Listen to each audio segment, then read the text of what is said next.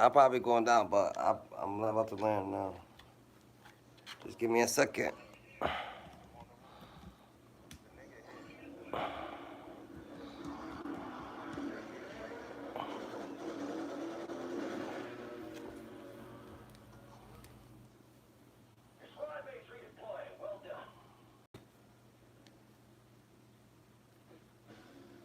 Oh, what the fuck?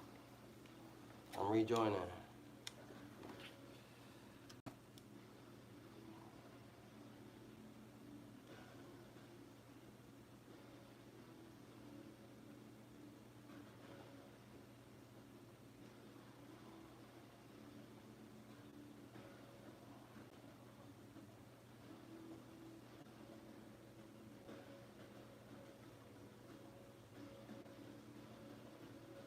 They fucking try to play with me. Oh, Fetty Osama came out with a new record. Okay.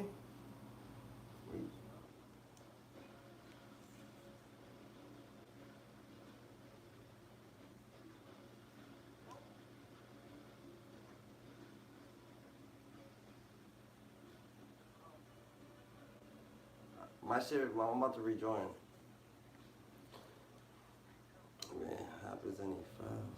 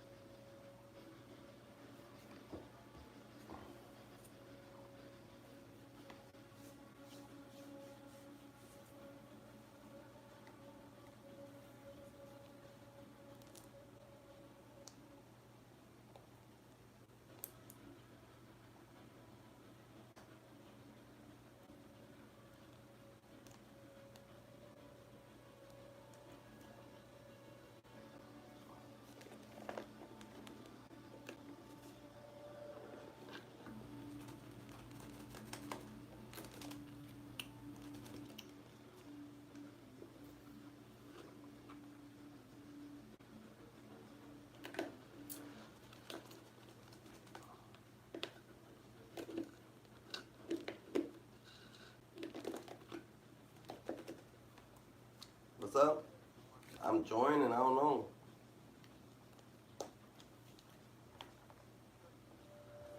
Nah. It says joining game session. Oh, last looking out a minute.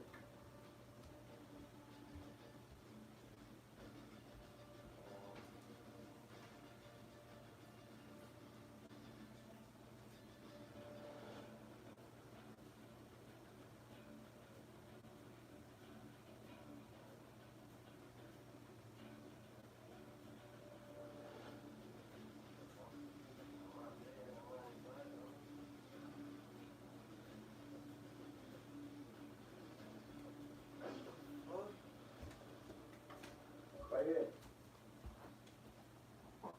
What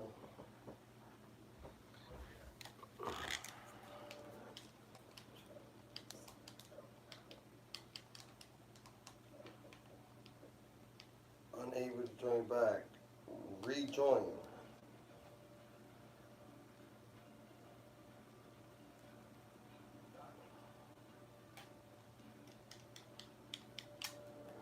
I don't think I'm in this game.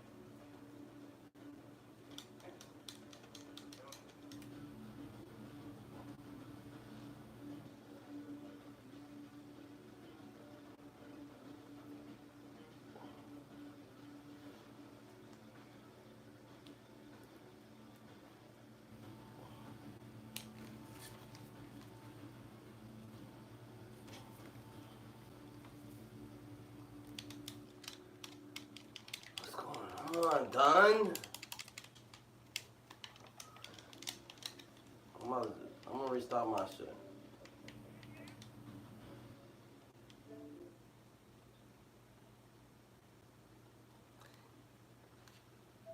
GG's, Dondadas, Hyenas, Scuba Dogs, learn from Scuba Steve, what's criminating y'all, what y'all up to, what's been popping with y'all, Dondada, you gotta stay righteous, you gotta stay on business, Dondada, likes what you make, you can't love it, you can't hate it, it's simply what you make it, Dondada, you know what I'm saying?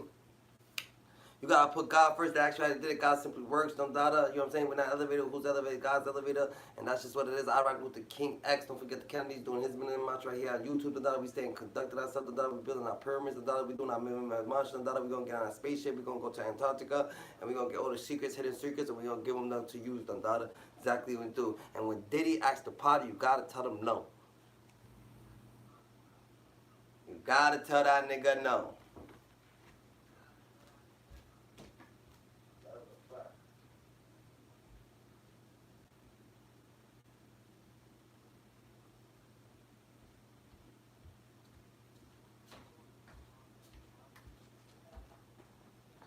You gotta tell them no, Dada. Alright, so what we doing? Nah, I'm almost here.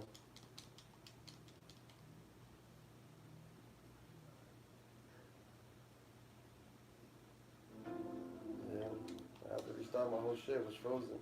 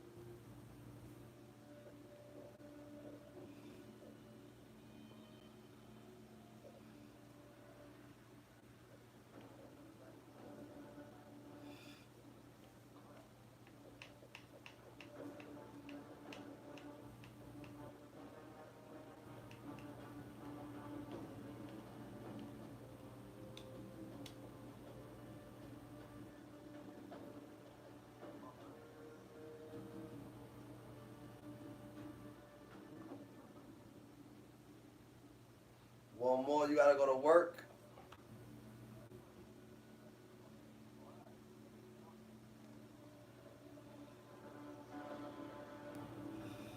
You go to work at 12 or some shit.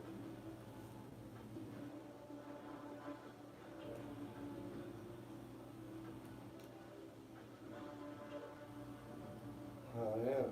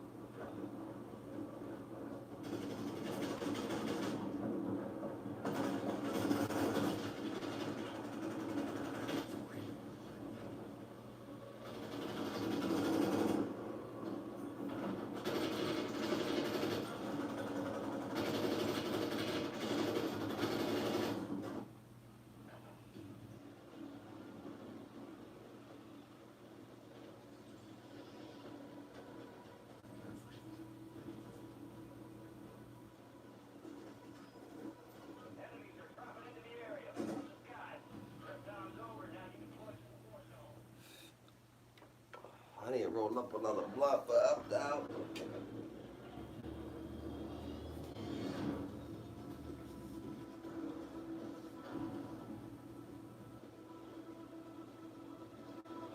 Oh yeah. That's how I be done. I don't. I learned that.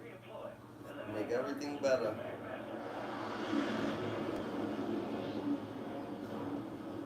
Yeah.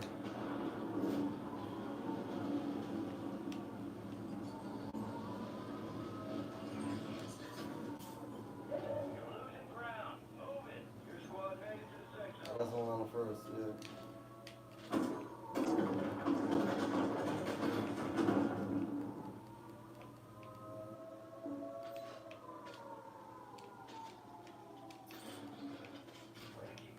I don't know what that nigga won. You know what I'm saying? He dead. If I see that bitch out there.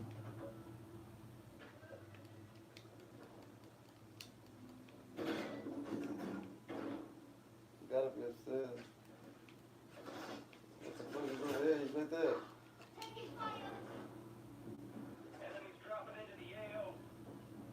He's inside of there.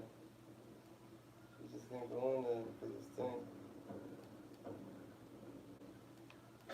He dead.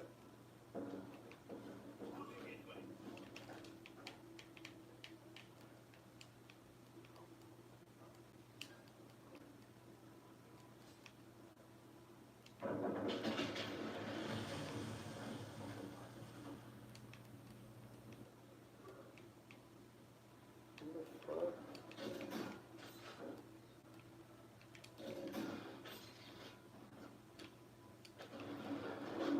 Which one? You killed them.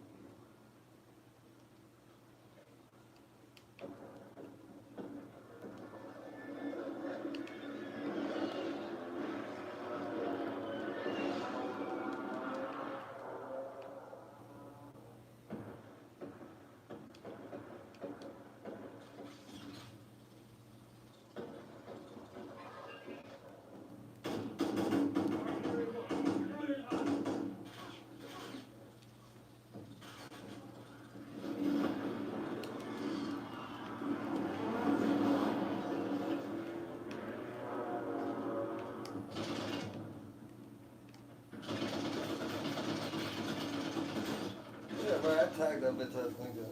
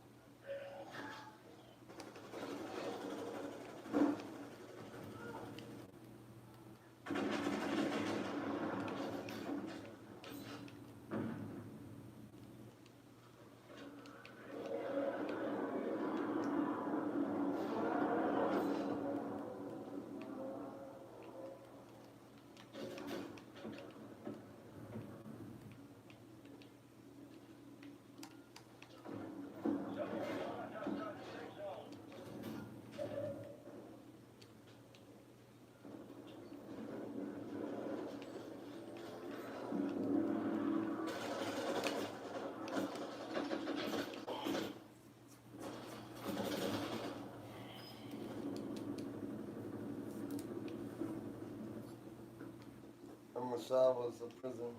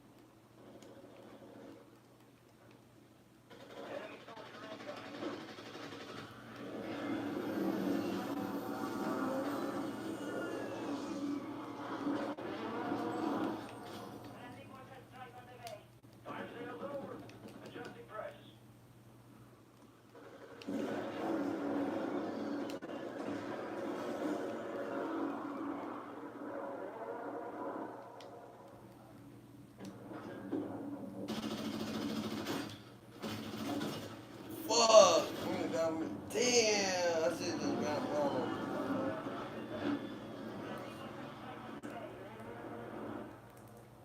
Somebody got him.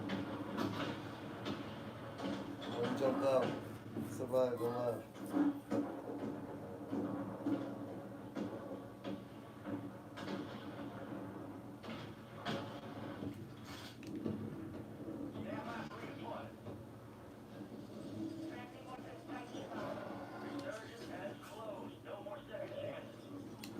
He jumped down to the chance.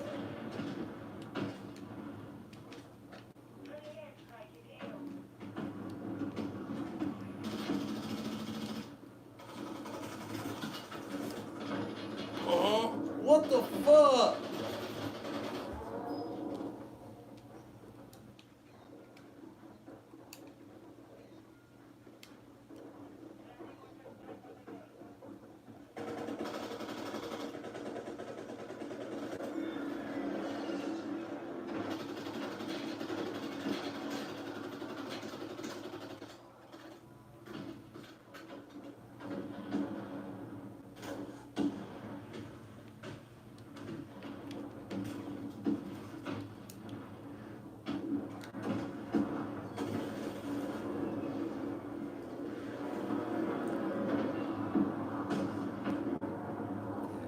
This is a wall. This is a fucking wall.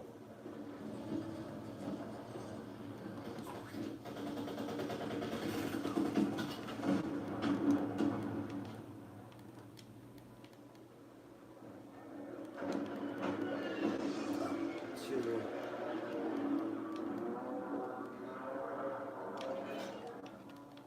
Bounty targets marked. Kill them all.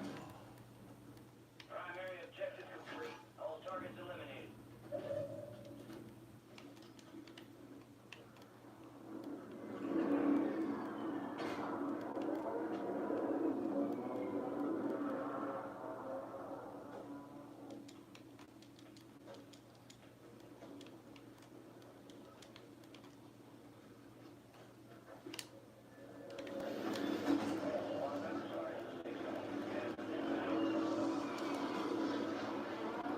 Contracts. You'll earn more buck for your bang.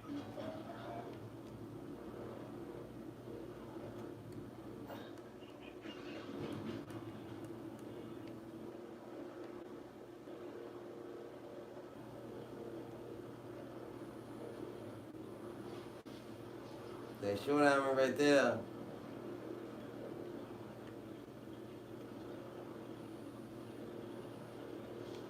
They shooting at me right there. You see where they at? They shooting. Buy station inbound. Location marked.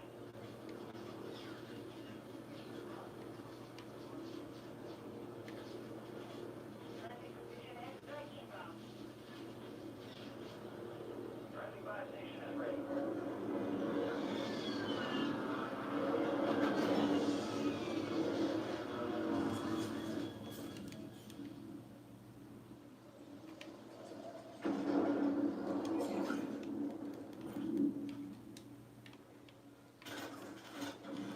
mad.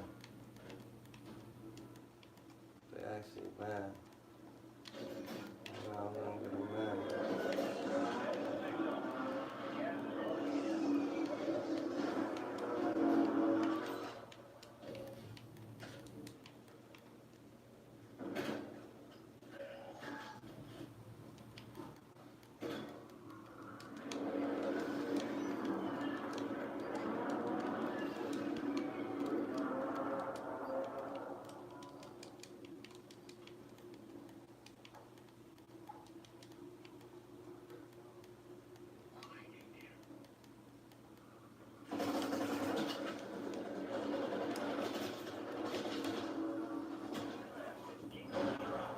You dead? I mean, I'm done. That blue nigga used me.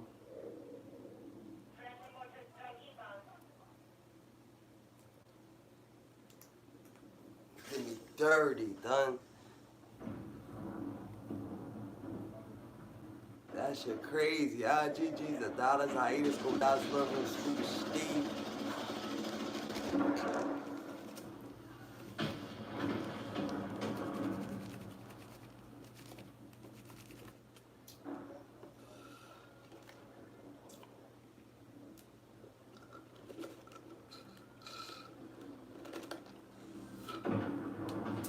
Play your game and win, bro. Right there. Yeah, Nitty. Go ahead, Nitty. Flip him. Yeah, Nitty. Go, Nitty. Go up top. Your boy jumped down, so you're good. Go with down. Right there. He's dead. Get him, Nitty. Finish him. Finish him, Nitty. Finish him. Yeah. You ain't buying nobody back, bro. Oh, damn. What was this team at? Ah.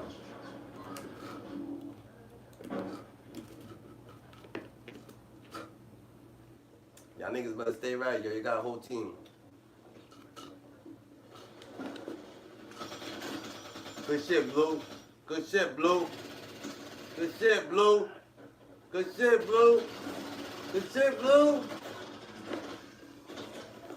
Yeah, yo, someone's coming out the storm. So kill him and kill him.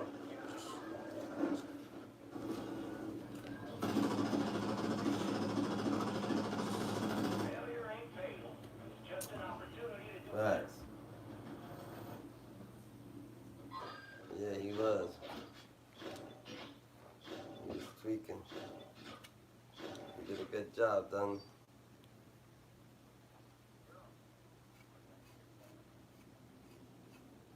Did a good job, done.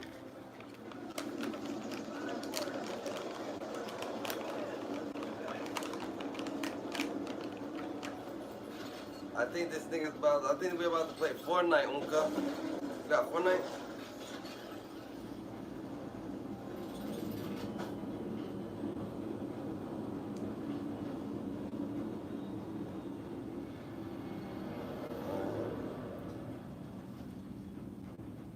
Oh, let's blow up real quick.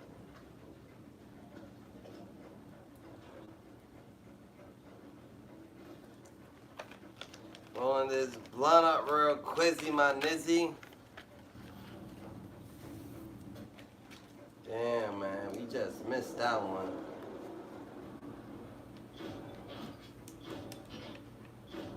We barely missed that one, Dundadas.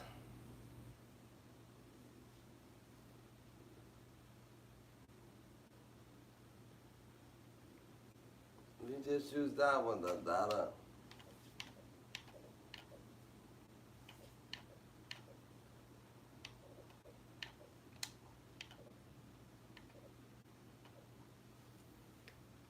We on business.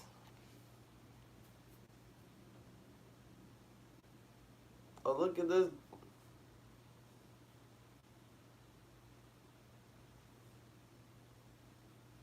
Hyenas. Ooh.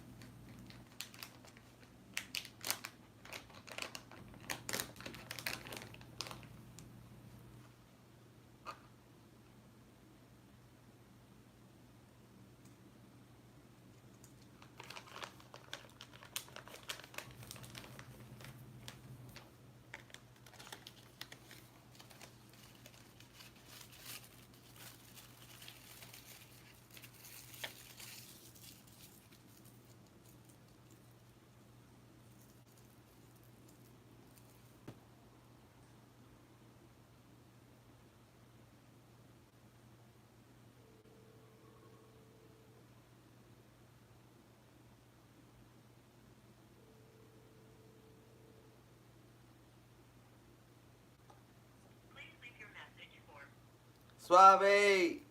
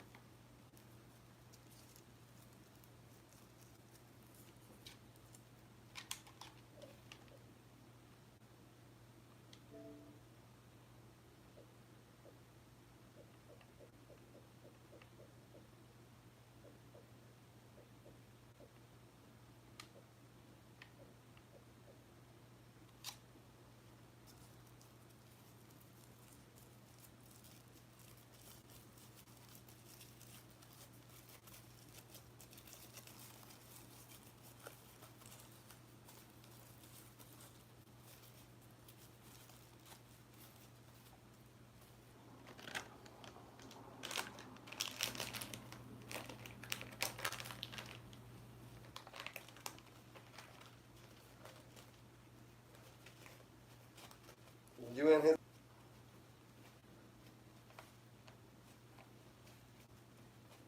I'm just gonna fucking. I'm gonna perform.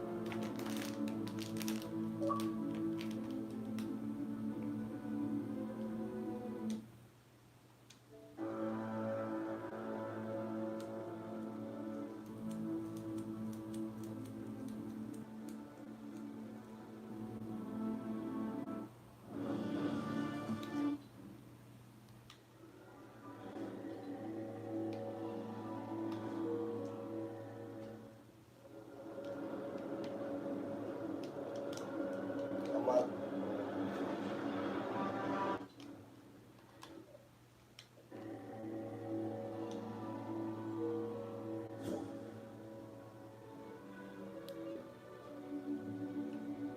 Alright.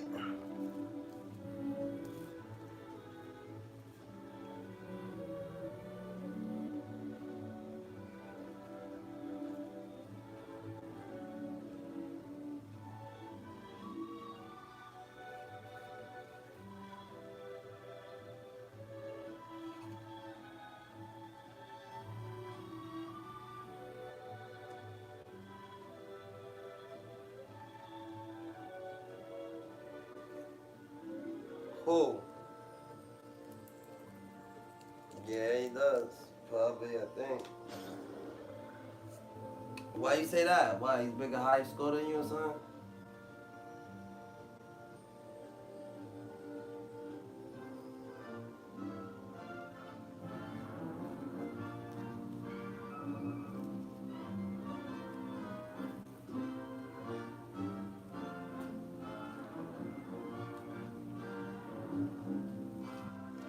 I be seeing you on this shit. You be playing this shit in the morning?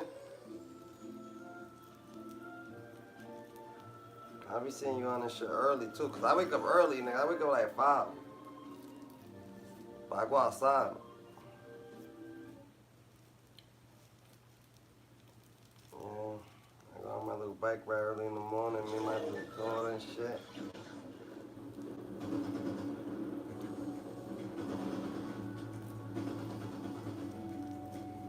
Get that mental good. Come back in. Eat. Smoke a blunt. If needed, take my second shit.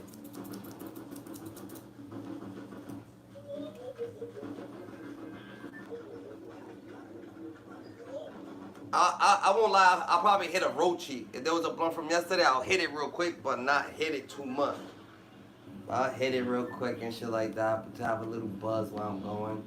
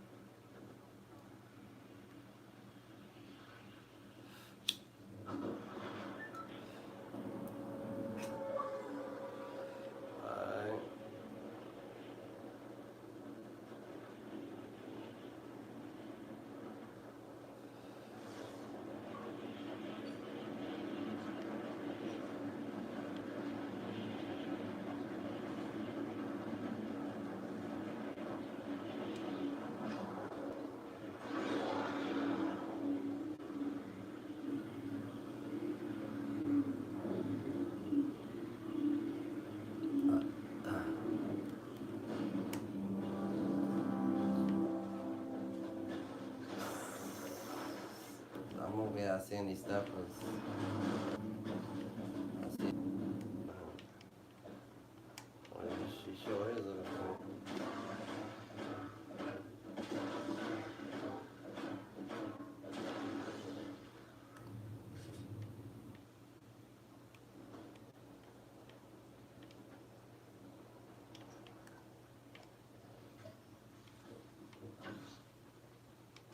Look at that.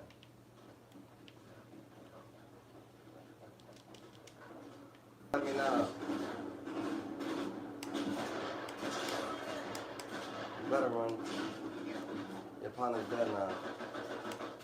Oh yeah, what up? I love a fight. I love a fight. I love a fight. I love a fight. Oh, it's a whole team on me. It's a whole team on me. It's a whole team on me. It's a whole team on me. Dandara is a whole team on me. I'm gonna kill him. I'm gonna kill him. Bitch, what up? What up? What up, bitch? What's up? What's up? What's up? What's up? What's up? What's up? What's up? Yeah, what up? What up? What up? That's one. Oh, what the fuck? This nigga came over here.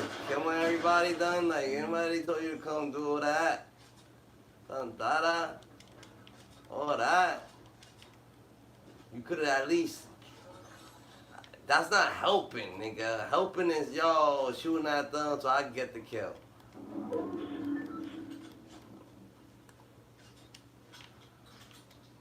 You just came over and just.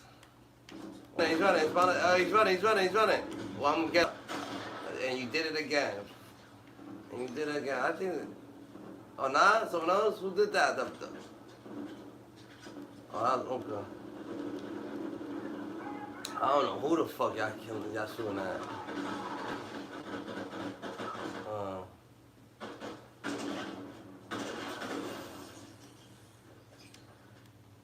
I gotta switch this piece of shit gun I got. Take this out of my hand, bro, cause. Okay, we got 1,000.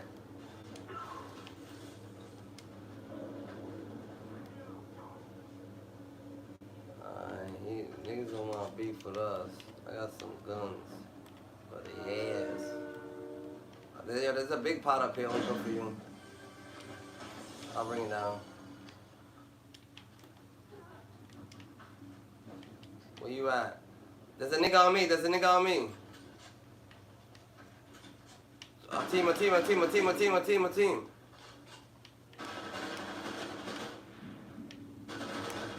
the fuck? I'm missing all my shots. Oh, damn. Team on me. Give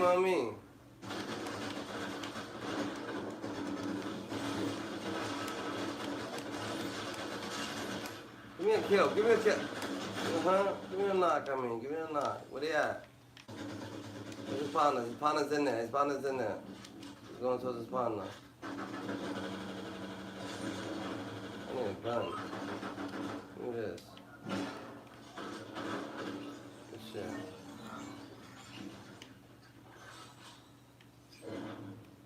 Aight. Yo, Unka. Let's have a pop right here. You gotta have a pop? Yeah, nigga. Oh, you do gotta have a pop?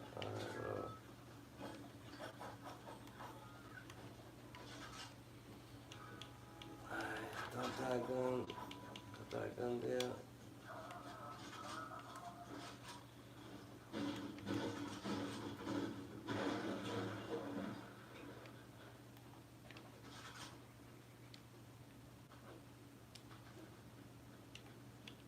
About three at the same place.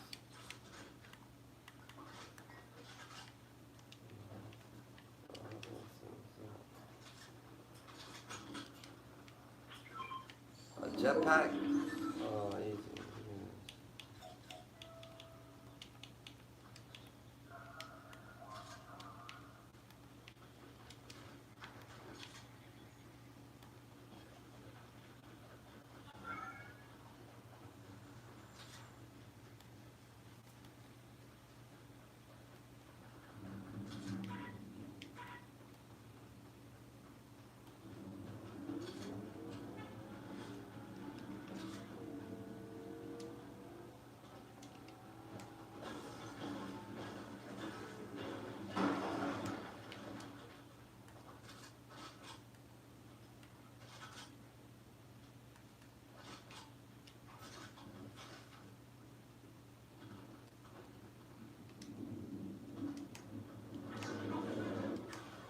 How you use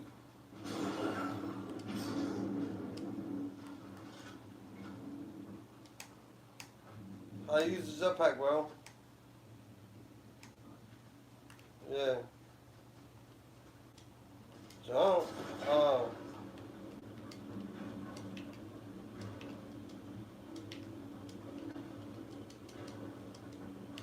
And how you drop it?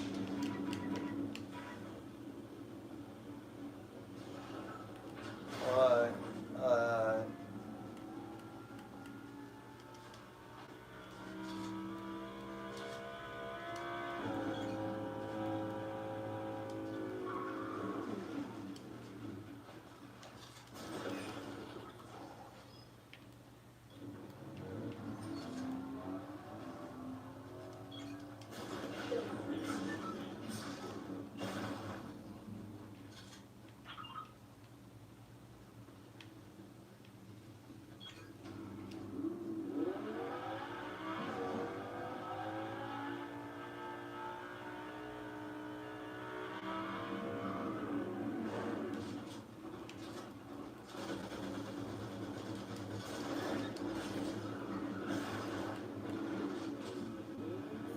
That nigga's running.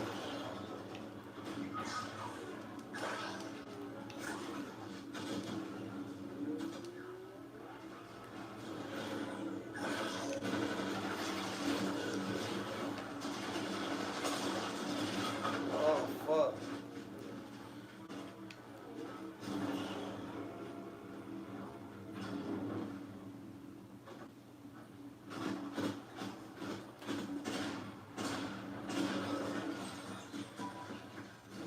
What's goody, GG?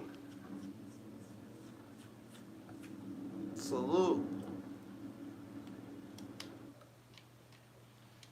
Yeah, I'm about to hop on two for a little, bro. Alright.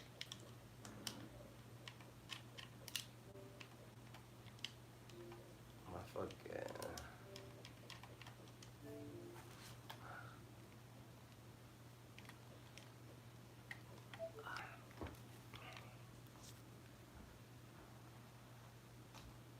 How you doing?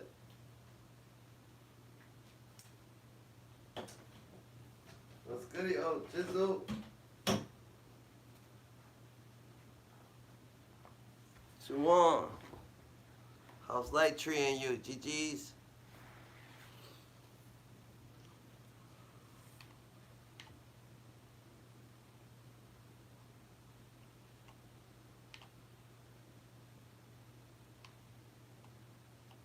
Every time someone got someone on tablet, they use. Yeah, that's just funny. I got 20 women competing for booty.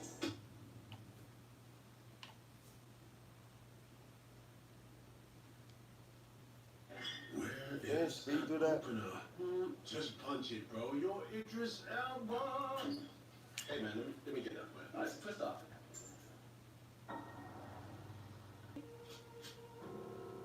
How the fuck that feel? Familiar.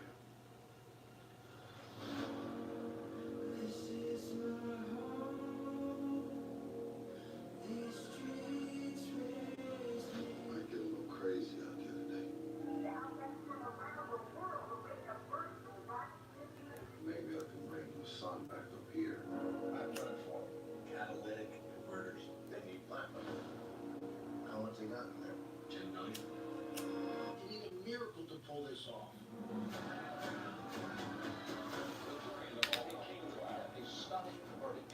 Welcome to another AMP video. They're going to be attempting this massive obstacle course that I created. Whoever finishes the course with the most points, next time you go live, pick a random viewer, I'll give them 100 grand in cash. Yo, we're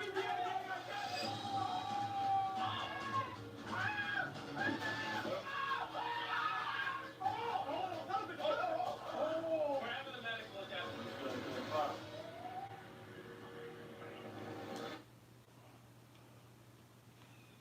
Nah.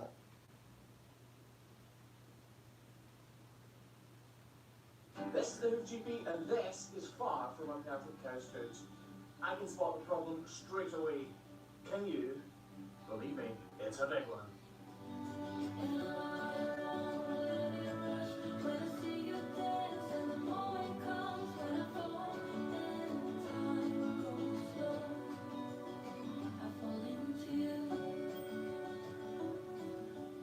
As a professional cattle hoof trimmer, the second you lift up a cow's hoof, your eyes are scanning from top to bottom, from heel to toe, for any problems with the practice. My name is Justin. I'm 28 years old, and I have a head full of bumps. I have anywhere between 15 to 20 of them. Some of the bumps are very hard to the touch, painful to the touch. Some of them are squishy, almost maybe like pressing into a peach or something. The bumps cause almost like a migraine feeling. If I do any type of strenuous activity, like picking something up, it causes a pulsating feeling. It's like hitting your thumb with a hammer. I first noticed the bumps about 3 years or so ago. I noticed a small bump on the top of my head and some hair falling out. It was just one little small spot. I'm like, maybe it's just my hair starting to come out or something, you know. I was hoping not, but and then the condition worsened and they began to spread from that point. My family doctor diagnosed me with pilar cysts. So he referred me to a general surgeon. I came out of the surgery and one of the bumps that was cut open became extremely infected. And they ended up having to scrape a lot of my skin away, so I ended up with a permanent indentation in the top of my head. And then the bumps came back almost immediately. I kind of felt hopeless and I just didn't know where to turn to from that point. They didn't clean it right. The bumps cause me a lot of pain at night. Bro. I just can't get myself comfortable enough to That's sleep. fucked And if up. I am able to get to sleep, it's only for maybe 3 or 4 hours. Bro. I'm just so exhausted and tired all the time. I would do almost anything to have a full, comfortable night's sleep.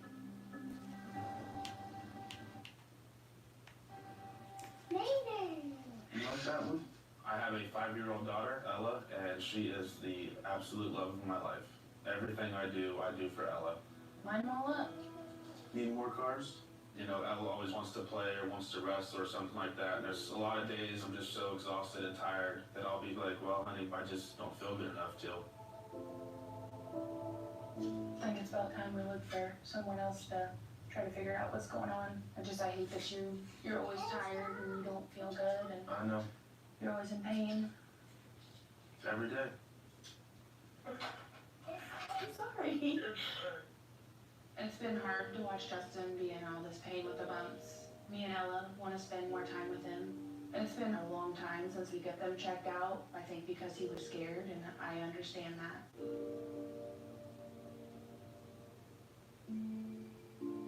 I went through a surgery that was a failure. I am very afraid that they're going to continue to spread. I'm holding out hope that Dr. Lee can give me the answer to exactly what these bumps are.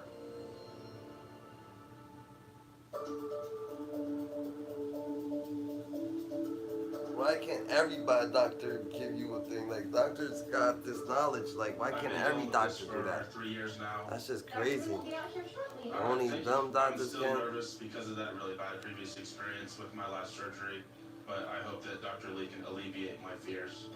Hi. Hi. How are you? Good, how are you? I'm good. It's nice to meet you, Justin, correct? Yes. Very nice to meet you. Yes, sir. Thank you for meeting me outside. It gives us the opportunity to take off our masks. So you're welcome to take yours off too if you'd like. Well, I've or- got some bumps out. They bleed. My pillows always have blood or pus or something on them. Have you seen anybody for this before? Type of pilar cyst, I believe. Okay. He sent me to a surgeon, and I had a procedure with her.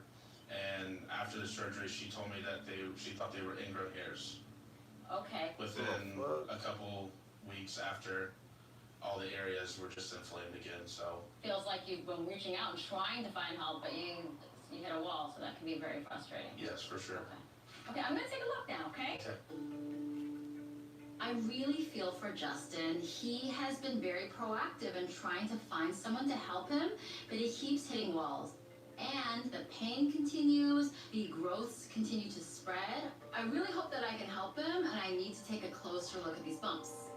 Yeah, see how some of them are Yeah, kind of hard, soft. some of them are soft. Yeah, there's some fluid And under they're there. all like painful to the touch, so. So you get these areas that are kind of boggy, right? They kind of are like squishy, Yeah. call it boggy, Yeah, and they can drain. And sometimes you feel like they're almost connected, like sometimes you push on one and the other one Yeah. kind of leaks out, yeah. kind of thing. Okay. We wanted to workshop your commercial. Is that cool? There's no cap. Absolutely. It's not really how you. Did I use that right? I think you did.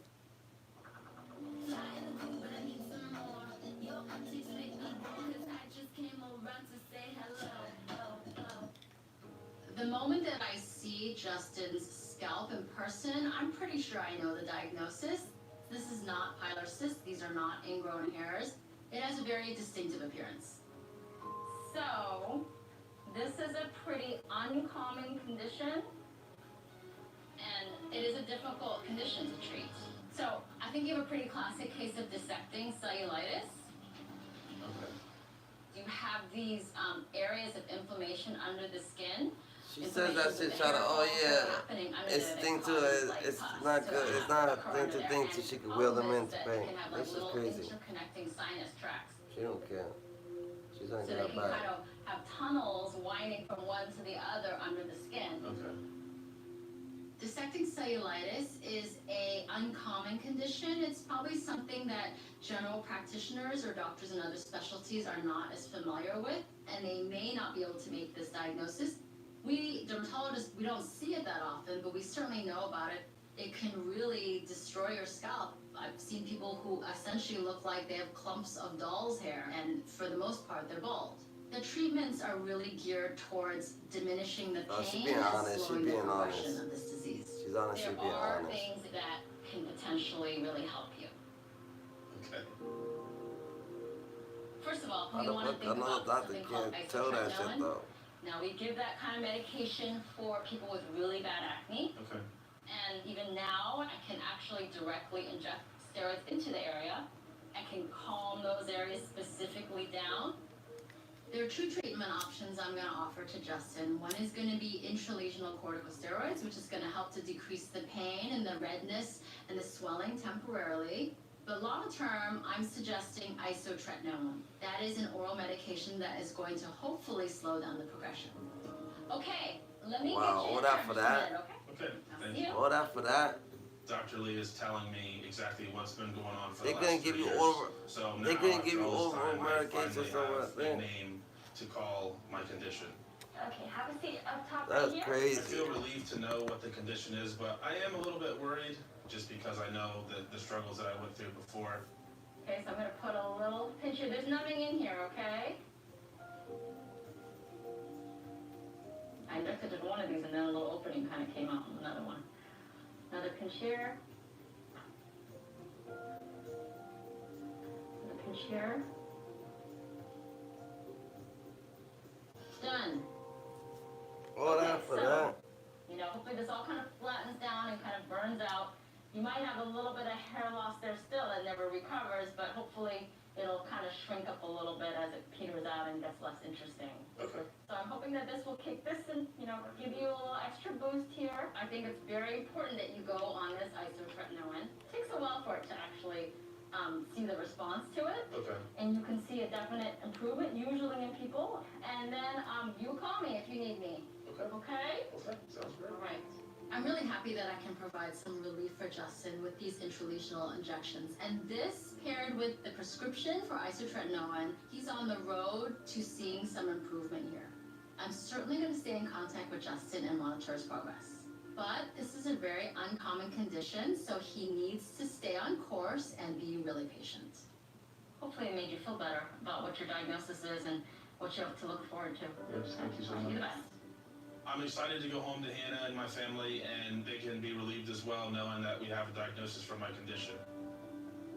I'm cautiously hopeful that after 3 years now that I finally found the right doctor, and I'm so thankful for Dr. Lee for that. Nice to see you. Thank you so much. Of course. Thank you. Have a safe trip back. Thank you. Hopefully, going forward, I'll be able to get some sleep, no more spreading, no more pain. Fingers crossed. this is the start, you know, to new beginnings.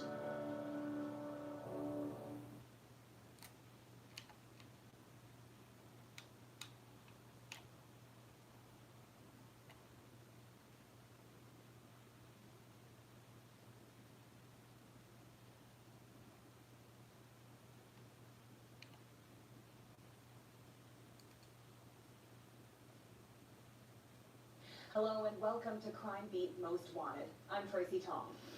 Tonight, police are on the hunt for a gun runner who was convicted of trafficking illegal firearms. Guns that police say were intended for a dangerous street gang. Detectives listen in. Hello? I feel like they do things on small shit now. They do videos on small shit now. Back in the day, we used to when you used to see America's Most Wanted, you see like fucking Pablo Escobar and Chapo, like big wanted motherfuckers, like niggas who escape from jail and shit like that. But nowadays, you just see someone selling a couple guns. Like, what the fuck? Like hood shit. Hood shit couldn't even make it on that. That's not even capable of making it on that. But now, I guess it's making it up on that.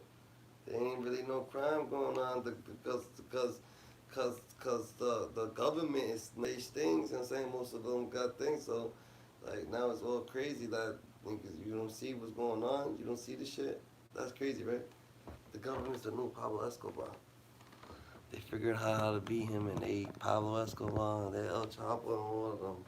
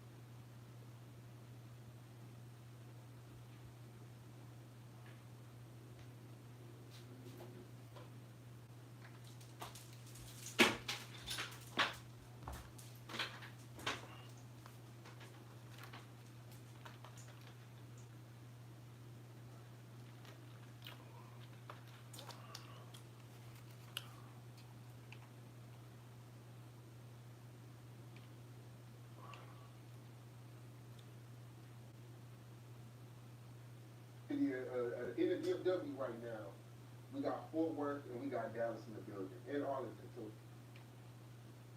What the fuck? Oh, niggas is just doing it for their city, Dundada. Niggas doing it for their My city. name is Justin. I'm 28 years Like, old. and they're not doing I it for the have a handful culture. of They're not bumps. doing it for the people. They honestly got their. I They have honestly anywhere between dumb. 15 They don't to do it 20 for. of They them. just doing it for I their city. have no hair in those They're areas. not doing it It's for all completely the hairless. for everybody in the Some world. of the bumps are very hard to the touch, painful to the Could touch. have an Some of example, them could have are love. Squishy, almost. They're not you doing could it for the press world. Into a peach or something. That's crazy. That's nuts. I thought they was doing it for the world, bro. They actually ain't doing it for the world. They're just doing it for their city, for respect. So people could like, that's fucked up. We do it for the world.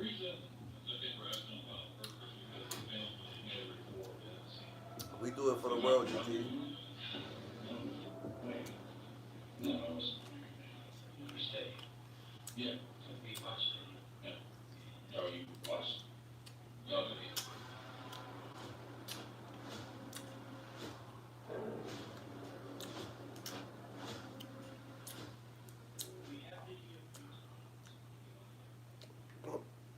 What the fuck?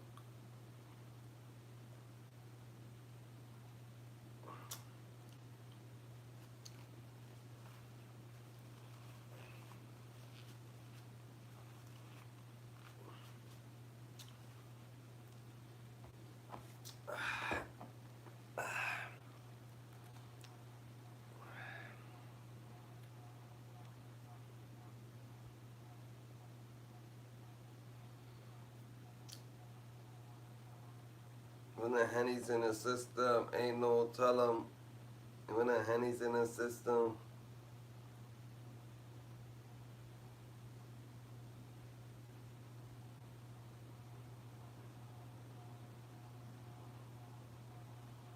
Ah, KD's a Drake fan. KD's a Drake fan. He don't give a fuck. He sold his soul. He sold his soul. He sold his soul right to what Jay-Z, da da da. He sold his soul to Jay-Z.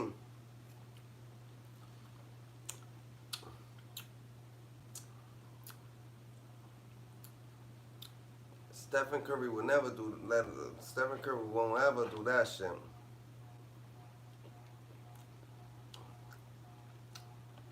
He ain't that dumb.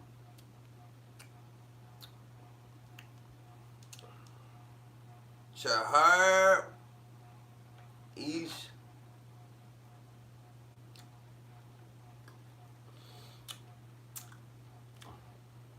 KD sold his soul, bro, to Jay-Z. Mandy Sellers has a very rare condition. She Of was course he born did with it. extremely large legs. Of course he And did it. throughout her life, they've continued. Let's see what these combos are. I gotta say about Marlon Wayans. We gonna get back on Marlon Wayans, bro? Gaga, I'm a big baby. Someone lost in fantasy. Well, that nigga's a fucking that's a baby. So if I finish last, I don't have to wear a diaper? If you want to. That's a fucking baby. Wanna roll his eyes and shit. So we got that. The crown's yours. Yeah, what the fuck? What's going on, bro? Well, you have This always kid's been the all stuck magnet to me for everywhere. beef in our world, but recently It's you and Elliot Wilson, man. Hey, The OGs is cracking. I'm starting to hold the crowd a little bit, and just today, me and Marlon Wayans has spilled into the public. Look at how corny it sounds. Well, it started like this. I've Look always at him. had a lot of respect for him. Shut the fuck up. That nigga actually, like, come on, bro. All the ladies in the building, help me sing. All the Alright, let's see.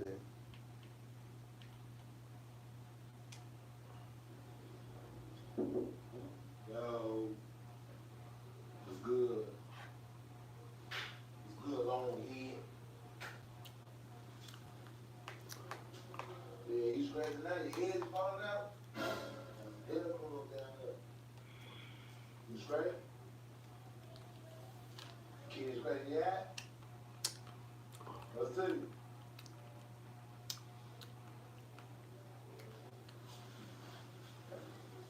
stuck right here.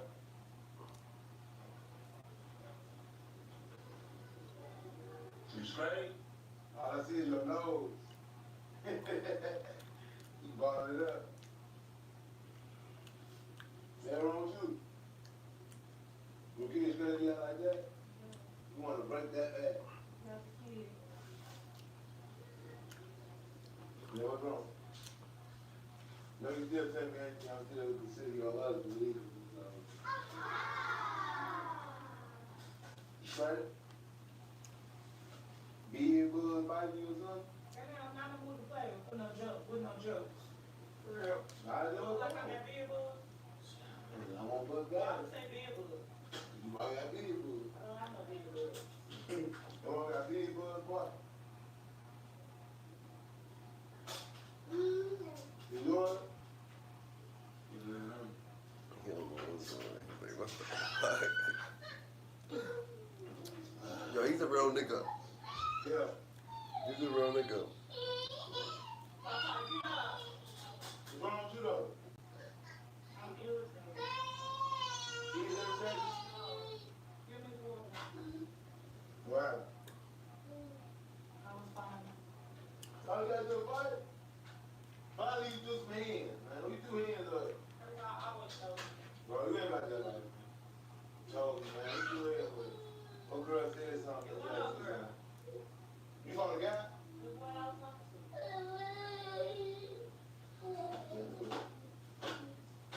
Y'all fought? He fought me. Why you fighting? Do you see all my hair on the floor? Why you fought you? Like he pulled my hair out, punched me out of my head. I don't think what he at. What you wanna do? Trying to put up on him or something? Hey, my dog, what up? What you wanna do? Trying to sign up on him? You want to say? Yeah, do something.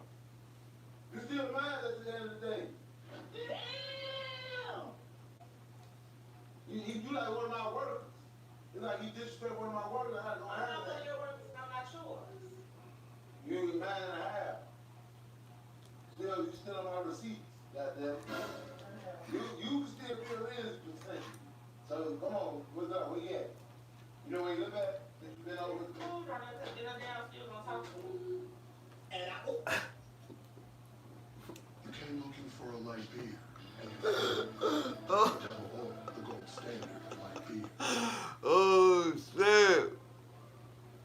I was eating cake. I'm not to go back with your ass. The hell? That beat, like y'all, you gon' let somebody beat you up and you Okay, gon' go I got some hits in, but But damn,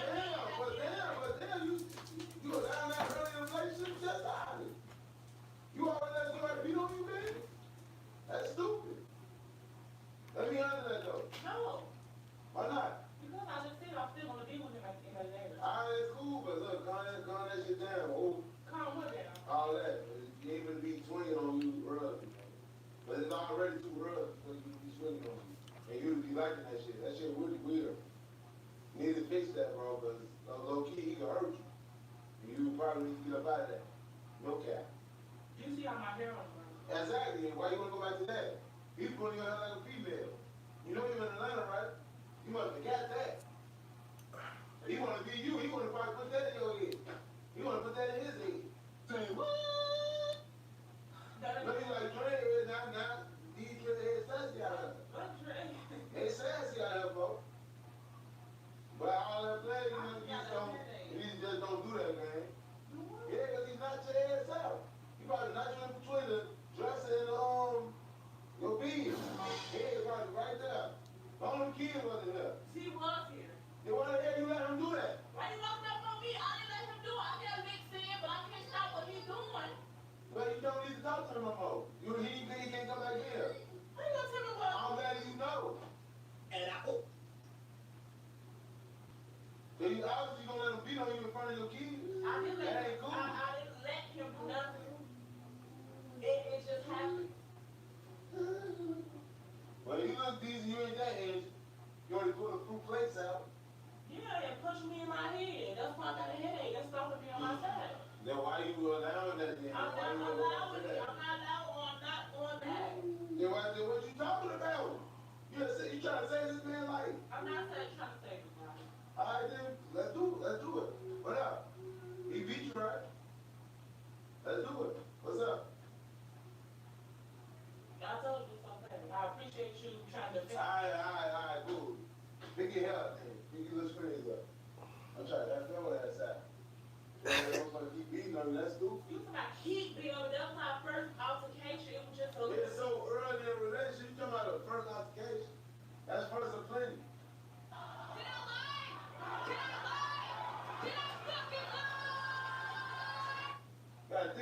that game. Don't go back to that. If you're gonna be single, just be single, bro. You trying to rush a relationship anyway. I'm not trying Bro, to. you just got out of one, bro. I'm not trying to rush. Ain't you tired of that? It's been 7 months. So You gotta be tired, bro. Like, I'm still out of one. And now look, you need to get like me and forget all that, bro. Why? You gotta get in a relationship. Why do I need to- Leave that alone. As you see, it ain't working out. But why? I mean, you gotta fix something you doing. Because at the end of the day, if somebody put their hands on you, that means you ain't doing something right. That means you, it's probably you. Because this motherfucker, we use that us too. Color who? You. So just imagine how he is. Of course, he gonna cluck your ass. I'll cluck your ass too.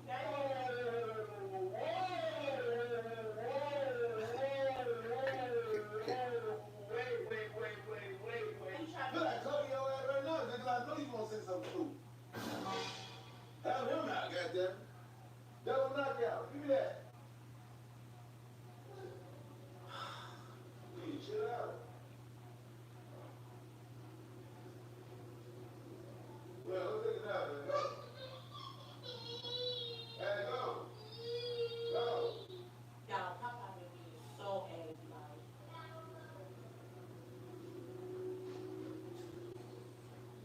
Oh, I got a headache so bad. Come on, man, get up, come on. You know what? Get up, man. You doing all that stuff with the kids over there. Don't show them you down. You ain't lost, you might lost the war, you ain't lose the fight now. You might have to fight and lose the war. Yeah. Either way, man, you Gucci, man. If you want to invest in a relationship, that's up I to don't you. want no mess with relationship. Why you want to keep going back? Cause I like it. Yeah, that good that you gotta go back. Say what? I'm not happy for it. Then what? Okay, what the fuck is the problem? He ain't got no money for you. You still living here. It is what it is. You need to leave, bro. Come on. Get up and pick up your little screen. So you going through it. What you doing out here, Donna? Hell no, you better tell your man. The fuck wrong with you? Don't call me for that. He really tweaking up. Come here! Hell no, come here. Get out of the damn room. You want Yeah, stop sitting there. Boy, you don't smell nothing. Right here was not between the dresser and me. Nothing to do that. You got me, but that ain't got nothing to do with me. You get me up. I just tried to help you out. What, you gonna beat him up for real? Yeah, I'm going to handle for you. As long as you got it. You tripping, man? That's like he's gonna hit the corner. And while I was coming, he was gonna hit the corner like that. But it doesn't matter, it's out here. I'm getting through a fight. It's out here, I'm getting through a fight. Gonna hit the corner, hit the So corner. listen, if we get divorced, Yeah, that's a big if. yeah, that's on them. No, I said we get divorced, and Don't do that. but I'm still the mother of your child. Would you still protect me, or? No, we gotta talk to your new boyfriend about that. Cause you love me to be with him, right? But you'll beat him up as me still being your wife. Yeah. What you gonna do to him, Blocks? I'm gonna hurt him. Period. All that laughing. Protect your leg. E and half.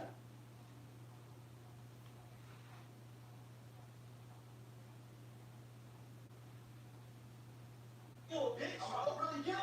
I'll really get it. You a bitch. I'll really get it. I'll really get it. What the fuck? This nigga just punched a hole in the wall. What this motherfucker? Yo, GG, just I'm trying to see them fight GG.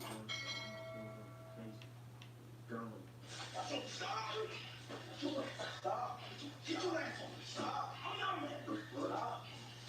Stop. I'm mad. Damn. Stop playing with me, bro. Stop. That nigga slammed his ass to the Stop playing with me, wall. bro. Stop playing with me, bro. Stop playing with me, bro. Stop. Stop fucking playing with me, bro. Stop fucking playing with me, bro. Stop. Stop fucking playing with me, bro. Watch out. Fuck out of here. Watch out. You can't do that to me. I don't give a fuck. Stop. I don't give a fuck. I don't want to go that far. Bro, stop. See, I don't want to go that Bitch far. ass nigga. Stop. We really get embarrassed, G. Hey, Damn. stop it. Everybody's kidding me. Stop it. Look, you got legs on. Stop it. Now I had some legs on. Think it's a good idea. That nigga ass is slap on.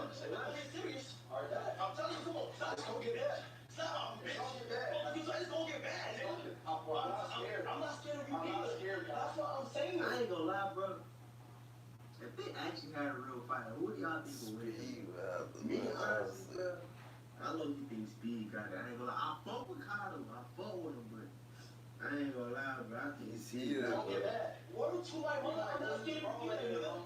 We might really be. Yeah, so I said, damn shit on camera. About to be very wrong. I don't want to hit you, and it's hard way, bro. So I do shit on the camera. I'm not because, nigga, you want to do this online. And I'm not, because you don't try to. That's my buttons, bro. I'm not pressing shit. That's cool. Oh, you think the IP all over purpose? Fuck out of here, bro. You think that shit is said on purpose? I never said on purpose.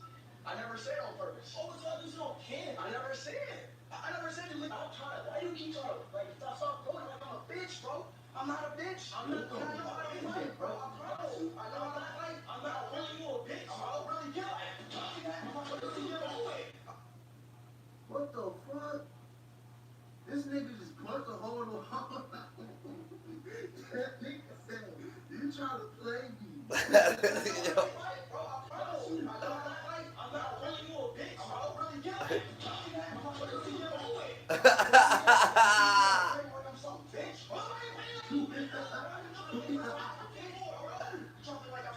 Crash, D, crash. He's scared her.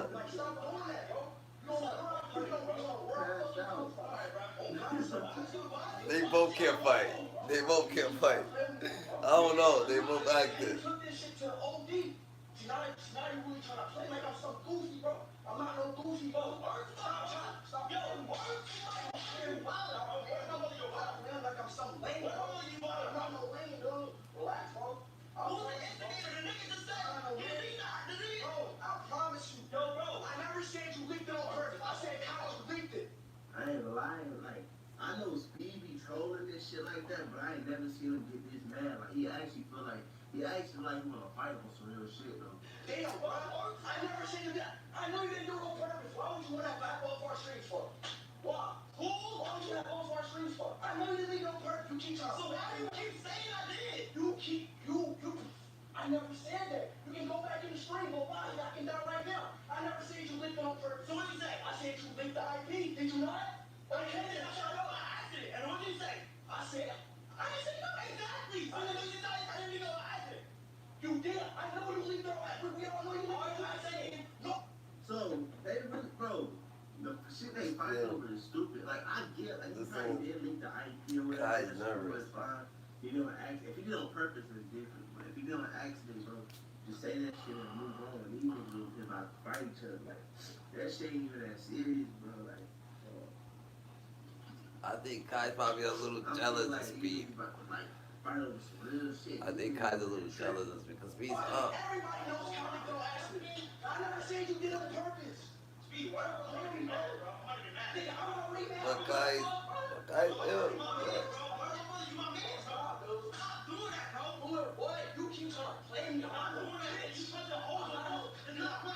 I seen Speed slap on camera. Really think he really got the. Yo, just let it play. I feel like he know what he's doing. What you doing? Like, it doesn't matter what you feel, nigga. Fuck, we don't give a fuck what you feel, bro. Imagine Kyle got to make Speed out. Kyle might got the bitches. Yeah, shut up, bro. Why you shoot like?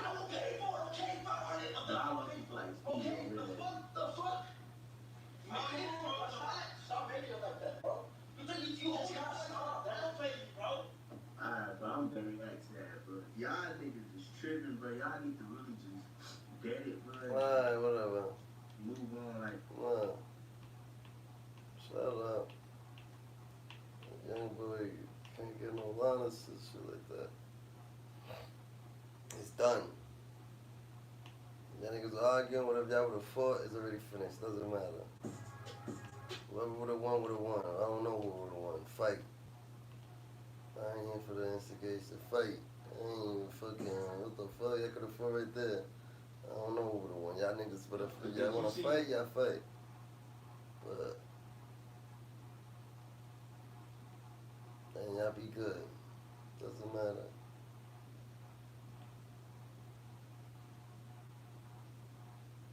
But y'all shouldn't be fighting for no stupid shit. But y'all niggas think he's trying to start an argument, he's trying to get you mad on purpose.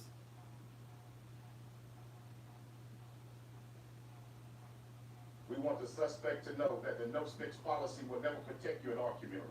That we're coming for you, we're looking for you, and we'll leave no stone unturned in trying to find out your whereabouts. But at the end of the day, we want this brother to know we will not rest until you're held accountable for this crime.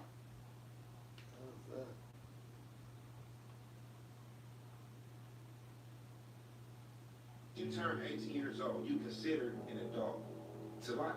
Like, bro, 18, you can go ahead and watch the world. Now you is 21. And I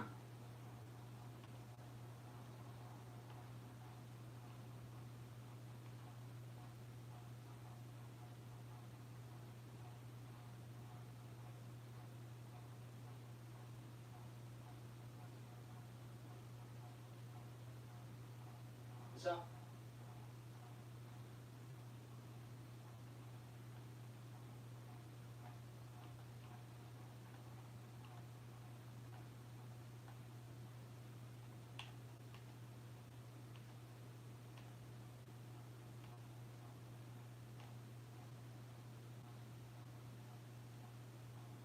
The deadliest ultra-marathon disaster. That's how the horrific events of May 22nd, 2021, in the Yellow River Stone Forest in Gansu, northern China, are remembered. On that day, out of 172 participants, 21 runners lost their lives. So, what exactly? When you dare What the fuck? They killed 21, bro. Look. you get a They sweet killed them? That's so sweet. You'll pucker. Sweethearts, dare to combine. Okay, Coco.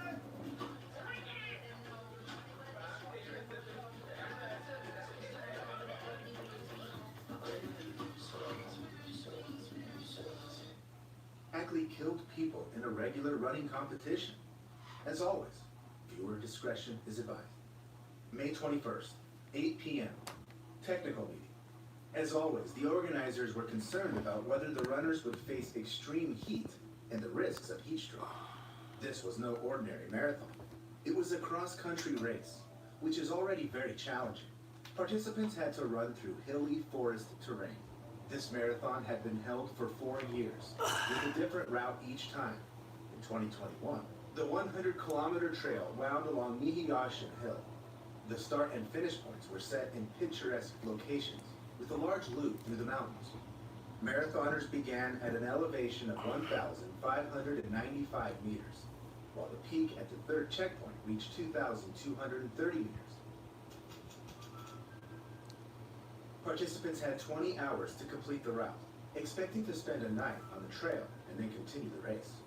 So, organizers needed to ensure that the already tough challenge wouldn't be worsened by the weather conditions. The Xingtai County Meteorological Bureau forecast strong gusty winds, sandstorms, a temperature drop, and hail in Gansu province. This upset the organizers because the marathon was crucial for the province. Additionally, other sources did not confirm the temperature drop information, so the organizers did not postpone the race date. Meanwhile, participant Chen Hui eagerly awaited the morning. He was supposed to participate in a different marathon, but it was canceled due to an epidemic in the city. Then, Chen learned that someone had dropped out of the Gansu race, and he could take the vacant spot. Hui had already participated in 3 cross-country races, but this was his first attempt at the 100-kilometer distance. So he gladly accepted the challenge without questioning why people had dropped out at the last minute. 7 a.m. Chen woke up and began preparing for the race. Like the other participants, organizers, and reporters, about an hour later, a photographer noticed through their lens that the weather was indeed worsening, and rain clouds were slowly moving in their direction. In nearby villages, the wind had already picked up. The temperature started to drop steadily by 1 degree per hour. However, at this time, in the geopark where the race was taking place, the sun was still shining, and the runners waiting at the start didn't suspect that rain was about to hit the mountains. But Chen wasn't thinking about the rain. He was more worried about heat stroke, so he wore compression pants under his shorts and a short-sleeve shirt, along with arm sleeves for UV protection. At 9 a.m., a gunshot signaled the start, and the participants took off. Suddenly, the wind blew off runners' caps and hats. It looked amusing from the outside, but this was the first sign hinting at the worsening weather that would later become fatal for them. 10:40 a.m. Chen Hui had already passed the canyon and was heading to the second checkpoint. But around 11 a.m., the rain began. Chen had already reached the second checkpoint and continued to the third despite the worsening weather. This was the most challenging section of the race, with an almost 1,000-meter climb up the mountain. Directional signs, tied to rocks earlier, were scattered by the wind. Strong gusts knocked runners off their feet and chilled them. Additionally, in the mountains, the rain that had started earlier became increasingly intense and soon turned into hail. At this moment, Chen saw other participants turning back. The weather at the peak became unbearable, so the participants headed back. But the return journey would still take considerable time. Finishing was out of the question. Others advised Chen to turn back with them. However, he decided to try to continue, hoping the weather would change quickly. But soon, he could neither run nor even stand as his legs began to cramp. The rain intensified, and he decided to find shelter. Hui had an emergency blanket, which he wrapped around himself to shield himself from the rain. But the wind tore it apart instantly. Chen hurried back, and now he was the one who warned the runners he met on the way that they should return. But no one listened. Meanwhile, the organizers hesitated to stop the event until the last moment. But at 12:17 p.m., the first message asking for help appeared in the marathon group chat. There was no more time to waste, and the coordinators gathered 20 rescuers who immediately set out on the mountain trail to save the runners. However, this should have been done much earlier. Chen Hui.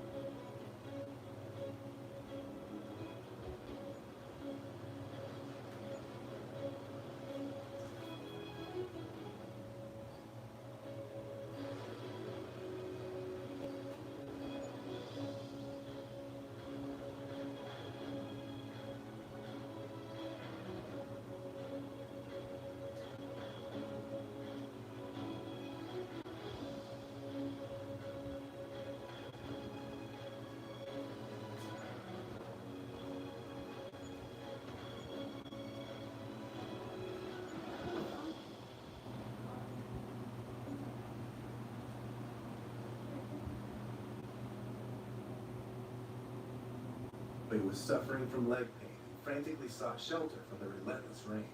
Around 1 p.m., he stumbled upon a small stone house by the roadside. A soldier stood nearby, nervously shouting into a radio that they needed backup. Chen realized that, aside from this man, he hadn't seen anyone responsible for the participants' safety on the marathon route. Inside the house, 4 people huddled together, shivering from the cold. More and more marathoners began to crowd into the stone structure. And soon, over 40 participants were crammed together, covered with silver thermal blankets, in this small 30-square-meter space. I used to think that dying from hypothermia was something that happened only on the snowy slopes on Everest. However, freezing to death can happen even on low mountains in warm weather if caught by cold winds and rain. Typically, the golden hour for rescue was about 30 minutes. The runners who had climbed the mountain were in real trouble. The cold wind paralyzed them, causing them to collapse right on the slopes. Their consciousness clouded in this near-death state, leaving them unable to help themselves. Chen Hui saw rescuers bring in 2 more victims. These marathoners looked terrible. People immediately rushed to help them. Some participants helped the frozen ones sit down. Others tried to feed them. But the victims couldn't even unclench their jaws from the cold. They didn't respond to pleas to eat anything. The poor souls didn't even react to their names. Their eyes were unfocused. It took a while for them to finally come to their senses. Chen had no idea that even more horrific things were happening outside the small house he was fortunate to find. 1:32 p.m. Local shepherd Su Kemi, a resident of the nearby village of Changsheng, was also caught in the rain and immediately ran to a cave he had once set up to shelter from bad weather while herding cattle. The cave was located between the 2nd and 3rd checkpoints on the marathon route, at an elevation of about 2,200 meters.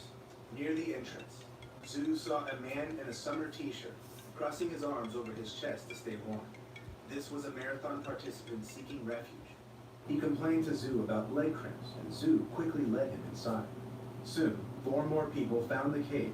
Zhu immediately started a fire with a small amount of wood and old books he had left there. It became a bit warmer. The runners told Zhu that many people were still trapped by the bad weather on the mountain, collapsing and freezing on the slopes. Upon hearing this, Zhu set out to find them with a runner who had warmed up and put on clothes. Zhu had also left in the cave. Amid the mountain ridge, they found a man lying on his stomach, clutching a thermal blanket. Together, they carried him to the cave. Moreover, Wang Qinlin, the party secretary of Humashui village, quickly organized over 20 villagers to take blankets, buns, and water to the runners in the cave upon learning of the incident. 6 people were saved, but many runners still needed help. 2 p.m. The event organizers suspended the race and called for additional rescue teams equipped with drones, thermal imagers, and radar detectors. Meanwhile, at checkpoint 4, photographers and support staff were already waiting for the runners. They had prepared hot beef soup, but didn't understand why the participants hadn't arrived yet. Photographers and 3 rescue team members on duty at the checkpoint went into the mountains to check the situation. At 2:37 p.m., they encountered the first runner. This participant had mild hypothermia as he was wearing a coat given to him by a colleague. He also mentioned the blown away signs, getting lost, and barely finding the route thanks to an offline map, since there was no internet in the mountains. But the most crucial information was that many participants on the mountain were suffering from cold and rain, and couldn't descend on their own. This information was relayed to the organizers. By 3 p.m., everyone in the area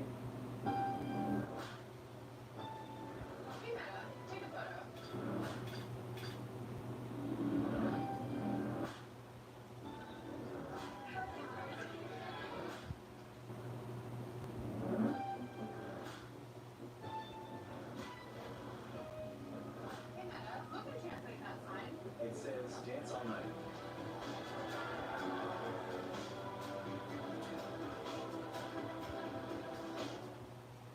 Today we're here to talk about science friction. Not science fiction. Science friction. Friction erasable pens from Pilot feature thermosensitive ink, are ideal for STEM demonstrations. I'm synthesizing an unsymmetrical dimethyl hydrogen compound, so they can bust at 85 degrees. They're so cute at this age, and are the only pens ever to be authenticated by STEM.org. Put the power of STEM in your students' hands with friction erasable pens. area was mobilized to rescue the runners. They found the victims, dressed them in warm clothes, and helped them walk. However, not all the found runners needed help. Some had already frozen to death. Around 5 p.m., a bus brought Chen Hui and other runners from the small house to the foot of the mountain. Chen thought the other participants had safely waited out the bad weather, so he filmed the surrounding landscapes and edited a video about his marathon experience with cheerful music. Around 7 p.m., he posted the video online. Suddenly, notifications started blowing up Chen's phone. Many people harshly criticized him in the comments, calling him insensitive. But Chen didn't understand why everyone was so upset about a lighthearted video about the Gansu event, and why they were cursing him. He started scrolling through the news and was horrified to see that the world had been watching the rescue operation and learning about the fatalities for hours. As of 6 p.m., 139 athletes had been brought to safety, while 33 were still missing. Around 7 p.m., firefighters arrived at the 4th checkpoint to find the remaining runners. If help had arrived earlier, maybe the marathon wouldn't have turned into such hell. Meanwhile, photographers were taken from the route by car to be driven to a hotel. But then, information came about another runner still on the course nearby. The car went to meet her. At 8:20 p.m., 68 kilometers from the starting point, they encountered a female athlete and picked her up to take her to safety. To their surprise, she burst into tears because they had interrupted her journey to the finish line and her chance to win the marathon. She was unaware of the unfolding tragedy, but they quickly informed her about the events on the route. At 9 p.m., the temperature in the mountains dropped to 1 degree. Rescuers and volunteers continued combing the hillside near the Yellow River shore. The task now was not to save everyone, but to help those showing signs of life. The locals were more effective in rescue efforts since they knew the terrain well. By midnight, there were 720 rescuers on the mountain. They found 4 more runners in the Shepherd's Cave. However, due to the delay in aid, the shelter didn't save them from hypothermia. Only one of them was alive. The last person rescued was a severely injured 60-year-old runner. June 23rd. 6 a.m. Chen Hu woke up and turned on his phone. People were still sending him news about the increasing number of bodies found on the mountain. At 9:30 a.m., rescuers discovered the last missing person, but she showed no signs of life. Of the 172 participants, 151 survived. Almost all suffered from frostbite at various stages, and 21 people passed away in this fatal marathon. So, who was responsible for these deaths? It seemed logical to blame the organizers who ignored the weather forecast and made a series of mistakes. Authorities began a hasty investigation into the tragedy. China did not want the tragic events in Gansu to dominate the headlines and overshadow the grand celebration of the Communist Party's centenary. Li Qiubi, the secretary of the Jingtai County, where the marathon took place, was summoned for questioning. It was believed that he would bear the responsibility. Soon, news broke that he had jumped from a high-rise building and died. Following this, 27 officials received administrative warnings and notices of dismissal, and Li was dismissed posthumously. May 21st, the evening before the marathon, Chen Hui checked the weather forecast. It said that the next day would be cloudy and windy. However, like probably most of the registered runners, he didn't take it seriously, assuming that the organizers knew best how dangerous it was and that he could rely on them. Write in the comments if you have ever decided not to go somewhere at the last minute and save your life. Also, subscribe to my channel for many real-life stories that are hard to believe.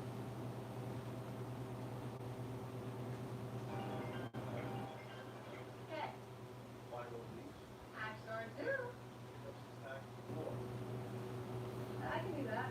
Seasons for more.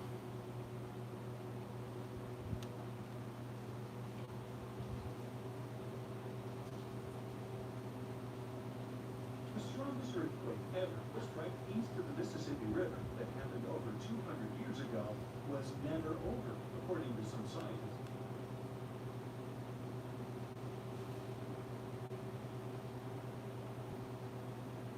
At the top of Mount Fuji, a lonely stage 4 cancer patient struggles with freezing conditions. He has no winter clothing or safety equipment. He ignores multiple warnings to turn back, and a mysterious voice he heard saying, "Don't come." Determined to live life to the fullest, Tetsuya Shiohara live streams his climb. But his viewers can hardly imagine what they are about to witness.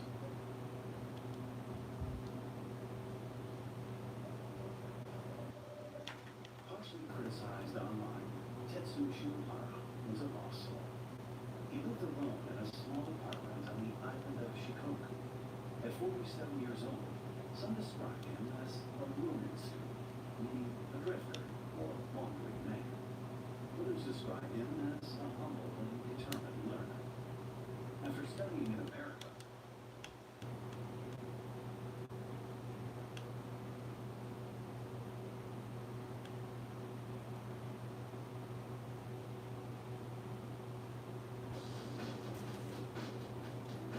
My name is Alonso. I'm 30 years old.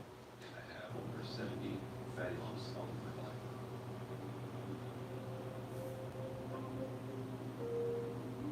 I have about like 6 or 7 on my torso, like a dozen on my arms.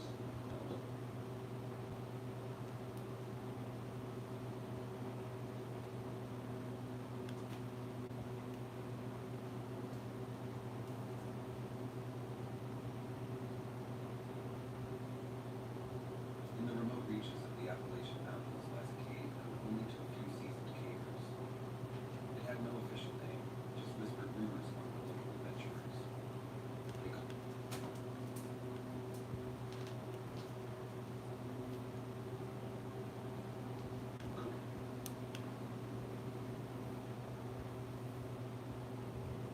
In 1977, 2 pioneers embarked on what might be one of the most epic feats of exploration ever undertaken.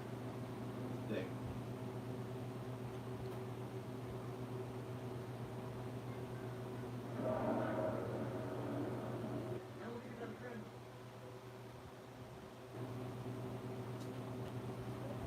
officers responding to the call tried to turn over the unconscious boy lying face down, but his face was gone.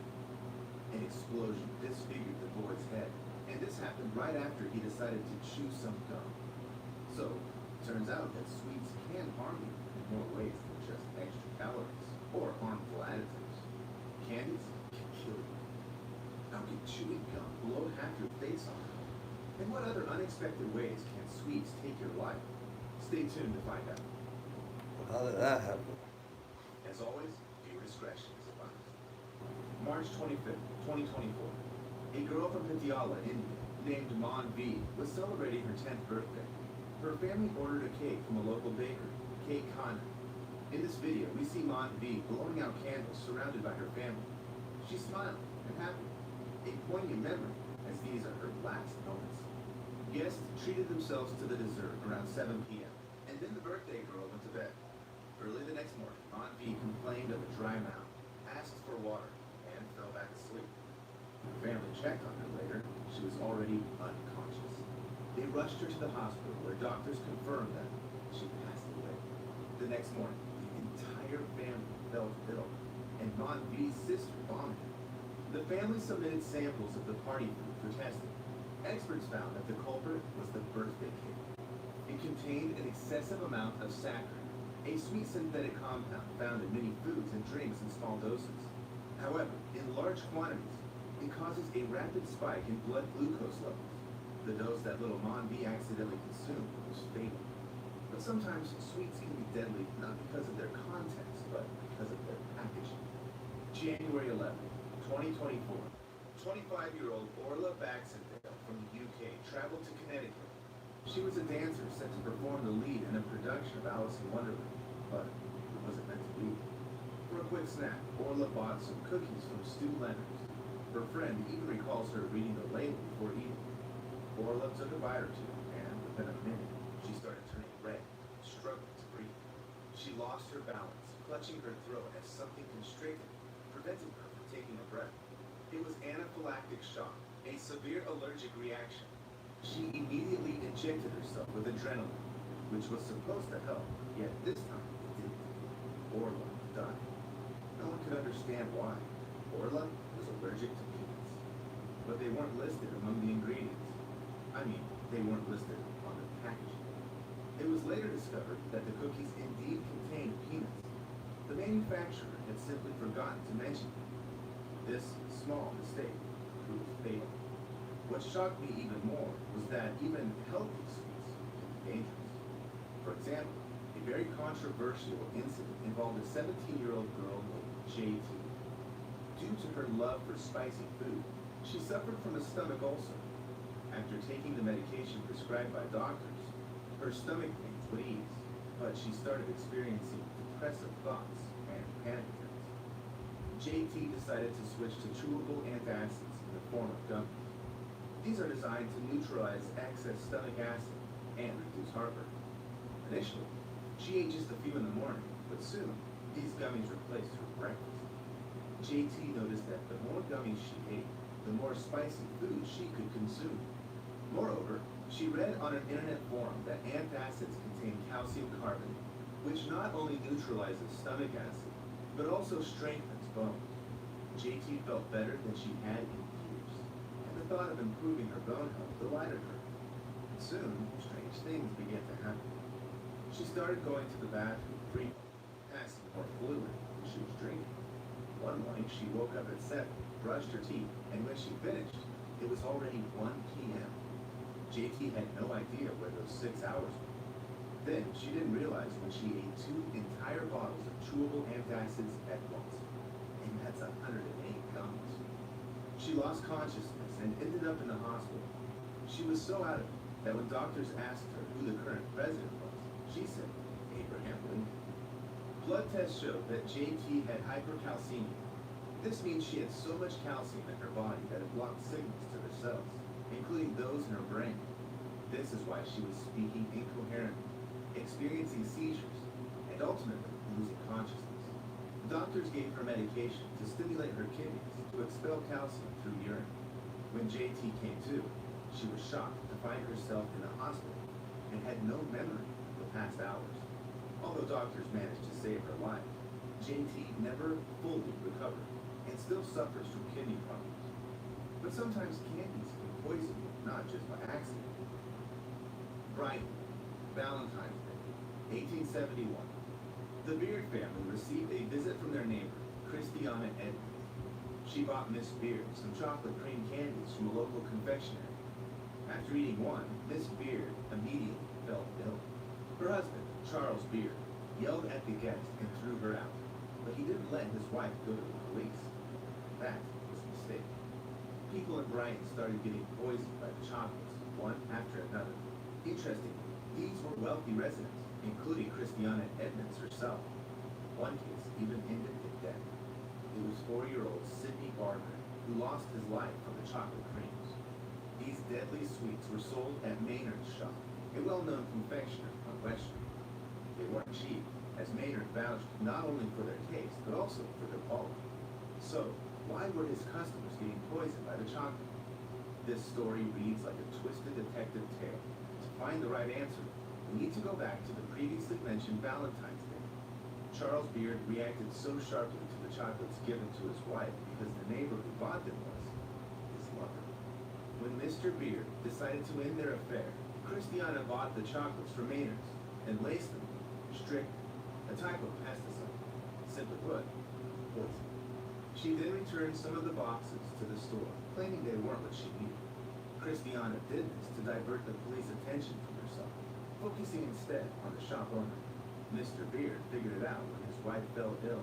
Still, he stayed silent for a long time, realizing that if he exposed Christiana to the police, he'd also have to reveal their affair. Eventually, he spoke up. Christiana, dubbed the chocolate cream poisoner, was found guilty of murder. However, she didn't go to prison. She was declared insane and sent to Broadmoor Hospital, the criminal asylum of the time. However, there's an even more horrifying story where a child also passed away because of chocolate. Only this time, it was intentional. October 31st, 1974, Halloween night. Ronald Clark O'Brien from Deer Park, Texas, went trick-or-treating with his kids and neighborhood children in the nearby town of Pasadena. One resident didn't open the door, so the disappointed crew moved on, but Ronald stayed behind. Later, he caught up with the kids and handed them candies, which he claimed the stingy homeowner had eventually given him. Back at home, Ronald allowed his 8-year-old son, Timothy, to have one of these candies before bed. But after taking a bite, the boy grimaced, said it was bitter, and ran to the bathroom to vomit. Soon after, he started having convulsions. O'Brien held Timothy in his arms as he passed away on the way to the hospital. News of the child's death spread quickly through the town, causing panic among parents. Many handed over all their kids' candies to the police, fearing they were poisoned. An investigation revealed that the candies Ronald had given the children contained a double lethal dose of potassium cyanide, enough to kill 2 adults. O'Brien immediately informed the police of the house where he supposedly got the candy. However, over 200 people confirmed that the resident was at work at the time. Police discovered that Ronald had a debt of $100,000. A month before the incident, he had taken out life insurance policies on each of his children for $20,000. The morning after Timothy's death, Ronald called the insurance company. A store clerk also confirmed that O'Brien had asked about buying cyanide cheaply. Clark was sentenced to death and became known as the Candy and the man who killed Halloween. It's chilling to think how obsessed Christiana Edmonds and Ronald Clark were with their goals, willing to poison innocent people. But most often, the danger of sweets comes from accidents.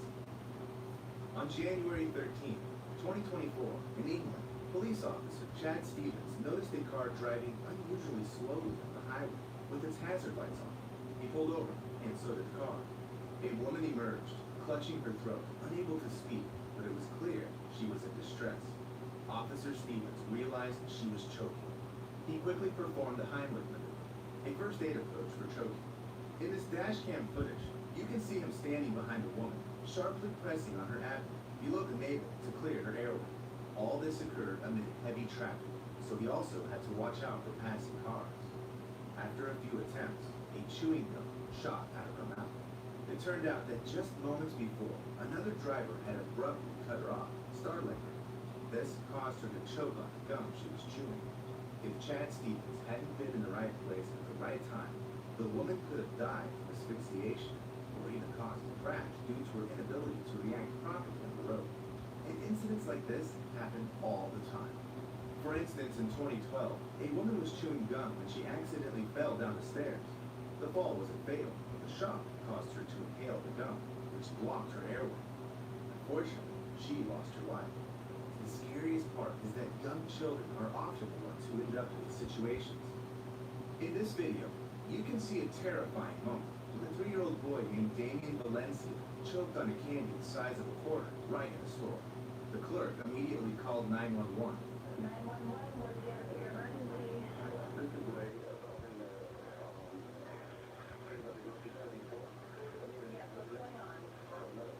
Officers arrived quickly, and body cam footage from Officer Quinn Avery captured the moment he performed the Heimlich maneuver on the child. Semi-conscious, Damien eventually coughed up the candy and could breathe it. Still, not all stories like this have happy endings.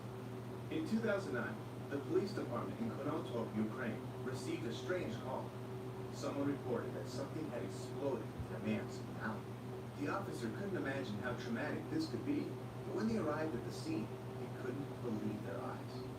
25-year-old Volodymyr Lykinos was lying unconscious. His jaw, along with the lower half of his face, was mutilated. The medics were also shocked. They had never seen such a reaction to ordinary gum. The man was so severely injured that they couldn't save his life.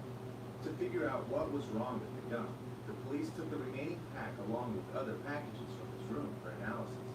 It turned out that Volodymyr always dipped his gum with citric acid before chewing it. Could this food additive really explode? The thing is, Volodymyr was a chemistry student conducting various illegal experiments in his kitchen. That day, besides citric acid, he also had a powder called hexogen, a dangerous explosive. This mixture is 4 times more powerful than TNT. Volodymyr never stood a chance. Sometimes people can inadvertently cause not just one, but many deaths. And sometimes it's through something as simple as sweets. In 2015, hundreds of school children from the Caraga region in the Philippines suddenly fell ill. The city's hospitals were overwhelmed. Everyone was complaining of dizziness, painful stomach cramps, and diarrhea. This strange illness also affected some adults and residents of 11 neighboring towns. Eventually, nearly 2,000 people were suffering from food poisoning. The authorities ordered an immediate investigation, revealing that all the victims had eaten the same durian, mango, and mangosteen-flavored candies before falling ill. Tests showed the candies were contaminated with Staphylococcus bacteria, commonly found on human skin. But how did it get into the candies? The labels listed 2 manufacturers. One of them, Wendy's Durian Candies, wasn't registered with the U.S. Food and Drug Administration, meaning it wasn't licensed. It turned out the candy packaging was done in unsanitary conditions, and the workers weren't checked for illnesses. Some workers were infected with E. coli, and Staphylococcus bacteria could have contaminated the candies because the workers didn't wash their hands after using the restroom and didn't prevent their sweat from getting on the sweets. 12 people were arrested for these violations. Fortunately, none of the victims died, unlike the next story. In the spring of 2016, in Layad district, Pakistan, dozens of people lost their lives after eating lattice. These are ball-shaped confections made from flour, sugar, and clarified butter, often served at family celebrations. So, one man bought a whole 5 kilograms of lattice for his child's first birthday. On April 17th, at least 50 people at the party tried the sweets. 10 of them passed away that same day.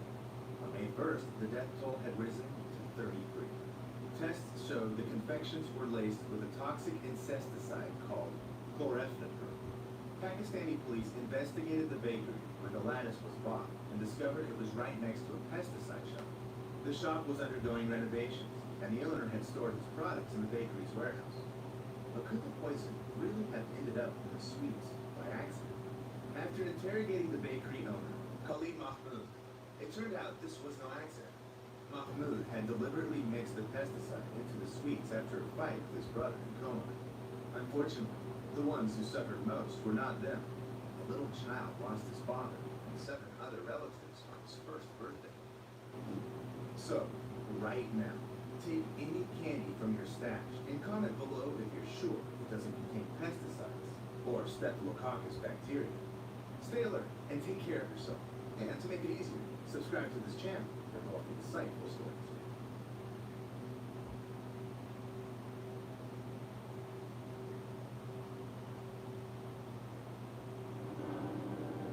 A temple of geometric precision and symmetry, built atop the holiest place on earth. For many, this reconstruction of an ancient monument is a prophecy fulfilled. The location, Israel. The year, 2060.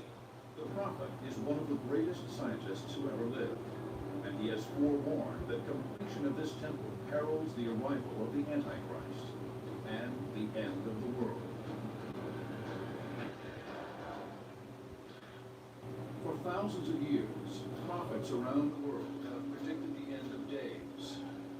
More than one suggests the apocalypse is fast approaching. We call this theoretical convergence between doomsday prophecies and today's events the Nostradamus effect.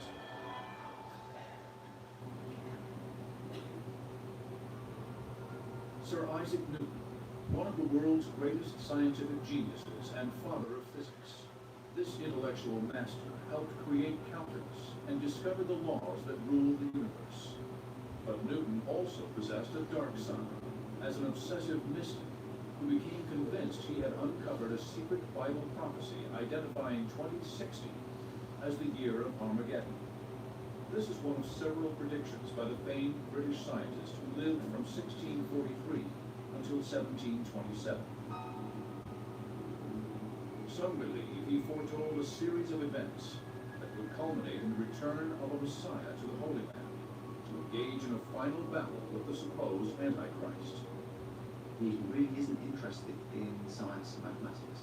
He's doing theology. He was a very secretive man.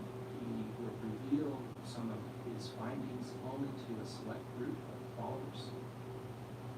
Interpreters of his work suggest that Isaac Newton was an obsessed student of the Bible, especially the book of Daniel and the contentious book of Revelation. Exactly what was he attempting to discover? How did he use mathematics to decipher these ancient biblical texts? What did he predict correctly that may be a sign his prophecies are coming true? And are those events unfolding now? We will neither refute nor endorse these theories, merely present the evidence. In 1936, at Sotheby's in London, a box of mysterious papers, unseen for more than 2 centuries, surfaced for auction. They held a shocking secret. The papers in this box contained coded messages and complex mathematical formulas that, according to their author, reveal the exact year that the world will end, 2060. The information for this prophecy comes from the Bible. And the code breaker, Isaac Newton. A man most closely associated with the rational world of science. I think one of the reasons why people found the 2060 story so compelling is that for most people, it was unexpected. Who would have thought that Isaac Newton, who is presented in popular culture as a kind of cold, rational thinker, could have been working on biblical prophecy?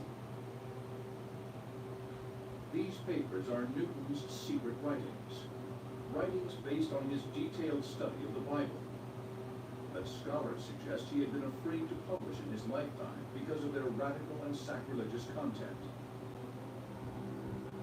So matters of belief were still very, very, very risky. Newton, for example, had beliefs about the nature of God, which he had to keep secret his whole life. There were ever so many executions and punishments all of religious kind in England during the middle of the 17th century. Newton was keenly aware of these executions. He writes, I have learned what's to my convenience, which is to let what I write lie by till I take over 200 years for the seemingly terrible truth hidden within the papers to surface. Newton was convinced he had uncovered a secret biblical puzzle that had been concealed in these sacred texts, and that he alone understood when mankind would end. He was very interested in trying to figure out the order and what the significance of various Bible passages was on calculating the order of the events of the end times. What did Newton actually say about 2060? How did he reconcile this spiritual pursuit with his scientific work? Most importantly, why was his ominous prophecy kept secret for so many years?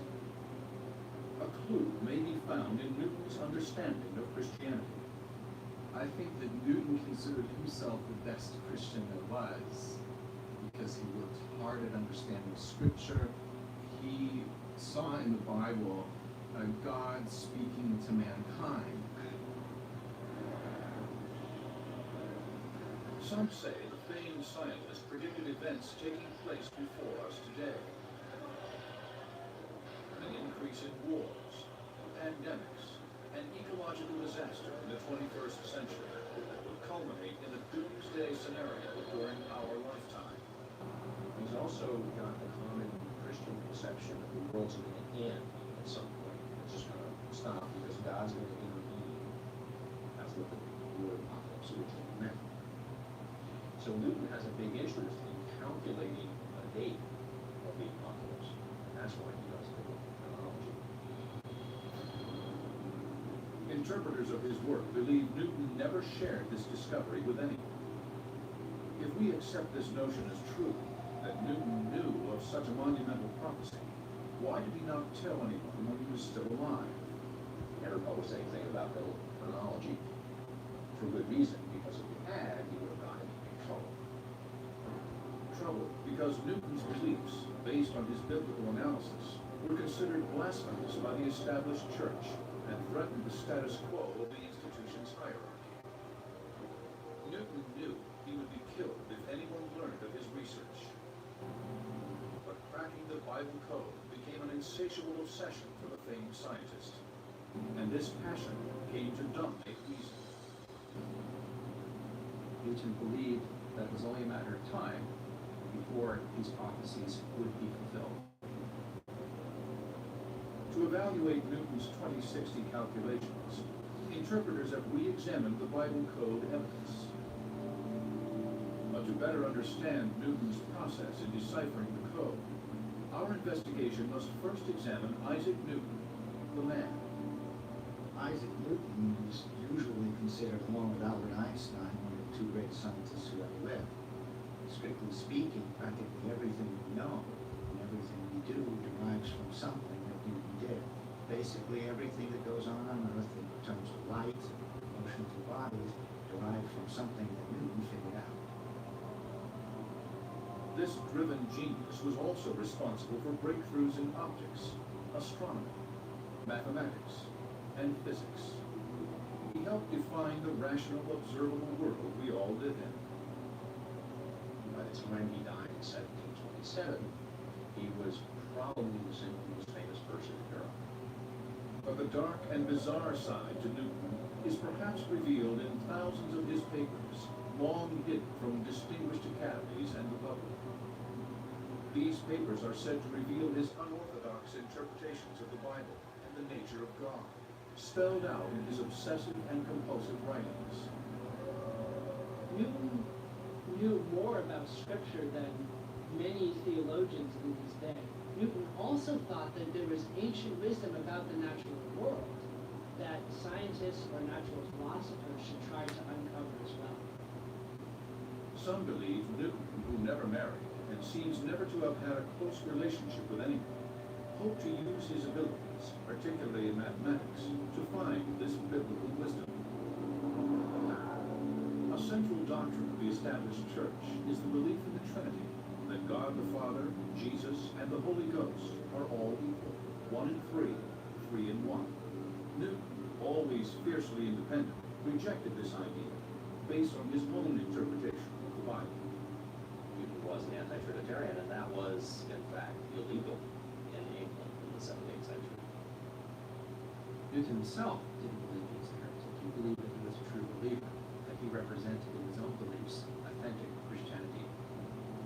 Despite the danger to his own life, Newton continued to secretly and obsessively explore biblical texts. His mathematical mind intuitively detected patterns, figures, dates. He began to organize and reorganize these numbers methodically, convinced they were a coded message from God himself. Determined to connect the dots and possessed by his mission, Newton pored through biblical texts for many years to calculate the exact date of the end of the world. He could lock onto a problem and gnaw its throat until he'd gotten right to the marrow of the bone, in a way that I don't think almost anybody else has ever been able to do. But what exactly were Newton's mathematical formulas, and how did he derive them from the Bible? 3 dates in particular stand out, dates tied to key events that he believed would trigger Armageddon. According to biblical prophecy, these 3 events occur in the Holy Land, culminating in the Antichrist returning to an historic temple, ushering in the final days. A stunning discovery of hidden papers points to cataclysm in our time. These documents say the world will end in 2060.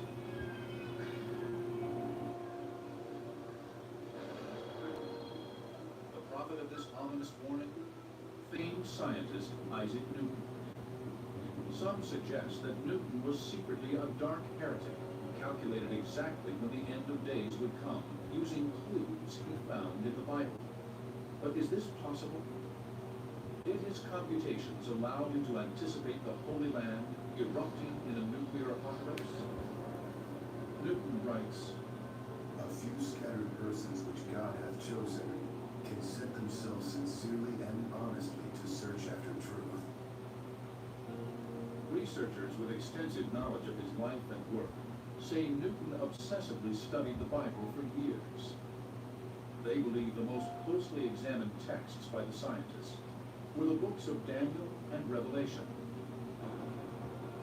These books tell of God's plans for the end of the world, of the final battles between Christ and the Antichrist, and the ultimate triumph of good over evil. And he began his search for clues within them. He would go through these texts, verse by verse, look at the symbols, and try to piece together the overall interpretation.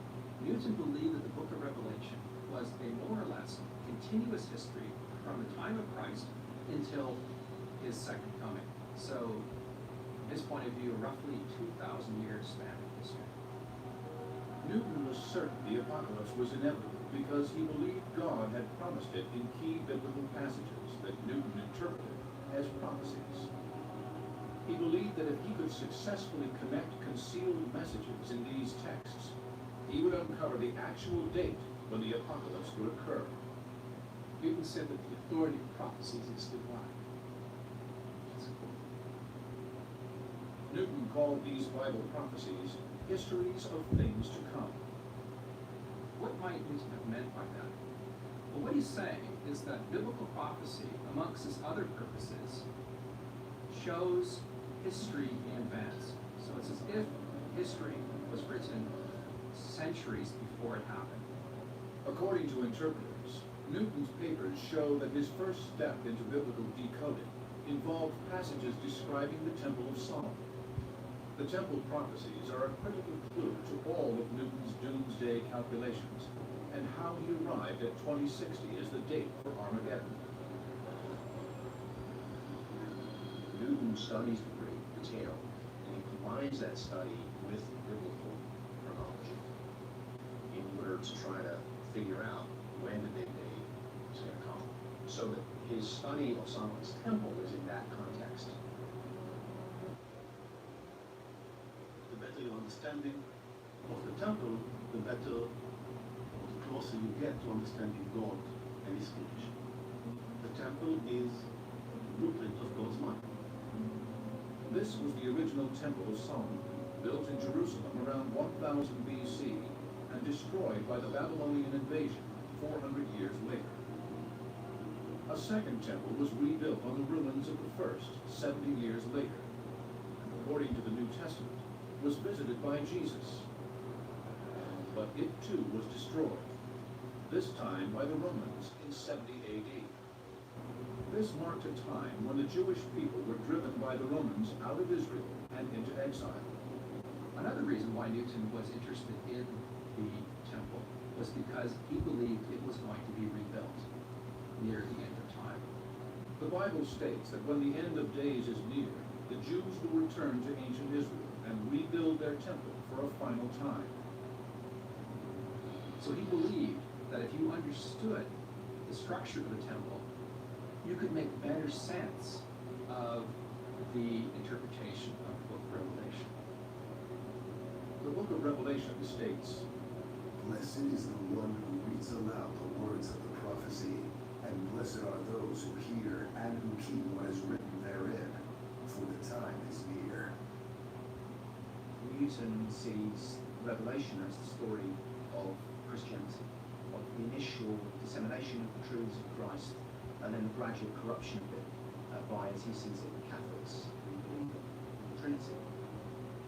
according to biblical scholars, what God promises in Revelation is that this new temple will trigger a series of horrific tribulations leading to Armageddon, the final battle that will seemingly destroy our world. Revelation further states, And in those days men will seek death, but will not find it. They will long to die, and death will fly from them. There is the assumption that before the day of coming, the Temple of Jerusalem will be rebuilt, and it has to be done again exactly under the same specifications. So for all those reasons, it's important to get the essence of it correct.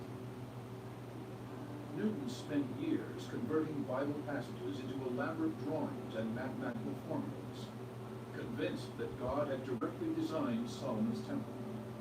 He was haunted by its architecture, calculating that it would reveal insight into the creation. Return of the Jewish people to Israel. And finally, the apocalypse. We now look at the apocalypse as referring to the end of the world, but actually the apocalypse literally means the entire unfolding revelation of prophecy to John at the island of Patmos in the last book of the New Testament.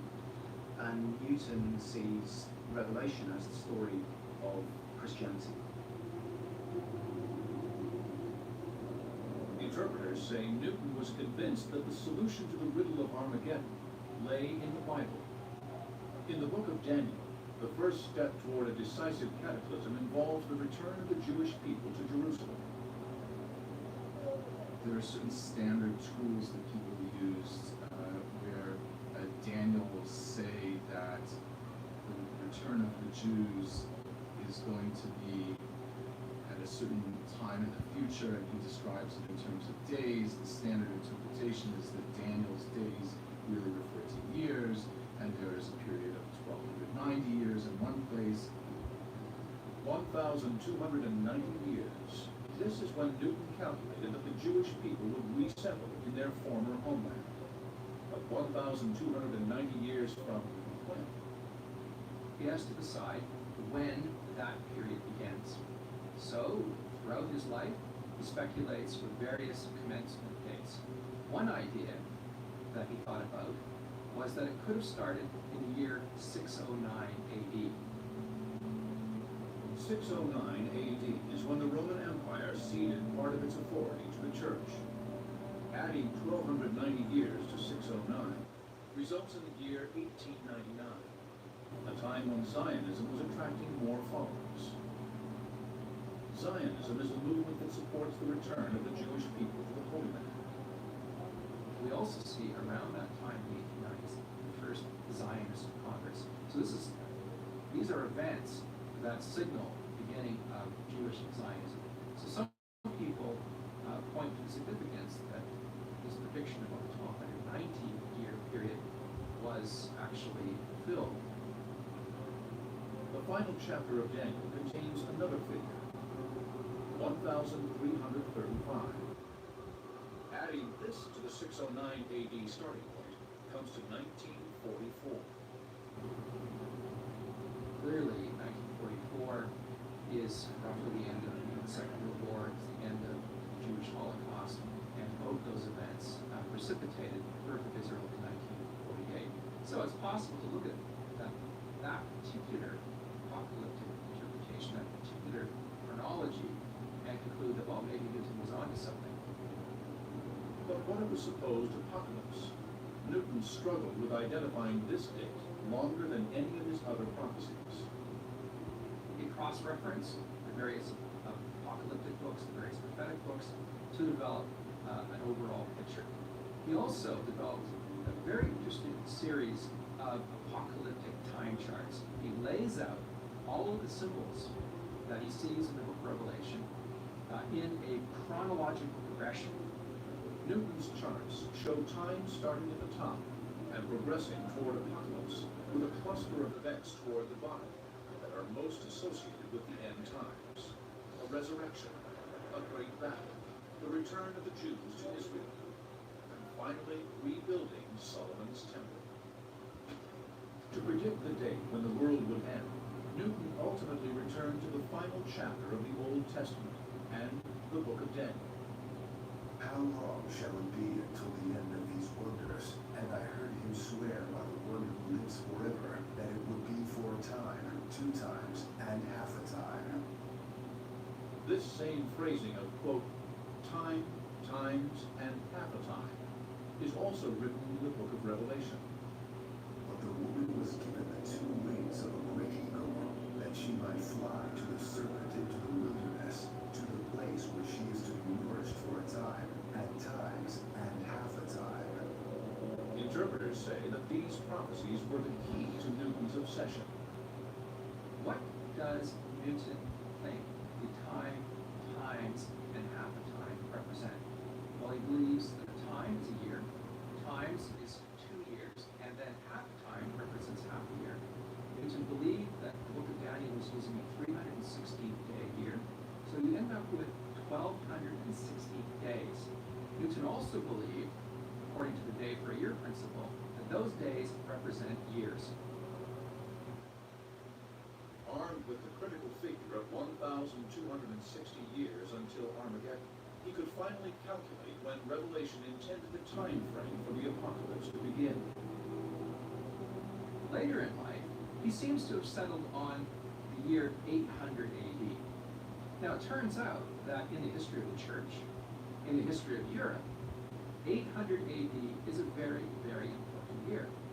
This is the year that the Pope crowns Charlemagne, the king or the emperor of what becomes the Holy Roman Empire. And he's crowned on Christmas Day, 800 AD. So we see the beginning of this political system, which lasts for just over 1,000 years, the Holy Roman Empire. Add the number 1,260, the timeline to Armageddon that Newton calculated, to the year 800, when Charlemagne is crowned Holy Roman Emperor, and you arrive at the year 2060 AD, Newton's year of the apocalypse.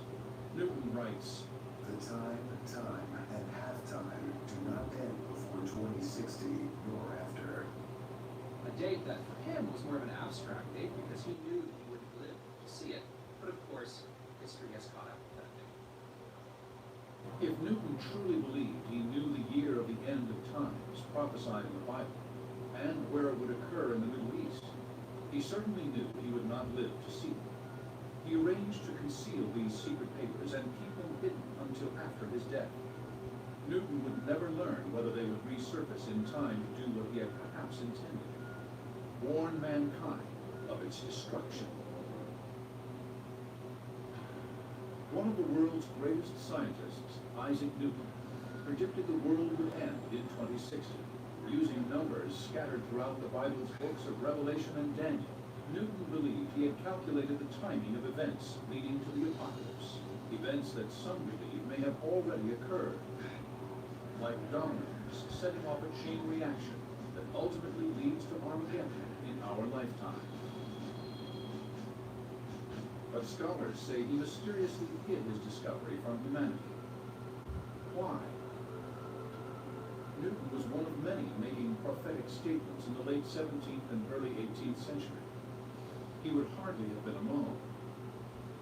The 17th century, in my opinion, was an age of prophecy par excellence, not just about the end times, but in general.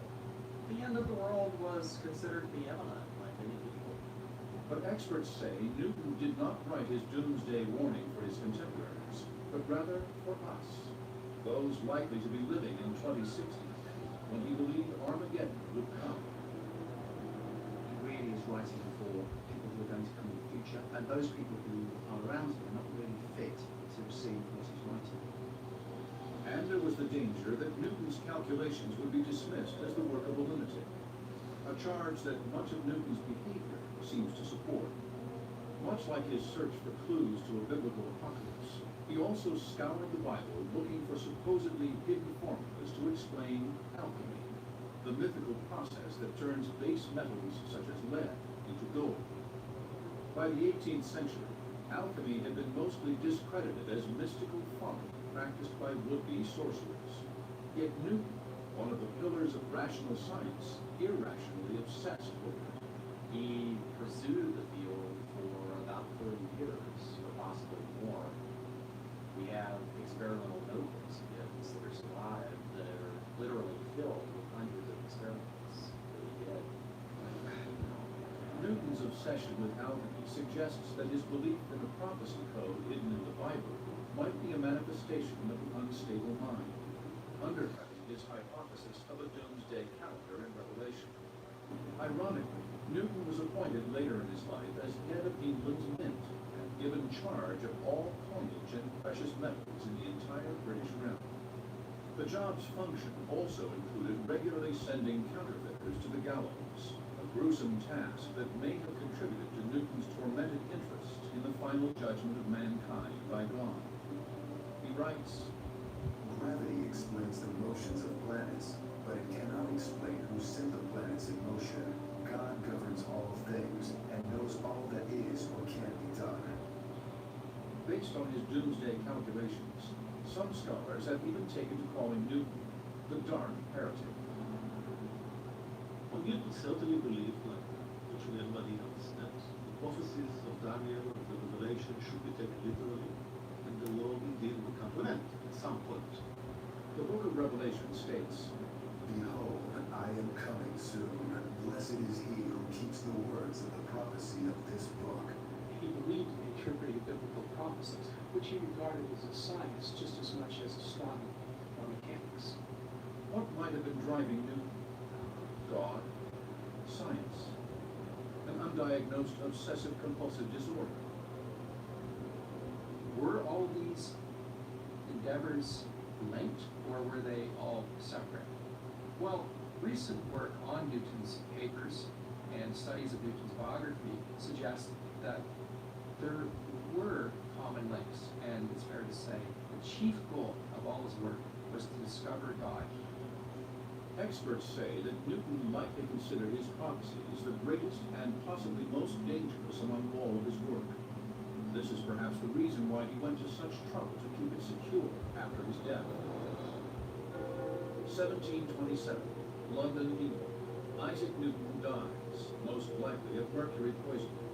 Soon after, his secret papers containing apocalyptic predictions mysteriously disappear.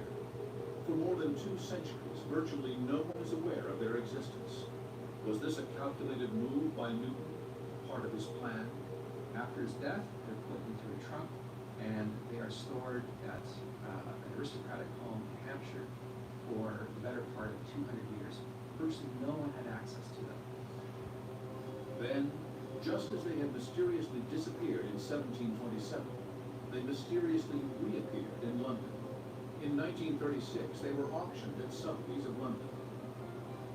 One of the buyers was the 20th century's most influential economist, John Maynard Keynes. I think Keynes felt there couldn't be anything that would be the product of a mind like Newton's that wasn't worth saving and studying. He was afraid that when those manuscripts were sold, they'd be spread out all over the world. Another large portion of the papers was purchased by businessman and scholar Abraham Yehuda. Yehuda is a very interesting character. He was a Palestinian Jew. He had a lifelong fascination with the Bible, with biblical prophecy. So for him, this was a bonanza, an opportunity to see Sir Isaac Newton, one of the greatest minds in history, wrestling with some of the same issues that I think Yehuda was interested in. But both of the manuscript's owners mysteriously withheld them from the public until after their respective deaths. More than a half-century would pass before the papers finally became public. Yehuda kept these manuscripts of Newton's until he died in 1947.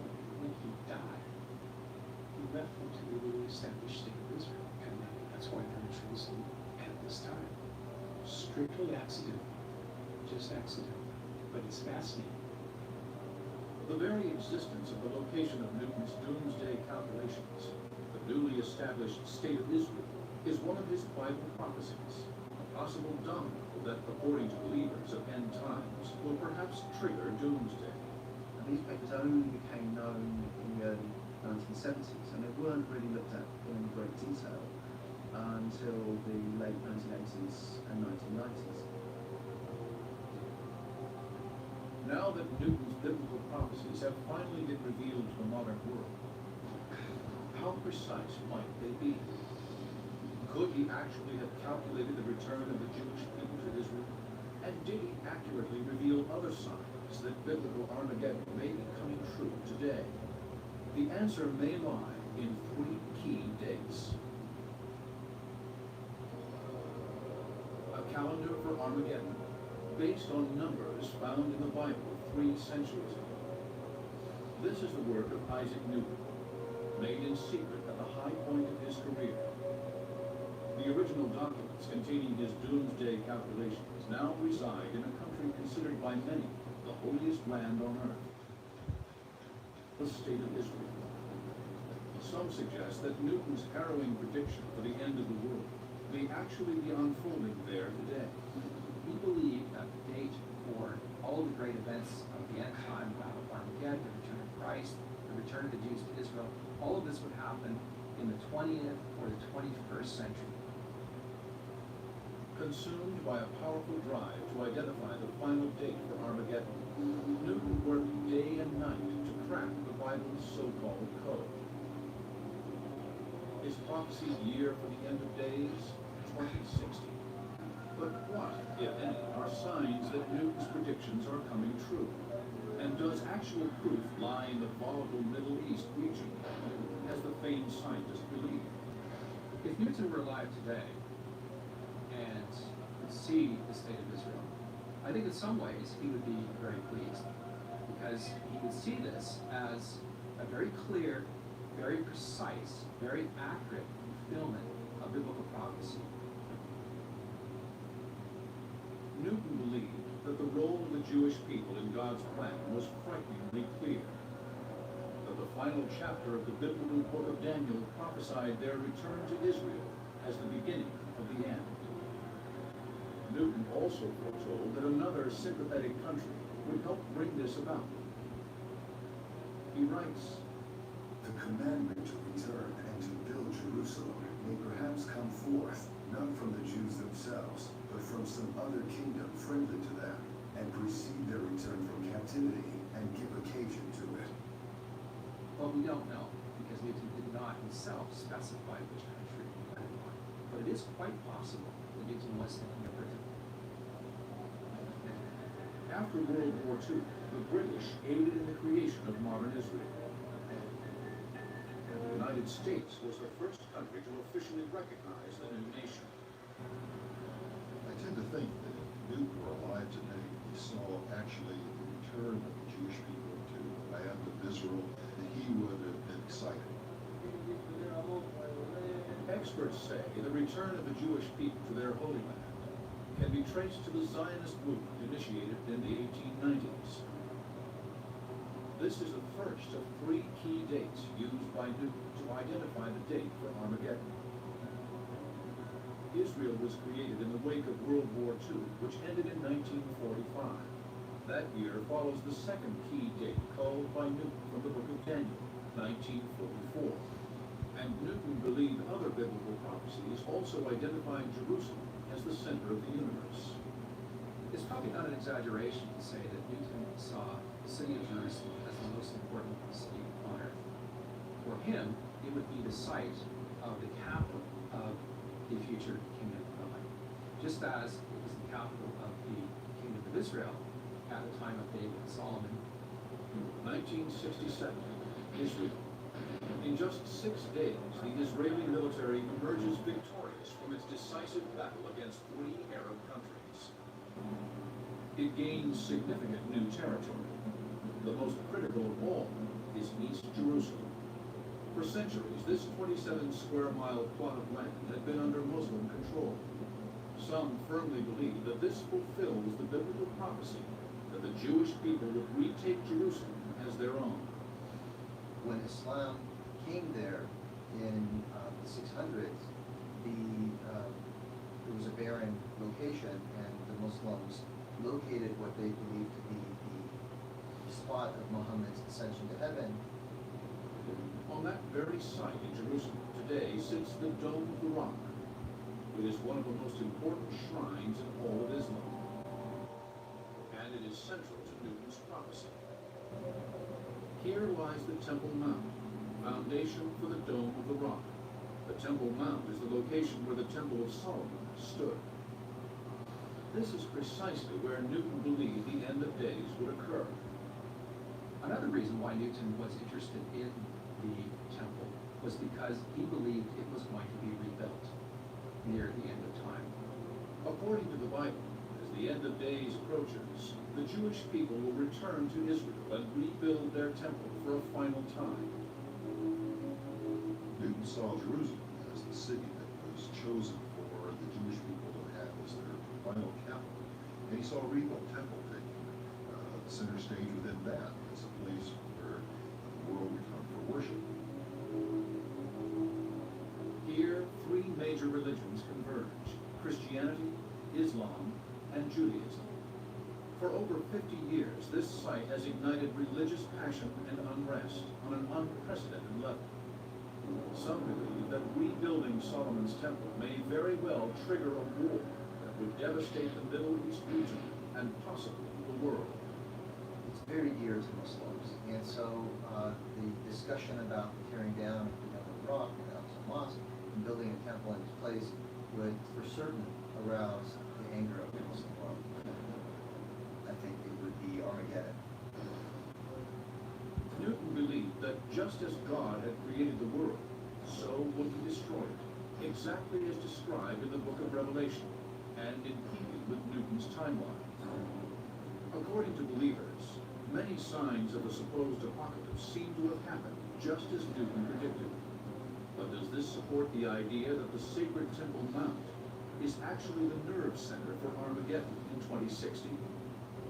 Some contend that the final resolution will perhaps be at hand with the return of the Bible's darkest foe, the Antichrist.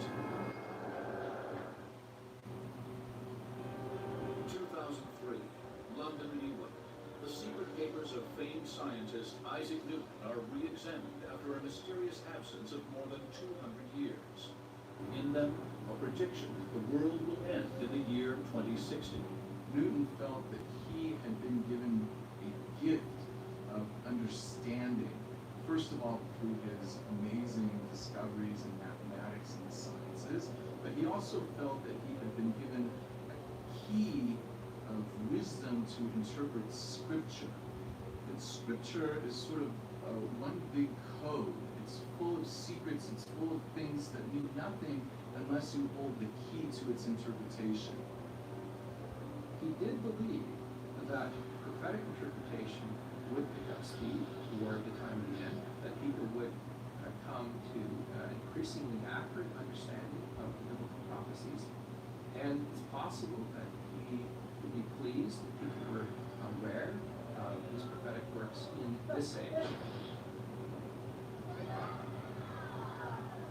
Are today's political violence and instability, especially in the Middle East, random acts of hostility or a sign of something more ominous?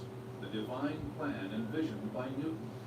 He writes, The ruin of the wicked nations, the end of weeping and of all troubles, the return of the Jews' captivity, and their setting up a flourishing and everlasting kingdom. These events prophesied by Newton, Nostradamus, and others are also contained in the end times of the book of Revelation. Woe, woe, woe to those who dwell on the earth.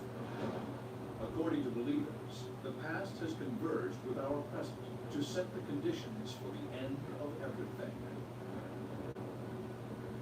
Now, one of the important things about Newton's belief in the return of Jews is that he believed that when it happened, and he was absolutely convinced that it would happen, that this would be one of the great signs that prophecy was valid, that the Bible was the Word of God. Throughout many prophecies, from those in the Bible to the quatrains of Nostradamus and works of Isaac Newton, the greatest sign of imminent danger may lie in the presence of one central figure. For thousands of years, he has been prophesied to emerge after the return of the Jewish people. He is the Antichrist, and according to the Bible, he will rally people first into a false religion and ultimately to their final demise. Newton writes, This identification of the Antichrist is no idle speculation, but a duty of the greatest moment. According to the Bible, this will be followed by other seminal events: the return of Jesus, resurrection of the dead, and finally, the climactic battle between good and evil, Armageddon.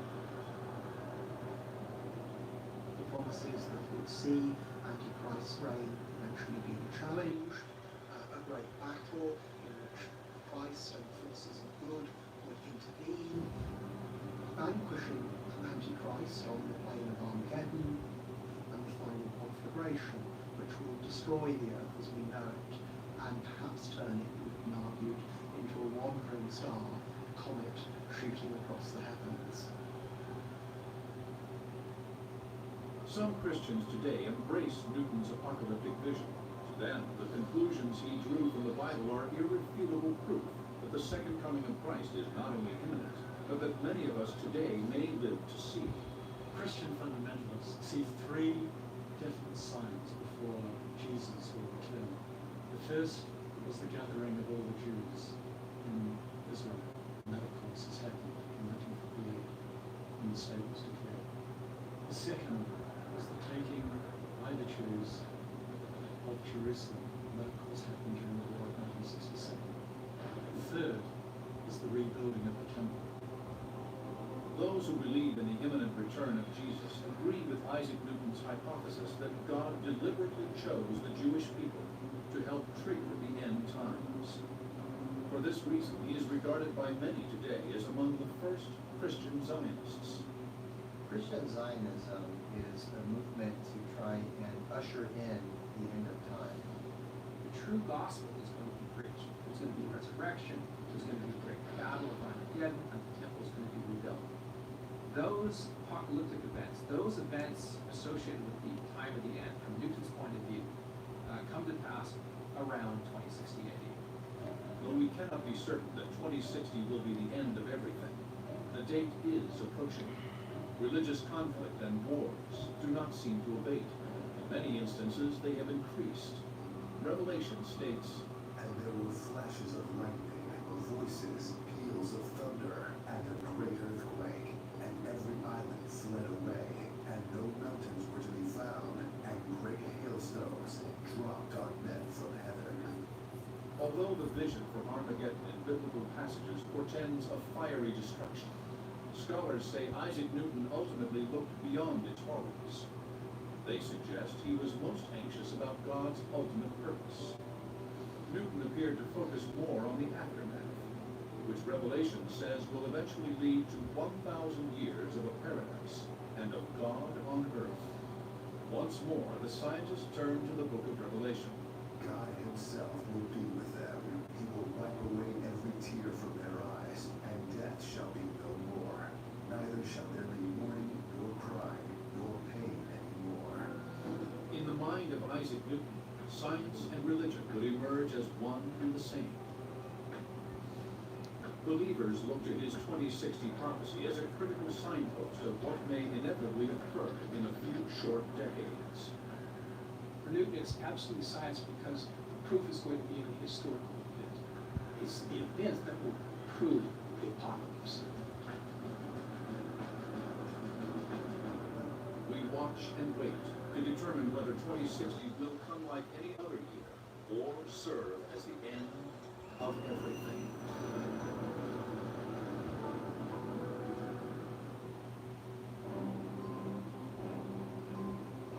The number 7. It may be the unluckiest number ever, because 7 is the number that counts down to the end times. 7 angels usher in unimaginable calamity, and 7 vials hold the poisons that will destroy us all. Each is triggered over a 7-year period that begins at the precise moment when the Savior breaks the first of 7 seals.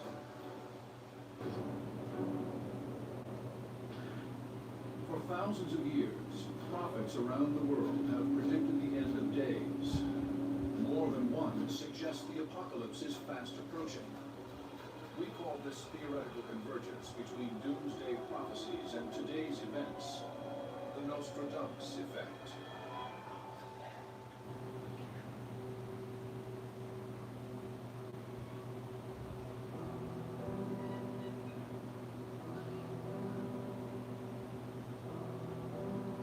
Revelation, the final book of the New Testament, exposes a chilling timeline. Many accept it as a countdown chronicling God's master plan to end the world. The markers of this timeline? The 7 seals. Some say these seals are being broken today.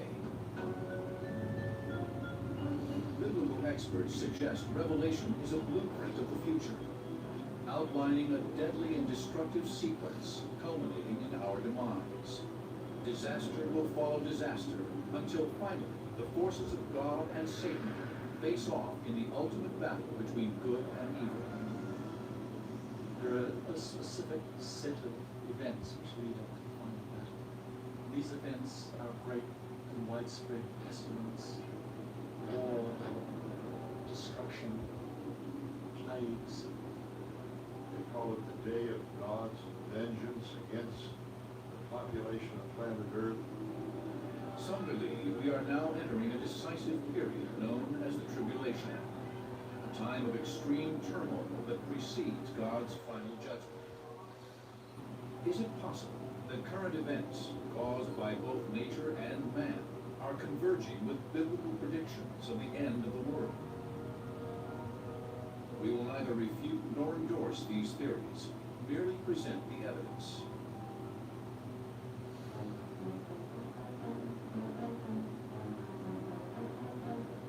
Today, believers are seeking connections between the book of Revelation and science to determine if any of the biblical 7 seals have already been broken. But even among those who believe that they have, debate still rages. Many disagree about where our own age fits into the timeline said to be marked by the seals. Are we in the middle of the sequence, as some suggest? If so, when will the final seal be broken, supposedly igniting the end of everything? Most religious people read the Bible as the literal Word of God. And the most secular people, scientists who study the phenomenon of the natural world, agree completely that the world will end catastrophically and finally at some point in the future. Believers search for a way to determine whether Revelation's prophecies may be convergent with both religion and today's unrest to herald the end of days. In the New Testament, the author of Revelation's divine prophecy is referred to simply as John. Like other biblical authors, John makes frequent use of one particular number in his writing. The number 7 figures very importantly in the book of Revelation, almost obsessively or compulsively. the author resorts again and again to the number 7. The number 7 is very significant in the Bible, going all the way back to the beginning of the world when God made the earth in 6 days and rested on the 7th. According to John, the number 7 plays an equally crucial role in the world's end. He writes that mankind will receive the warning of its fate in the form of a scroll that is sealed 7 times. But John writes of one critical caveat. And I saw in the right hand of him who sat on the throne a book, written inside and on the back, sealed up with 7 seals. And a question goes out, who's worthy to open this scroll, break the seals, and see within it? According to the prophecy, the only one worthy to break the seal is Jesus, referred to in the Bible as the slain Lamb of God. He comes up and takes a 7-sealed scroll out of the hand of the Father on the throne. This appears to be a title deed to the universe and God's prophetic plan for all of eternity. Some scholars say the prophecy of Revelation is triggered and the tribulation begins when Jesus breaks open the first of the 7 seals. This releases the first of the dreaded 4 horsemen of the apocalypse. According to Revelation, these dark figures will elicit an extended period of misery and destruction, which some say has already begun. Many reasons we believe we're living in the last days. One is famine, diseases that are out of control, severe natural disasters. Because of these things, most Bible scholars believe that we are indeed living in the last days. The revelation of the first seal says, And I looked, and behold, a white horse, and he who sat on it had a bow, and a crown was given to him, and he went out conquering and to conquer. it is believed that the white horseman could falsely present himself as a benevolent world leader. But in reality, he is among the most sinister figures in the Bible, the Antichrist. He is emulating Jesus. The interesting facet of it all is the bow without the arrow. The bow meaning that he has the power over the air. He's going to use the power of the air to be able to control people, but it's a silent, deceptive way of control. According to the prophecy's supposed timeline, the Antichrist could be at work today, using diplomatic skills and powers of persuasion in an apparent effort to bring nations together in peace. But his goal is the exact opposite. He will lead humanity directly into Armageddon. There will be individuals that will come and will lead people astray en masse. Some modern scholars suggest that one of the great deceivers was Hitler, who was followed by masses and committed great atrocities. The Antichrist will come, and there will be armies led that will create devastation and destruction. After the first seal breaks, a domino effect begins. According to Revelation, the second seal of the scroll is broken immediately after the first. This will reveal a red horseman. Now the red horse is quite interesting in the fact that he's carrying a sword.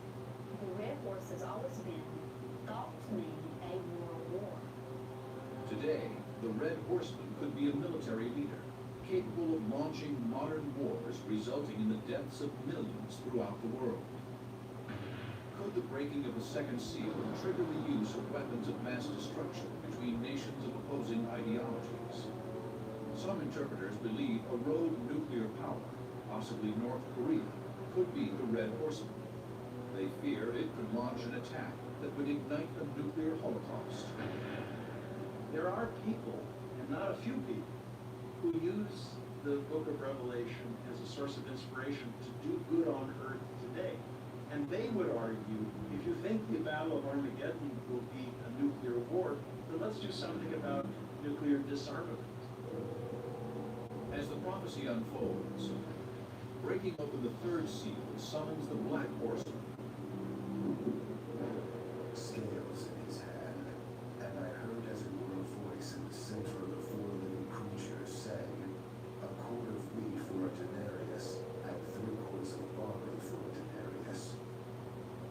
At the time John authored Revelation, a denarius was a Roman silver coin, often the equivalent of a laborer's daily payment. Some biblical experts see a connection between the passage's black horseman and today's volatile global economy. There's going to be devastation economically. The Bible tells us that it will take a man's total wages for a day just to feed himself, to buy a day's food supply. I believe that the market crash of 2008 was the worst since the Great Depression in terms of the foreclosures of people's homes. And I think that's why people can see this as the breaking of the third seal. The collapse of banks, the bankruptcy of some major American corporations, and the worldwide nature of the economic collapse. It wasn't just one country, it was most of the industrialized world. Some believe the black horseman could symbolize a crisis ignited over the unbalanced distribution of global wealth. Today, just 2% of the world's population owns more than half of all wealth. Poorest control just 1%. Some fear this inequality could be a recipe for revolution. Finally, the fourth seal is broken, and according to the Bible, unleashes the most frightening of the four horsemen. This is where it says, power was given unto the fourth part of the earth to kill with sword, hunger, death, and the beasts of the earth. Let's suppose that there's 8 billion. That means 2 billion people are going to be killed. And we're just starting the tribulation. Some link the fourth horseman to famine and food shortages currently sweeping the globe. Worsened, according to some, by the acceleration of global warming and the worldwide economic collapse of 2008. Is the prophecy of Revelation truly unfolding today? Have the first 4 seals already been broken? If this is accepted as true, much worse suffering is to come. Could explosive forces beneath one of America's most popular national parks unleash a catastrophe beyond our imagination?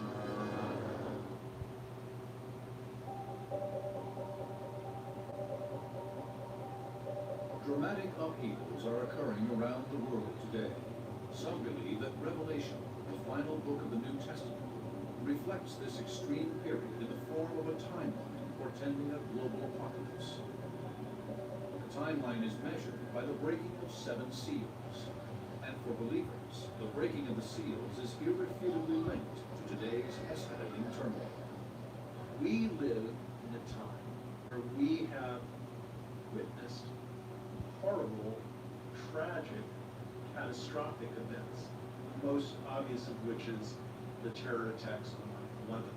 That event agitated a fresh upwelling of prophetic gloom. Surely these are events that were predicted in Revelation. But are divine forces actually beginning to break the seals? Is there any evidence that supports this hypothesis? Clues may be found in the text of Revelation, authored by John. John sees the Christian martyrs in heaven, crying out, God, how long before we're vindicated for blood shed on the heart. This speaks to a fundamental belief underlying not only the timeline in Revelation, but also Christian faith, which states believers will be saved by the grace of God. The rest will suffer God's wrath, as unfathomable mayhem comes to destroy everything we know. According to Revelation, that mayhem intensifies as the 6th seal is broken. Many link it to the onset of unprecedented natural disasters.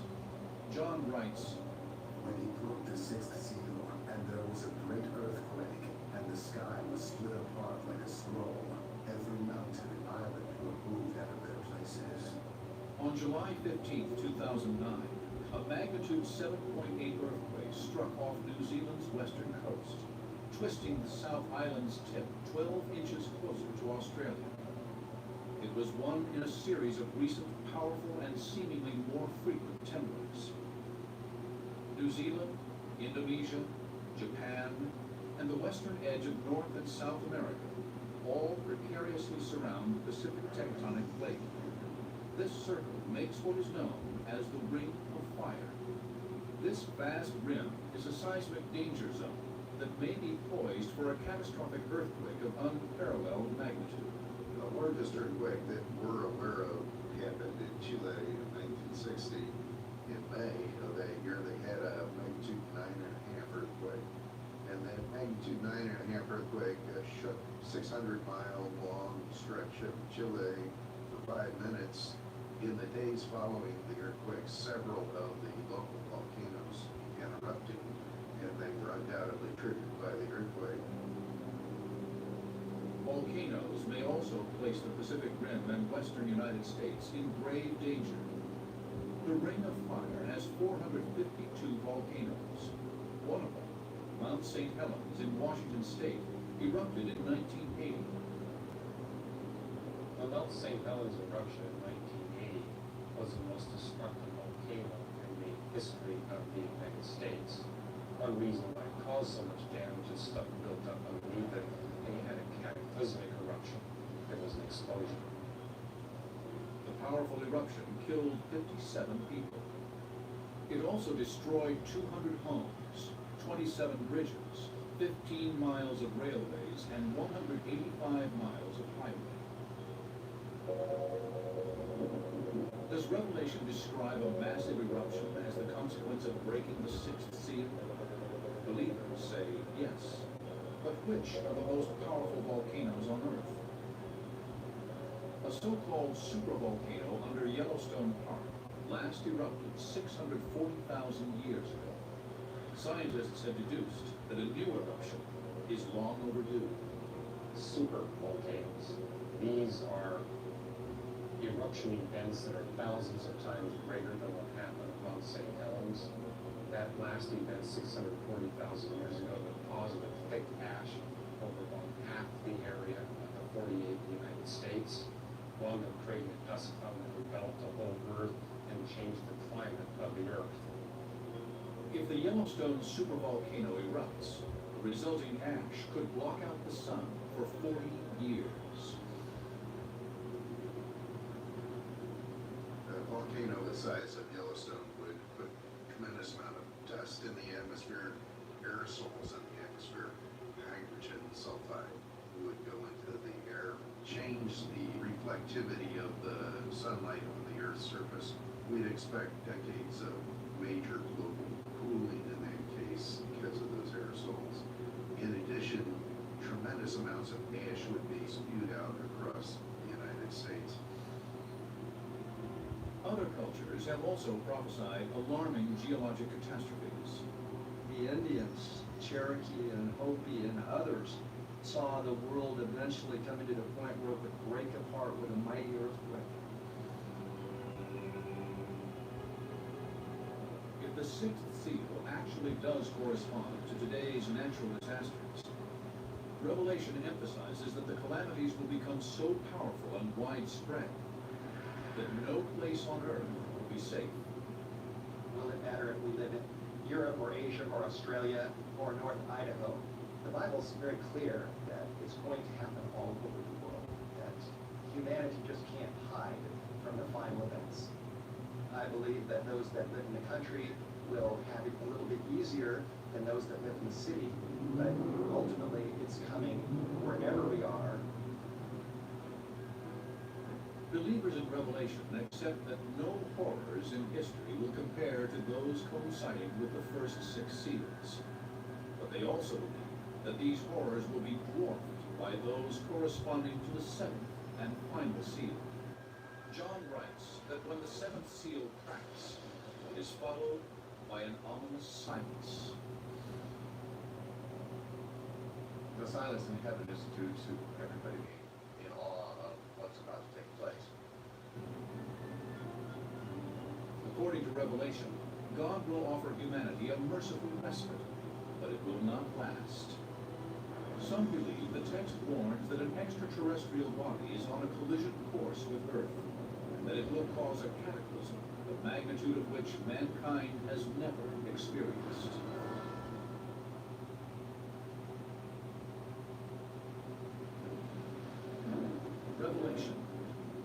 considered the most controversial book in the Bible. In its cryptic language, many see a timeline for destruction on an unprecedented level. Some argue the timeline will end suddenly, violently, in this century. We live in a world that is changing profoundly and fast, and that is facing threats that seem apocalyptic to us. We worry about global warming, overpopulation. It's necessary only to open the newspaper or turn on CNN to see headlines which, in the eyes of some readers of Revelation, will be sure proof that the biblical prophecies are coming true at last. Just think about the last couple of years. We have seen devastating hurricanes. We have seen devastating tornadoes. We've encountered earthquakes very high on the Richter scale. If you look at how fast they're happening and how much closer together they are coming, as we get closer to the end of days, they almost will come right on top of each other.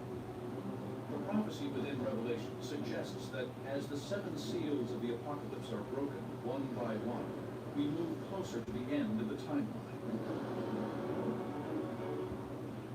Some biblical experts contend that the seals have already begun to break, setting the stage for a final cataclysm.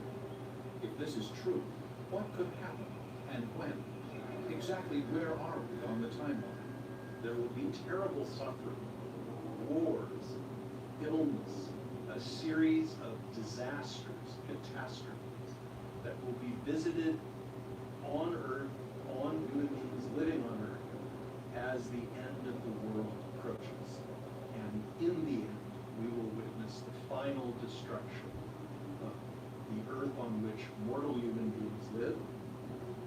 But what forces will bring about this final destruction? How would we know that the most important seal of all, the seventh, has been broken? Revelation says the final punishment for mankind's evil will be heralded by the peals of celestial trumpets. You see seven angels, each having a trumpet, and they come forth, and then begins the series of trumpet judgments. Some believe that these judgments will be natural disasters of unprecedented magnitude. They look to science for answers, as they theorize that the cryptic text in Revelation may allude to physical forces on or beyond Earth. Some New Testament scholars say that this and biblical references to fire falling from the sky could be interpreted as asteroids. A collision between an asteroid and the Earth may be the catastrophic event predicted in another verse from Revelation. The third angel sounded his trumpet, and the great star, blazing like a torch, fell from the sky. The name of the star is Wormwood. Some believe that Revelation's author, John, is not specifying a star in this passage, but a comet or asteroid. It is widely accepted that ancient observers could not have understood the difference between various types of celestial bodies. And while no stars are named Wormwood, there is strong scientific evidence that an asteroid strike could play a major role in the mass extinction of life on Earth. Astronomers now believe that all three generations of dinosaurs, Jurassic, and Cretaceous, were brought to extinction, at least in part by extraterrestrial collision events, giant comets and asteroids striking the Earth. If something that big were to happen, humanity wouldn't survive. Today, a collision between Earth and an asteroid just a few miles in diameter may release as much energy as 1,000 nuclear weapons detonated simultaneously. In Winslow, Arizona, a crater that's almost a mile in diameter, that was caused by a rock that was only 100 feet across. If one of the larger ones, like say something 1,000 feet across, were to hit a populated area like New York City or Los Angeles, the energy release would be such that it would wipe out the entire metropolitan area at any one of those cities. Destructive power of this magnitude was evident in an historic impact event in 1908. An extraterrestrial body, likely a comet or asteroid, entered Earth's atmosphere and exploded over central Siberia, flattening over 700 square miles of the Tunguska forest. The region was so remote that only one death was reported. As recently as 2006, a half-mile wide asteroid, large enough to cause catastrophic climate change and disrupt the world's agricultural production, came within just 24 hours of smashing into Earth. In space terms, a near miss. Astronomers today are tracking hundreds, if not thousands, of asteroids and comets out there that could make a close pass of the Earth, about as large as they get as about a kilometer across. And so yes, there is a serious effort to track those because when they were to strike the Earth, it could cause a lot of damage.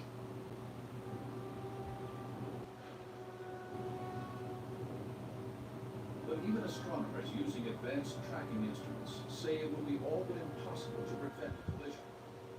Even if they could calculate years in advance that a large object was destined to strike the Earth, no technology currently exists to deflect it or protect us from its impact. Some believe that the horrific aftermath of such an impact is described in this passage from Revelation. And the third part of the sun was smitten, and the third part of the moon, and the third part of the stars, so as the third part of them was darkened.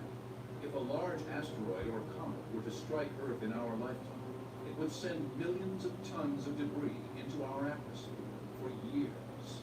This would virtually imprison us in a cloud of dust, cut off from the life-giving sun. Is this the scenario described in Revelation? In any case, its author writes that more trumpets will blast, and even greater anarchy will unfold. And so this starts tremendous calamity. It says there came out of the smoke locusts upon the earth. According to Revelation, when yet another trumpet sounds, a giant army will pillage the earth. Its mission? To slay the third part of man, and the number of the army of the horsemen, 200,000. Many experts interpret this to mean that an army, 200 million strong, will wage war against its enemies, slaughtering populations across the globe. But who could summon such a massive force?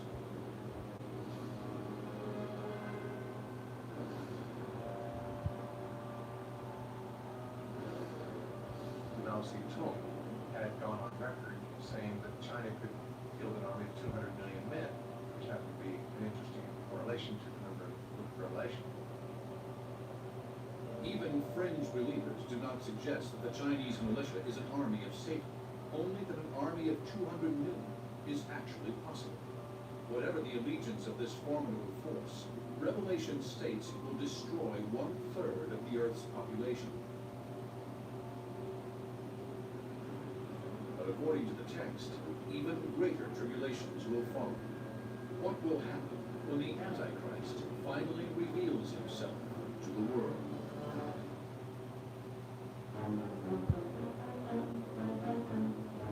Many biblical experts believe our current age coincides with the doomsday timeline. Some fear we may be swiftly approaching its end and are trying to decipher exactly where in this countdown we supposedly find ourselves today. For them, a clue that the seventh and final seal may be broken perhaps lies in another book of the Bible. Daniel chapter 12, verse 4 talks about in the time of the end, it says knowledge shall be increased. We've seen an escalation of knowledge that is unprecedented in the history of the world. We have satellites, we have internet, fiber optics, all the technology of these days. And to me, it's very clear when I look at world events that we're definitely getting close to the big end. The dark prophecies in the book of Daniel are also reflected in Revelation, that the tribulation will build in intensity as 7 angels, one after another, sound trumpets that signal distinct catastrophic events. When the 7th trumpet sounds, it heralds the most horrific events of all, orchestrated by Satan and 2 earthly allies. One of the most striking features of the book of Revelation is that it's filled with satanic villains. The principal villain is Satan himself, who's depicted in Revelation as a dragon.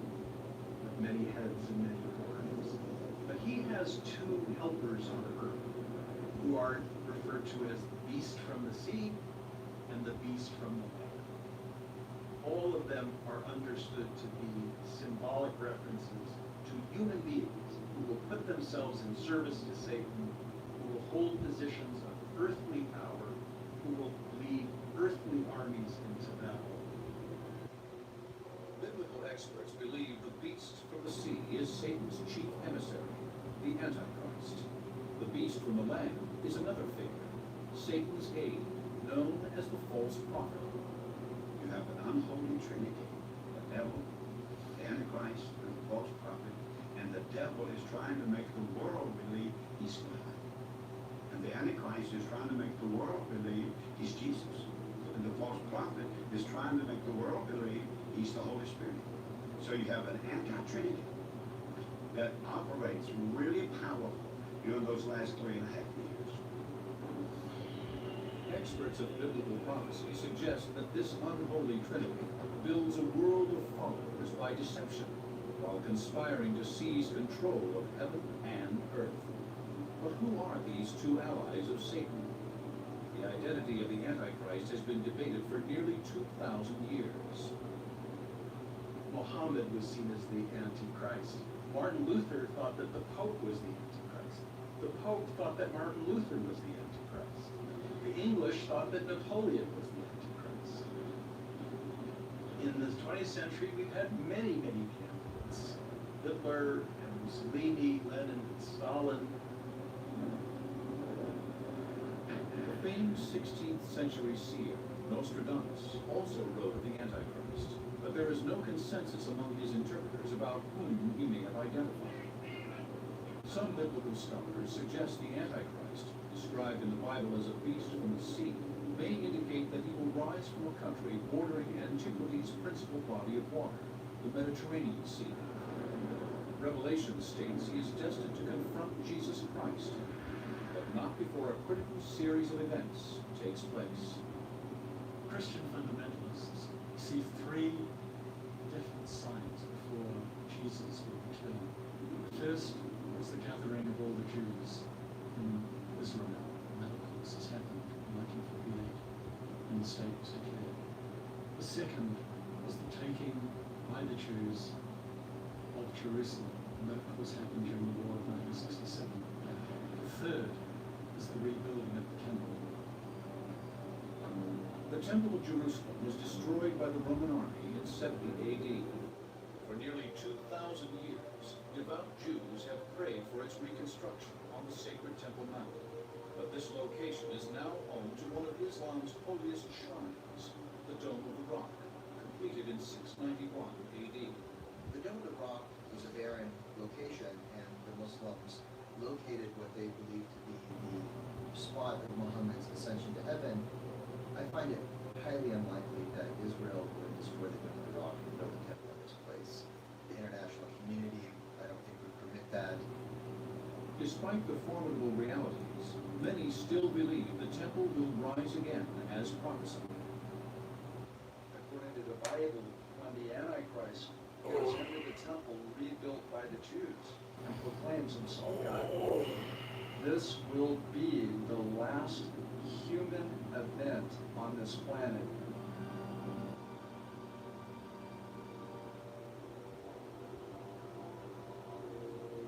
Revelation describes that as the Antichrist and the rest of the unholy trinity seduce mankind, a final horrific series of disasters strikes. The biblical text describes them as 7 vials containing the poison of God's further wrath. And they are similar to the trumpets. They follow pretty much sequentially the same pattern of hitting land and ocean and rivers and the air. Instead of doing about a third part damage, they do total damage. Revelation depicts this wave of disasters as the final sweep to exterminate all those who refuse to follow God. The scenario described is gruesome. When the angels release the contents of their vials, pestilence and disease run wild. The outbreak Revelation describes is on such a magnified scale that it would dwarf the greatest pandemic crises global health organizations have ever faced. We are in the midst of a pandemic right now. The H1N1 or the swine flu virus is in a pandemic alert state of 6 by the WHO. This is a flu which has crossed species. And when a flu is able to cross species, it not only can access far greater people who have never been exposed to it before and so don't have any immunity. We've never seen this before. So far, it still is producing mild symptoms. But if this particular flu virus undergoes the antigenic drift, it could increase in severity. It could establish greater virulence, and that would be a major public health problem. H1N1 swine flu may strike up to 40% of Americans by 2012 and kill several 100,000. U.S. health officials hope to provide inoculations for 200 million Americans.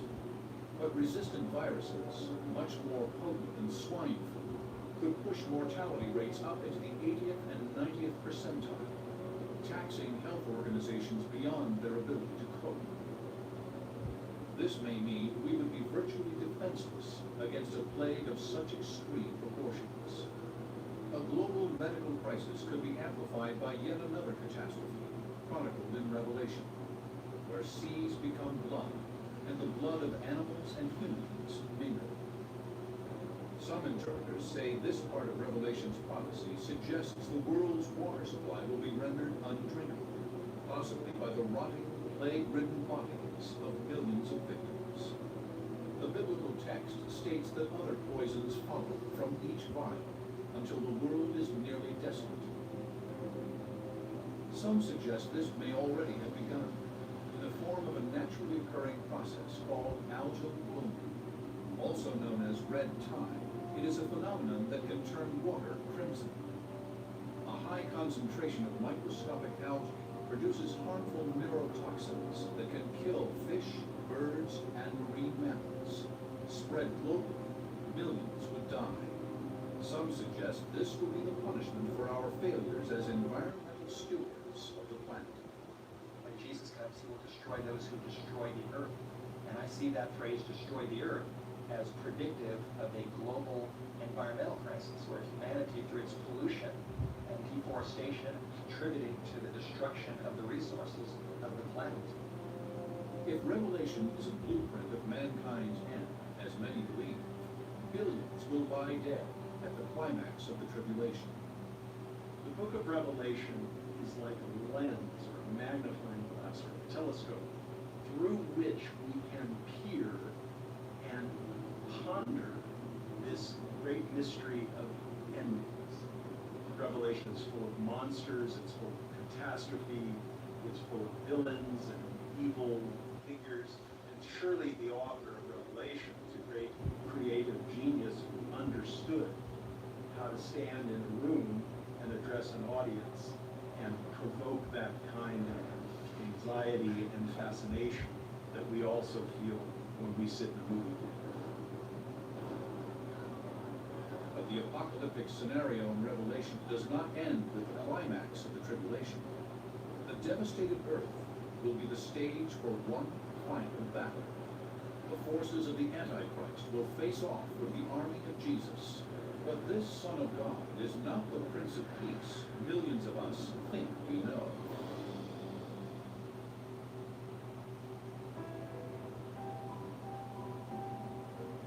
Have all 7 seals of the apocalypse forecast in Revelation been broken? Is it possible we have counted down to a supposed Armageddon?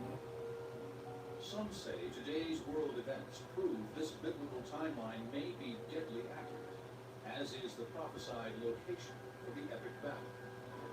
The world's 3 major religions, Judaism, Christianity, and Islam, converge in the nation of Israel. Given the region's long violent past and present, some interpreters believe it is a likely flashpoint for a pivotal conflict, the Battle of Armageddon. Some people think that the plane of the Plain of Estrella, big agricultural area between Samaria and Galilee and Israel. Some people believe that's the valley of Megiddo, the valley of Armageddon. Megiddo's location, at the crossroads of a vital ancient trade route, made it a coveted prize among warring factions in antiquity. Biblical scholars believe that its long history as a key battleground inspired Revelation's author John to designate it as the site of the ultimate showdown between God and Satan. According to Revelation, Jesus will emerge from the heavens on a white horse to lead God's assembled forces. But the text portrays him as anything but the benevolent Savior known to his followers. His eyes are a flame of fire, and he is clothed with a robe dipped in blood. From his mouth comes a sharp sword, so that with it he may smite the nations, and he will rule them with a rod of iron. Now it's utterly impossible to reconcile the Jesus in the book of Revelation as blood-stained robes and is leaving blood for hundreds of miles around the battle site with the gentle Jesus, the loving Jesus of the Sermon on the Mount. The two are not the same thing. Revelation describes how the warrior Jesus advances with his army against the Antichrist and his forces, called from the nations he has deceived into worshiping him. The forces of good ultimately prevail over the unholy Trinity after their years of deception. They'll be cast in the lake of fire. The devil will be cast in that. False prophet, the Antichrist, and all those who took the mark of the beast. So ends Revelation's description of the Battle of Armageddon. Drawing any correlation between this biblical prophecy and current events is problematic, as it speaks of supernatural figures clashing in a supernatural context. But in one profound sense, the prophecy and the present may be convergent. Something like 60% of Americans believe the events in the book of Revelation will come to pass. Now this is extremely dangerous, because how can we not say if we believe something that we don't act in such a way as to make it? If we believe that there's going to be a big war in the Middle East and Jesus is going to come back and save the world, then we might just let our behaviour be affected by that belief and allow it to occur. It is an intriguing possibility. At its heart is what can be considered a curious fatal attraction to Revelation's prophecy. The great tradition of Revelation over 20 centuries is that every new generation comes to the text, reads it, and is convinced that it describes events that will take place in their life. It is a habit of our mind in Western tradition to look for signs of the end. And I believe it's a habit that was formed literally by what we read in Revelation. But surprisingly, this inclination among millions may not stem from a morbid fascination with mayhem. Instead, it might be rooted in the perception that Revelation, ultimately, is a story of hope. Inevitably, there will be a general judgment of the world and all that, but at least if it happens in our day, the end of all evil will be seen in our lifetime. This leading period was one of great pestilence, plague, wars, economic collapse, destruction. It's a period of great suffering for all the people who have to live through it. At the end, Jesus comes, final battle is fought, Satan is defeated, God comes with them. The fact remains that we have this idea of the final destruction of evil. But if the horrors of Revelation truly come to pass, will evil's demise be of any satisfaction to the few who survive? According to the biblical text, they will find comfort in a remade world. And God himself shall be among them, and he shall wipe away every tear from their eyes, and any mourning or cry or pain.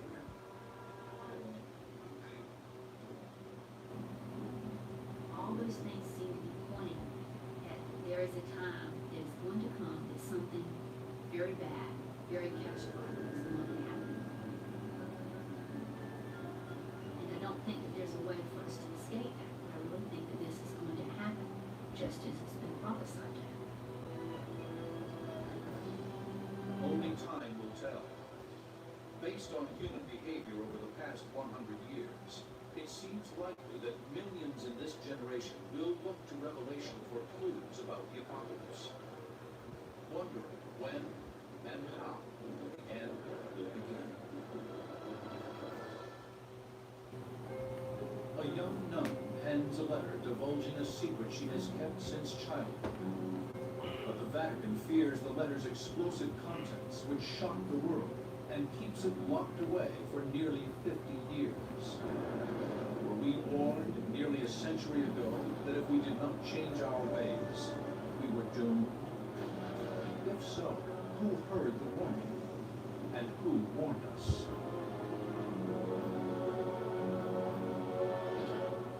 For thousands of years, prophets around the world have predicted the end of days.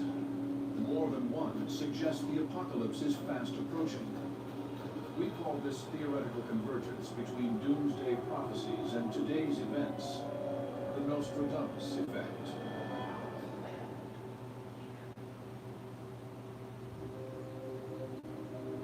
(1917), just outside the village of Fatima, Portugal, 3 shepherd children claim to experience visions of the Virgin Mary. According to legend, the apparition shared with them 3 cryptic secrets about mankind's dark future.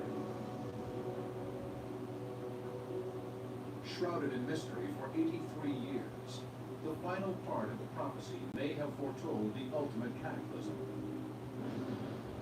A nuclear World War III, unfolding in our lifetime. There was much speculation on this secret. What is behind it? Why is it not revealed? Did it speak about the end of the world? This secret had to do with things that are so devastating that it would be the end of the world as we know it today. We will examine whether the 3 secrets of Fatima are linked with actual events in our turbulent past. And if the 3rd and final prophecy depicts a future world smoldering from the flames of a 3rd World War. If other prophecies intersect with this theory, this may be evidence of the Nostradamus effect. Spring 1917, as World War I raged, bloodshed, disease, and death overwhelmed Europe. In these darkest of times emerged reports of a message, perhaps delivered by an emissary from God. People, they were aware that something happens there, something supernatural.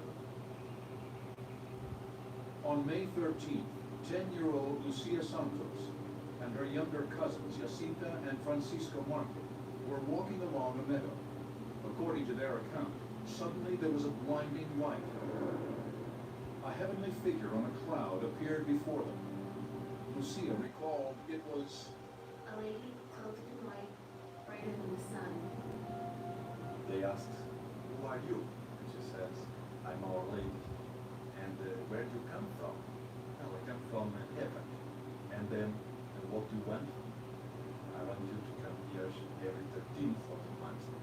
And so, from May to October, always on the 13th of each month, Our Lady gave them an important message. According to believers, at the heart of this message was a warning that humanity has angered God with its sinful ways. Punishment will be war and annihilation. The 3 children were convinced that if they returned to the meadow on the 13th of each month, Mary promised to reveal how mankind might be redeemed. The children agreed to return to receive her instructions. According to the story, after Mary's first visit, Lucia decided they would keep it a secret. But the younger Jacinta couldn't contain her excitement. She told her mother, and soon word began to circulate. Despite deep religious traditions within the town, many were doubtful of the children's story. Once the word started to spread around, the majority of people just dismissed it as a child fantasy. But even under intense interrogation, the children's individual accounts were unusually consistent, each vividly recalling minute details of the encounter. Uncommon for children of such a young age. They kept always faithful to the same version of the facts. And so that made also people to believe that why were these little kids sometimes even threatened to death to confess, why would they keep telling this if it was not true? The following month, a few dozen villagers accompanied the children to the meadow to see if the Virgin Mary would appear as promised. According to later reports, some came to discredit the children. Many more truly wanted to believe, but all they saw was the children go into a trance during the supposed apparition of Mary. Still, as the weeks passed, interest intensified. So the crowds grew, and there were more and more people who believed each time, even though they saw nothing. According to the children, on July 13, 1917, the date of the third recorded visit, Mary fulfilled her promise to reveal how mankind has sinned, how we might be redeemed, and the horrors that loomed if we instead chose to continue offending God.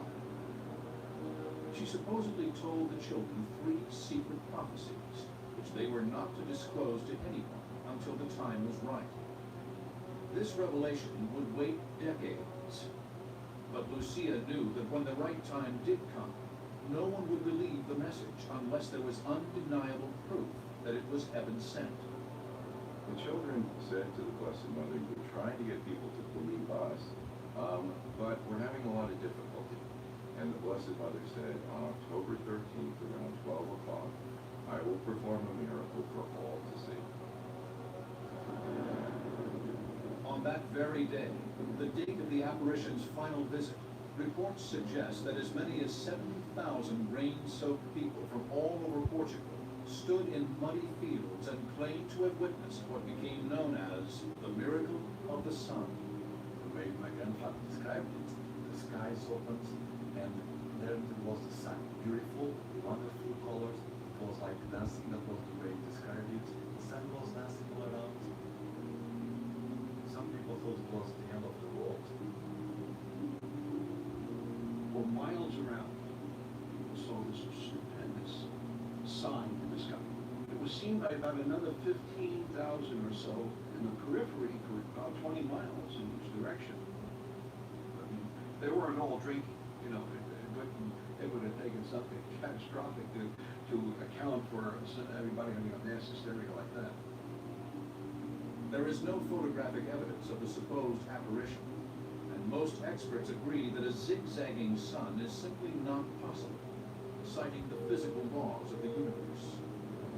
From a scientific perspective, I can tell you that physically did not happen. The sun did not change its rotation rate. It didn't change its position anyway. Because if that had happened, all life on planet Earth would have been immediately driven to extinction. I don't deny her experience. I'm denying her interpretation of the experience. Still, the Vatican, the world's preeminent Catholic institution, maintains to this day a clear position on the dramatic events that transpired that rainy Saturday afternoon. The Church is extremely careful when it determines whether or not there is any reason to believe that an apparition truly took place. And they do an extremely thorough examination to protect their credibility. The miracle of the sun that took place on October 13th in 1917 was such a profound miracle, witnessed by 70,000 people. The Church believes was a matter of divine intervention. The Church accepts this as a miracle. A year after the reported apparitions occurred, an influenza epidemic swept through Europe. The 2 youngest shepherd children later succumbed to the illness, never having uttered a word of the secret prophecies. But the eldest child, Lucia, survived, and several years later joined a convent. But it wasn't until her 1941 memoir, that Sister Lucia finally felt it was the right time to reveal the full contents of the so-called first secret. Our Lady showed us a great sea of fire, which seemed to be under the earth. Plunged in this fire were demons and souls in human form, like transparent burning embers, all blackened or burnished bronze, amid shrieks and groans of pain and despair. Our Lady was telling us we're all going to encounter death and judgment if we live bad lives, sinful, and die outside of God's grace, offending Him. We will be lost. And I think that was the reason why God allowed the little children to seek help. According to Lucia's account, the frightening images of hell revealed to the children are remarkably similar to the description of hell in the Bible's contentious book of Revelation. The abominable and murderers, whoremongers and sorcerers shall have their part in the lake which burneth with fire and brimstone. The book of Revelation ends with those who have sinned burning in just such a hell, exactly as the first secret of Fatima portends. Or could the first secret have been a prophecy about World War I, the war that raged at the same time the prophecy was allegedly revealed to the children in 1917? It's possible that these prophecies could have something to do with the carnage that was going on in World War I, where you had battles like Verdun or the Somme, where you had huge artillery shells, gas killing thousands of people. According to Lucia, Mary said this current war will end. But another war, one far more heinous, will come if her warning against atheism is not heeded. How might the prophecy of this next great war be connected to the even deadlier third secret?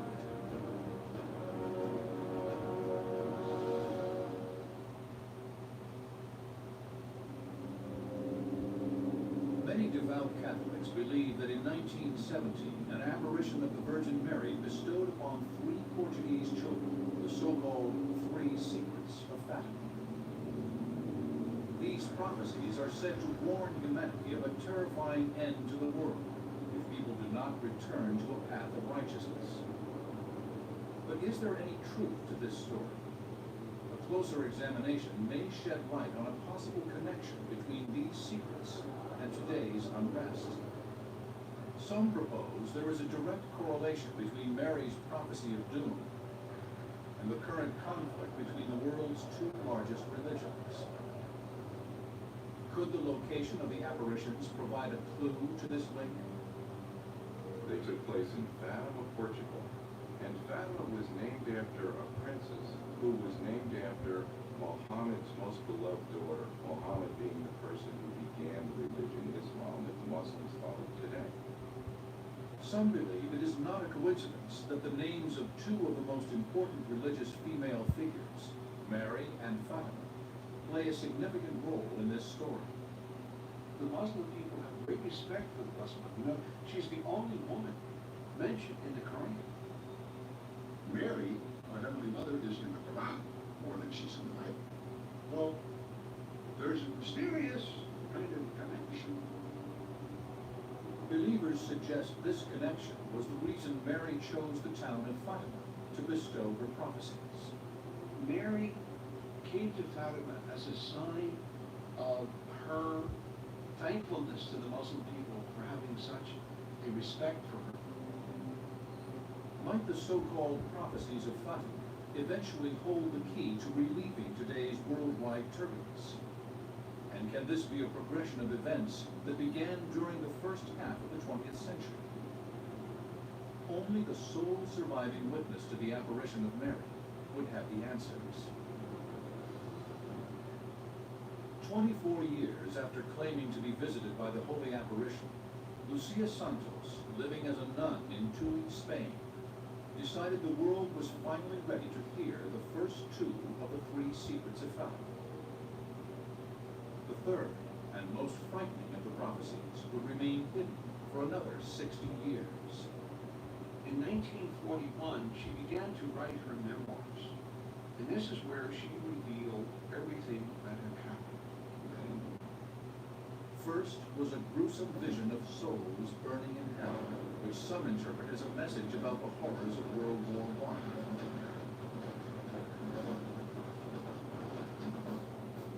The war is going to end very soon, but if people do not cease offending God, a worse war will break out during the pontificate of Pius XI. To some, the convergence of this secret with actual world events is very real. World War I did end the year after Mary's supposed parents' infarction. Also, at that time in 1917, a Pope Pius XI did not exist. Only time would tell if this prediction would come true. The Pope at the time of the vision was Benedict XV. So Our Lady even named the Pope, Pope Pius XI. But there was more intrigue behind the prophecy. Lucia recalled that Mary's dark divination warned of a mysterious omen would signal the beginning of the next great war. When you see a night illumined by an unknown light, know that this is the great sign given you by God, that he is about to punish the world for its crimes. January 25th, 1938, 2 months after Adolf Hitler held a secret conference to reveal his war plans to his closest advisors. An ominous series of light patterns illuminated the night sky over the whole of Europe. Was this the foreboding sign described in the second secret, or a cosmic coincidence? This spectacular aurora borealis was seen throughout Europe, so much so that people in Switzerland could read their newspapers at 11 p.m. at night. And this was the sign that God's about to punish the world. But the cause of this natural phenomenon is clearly rooted in science. It doesn't happen all the time that you get the aurora borealis being seen at those southerly latitudes. But in 1938, they were at solar maximum. And at solar maximum, you get these solar storms, strong magnetic field patterns on the sun that interacts with the Earth's magnetic field and causes bright auroral displays. Some believe the light display in 1938 appears to lend some credence to the myth. It was 47 days after that Hitler invaded Austria. People said that happened in 1938, but the World War didn't begin until 1939. But actually, historians say the war began when Hitler moved his soldiers into Austria. And so it happened during the time until Pius XI. The second secret culminated with yet another warning. This one about the political and economic phenomenon that was sweeping the world during this time. Communism, and its perpetrator, Russia. According to Lucia, Mary had said, I shall come to ask for the consecration of Russia to my Immaculate Heart. If my requests are heeded, Russia will be converted, and there will be peace. If not, she will spread her errors throughout the world, causing wars. Various nations will be annihilated. A consecration is an entrustment of something to God. A country or person or something placed under the protection of God or the Blessed Virgin Mary. Our Lady warned that in Russia an evil would begin, which was communism, which would spread its errors around the world. It's through communism that, we got godless government, because they were atheistic. in 1917, revolution swept through Russia, ousting the Tsarist family, and soon after creating a communist dictatorship, the Soviet Union. Rivals for power were soon eliminated, including religious leaders. They destroyed the churches, they destroyed the religious articles, they murdered thousands of civilians and said, it is the power and authority of government now that will exceed God in your lives. People in the Soviet Union actually thought it was the end times, and they thought that Lenin was the Antichrist, because he told them there's no God, it's just the state, here's Lenin, and he's going to give you everything you need, he's almost like a new God. According to the story, these violations against Christianity prompted yet another holy apparition. On June 13, 1929, Our Lady appeared to Sister Lucia, and she said, "The moment has come in which God asked the Holy Father, meeting with all bishops throughout the whole world, to consecrate Russia, and a certain period of peace will be granted to mankind." With humanity's fate possibly hanging in the balance, Lucia relayed her urgent message to the current Pope, named Pius XI, as was predicted. But the Pope decided not to carry out the order. For some reason, the Pope believed in them, but he didn't act on that consecration. And some feel, in fact, even Sister Lucia did mention this, that delay allowed the evils of communism to spread. Most historians would disagree, instead blaming the spread of communism on the growing strength of the Soviet Union. By 1941, World War II raged throughout Europe. Millions were suffering under the growing terror of the Soviet Union's oppressive communist system. Millions more were dying on battlefields and in labor camps. In an attempt to stop the devastation, the next Pope, Pius XII, proceeded with the consecration of Russia. Pope Pius XII did make the first consecration of Russia to the Immaculate Heart of Mary. But as Lucia then said, it was not done according to what Our Lady had requested, because it was made by the Pope himself, not in union with all the bishops around the world. Mary's order still unfulfilled. Two more attempts at consecration were made in 1952 and 1964. But according to the distraught Sister Lucia, God remained displeased. The world would suffer for it. Because the consecration didn't take place when God wished it to take place, Russia spread prayers throughout the world. Just as the apparition of Mary had allegedly warned, China became a communist state in 1949. Fidel Castro officially declared Cuba communist in 1961. By the early 1980s, nearly a third of the world's population lived under communist rule. Russia had successfully spread communism and atheism. Some Bible experts suggest the spread of communism was also foretold in the book of Revelation, sometimes called the book of the Apocalypse. In Apocalypse 12, verse 3, it talks about a great red dragon, and he swept a third of the stars. And what's also interesting is at the height of its power, the Communist Empire held about a third of the world's population. But is this hard evidence that multiple prophecies had converged with actual events? And that the second secret may have foretold the spread of communism?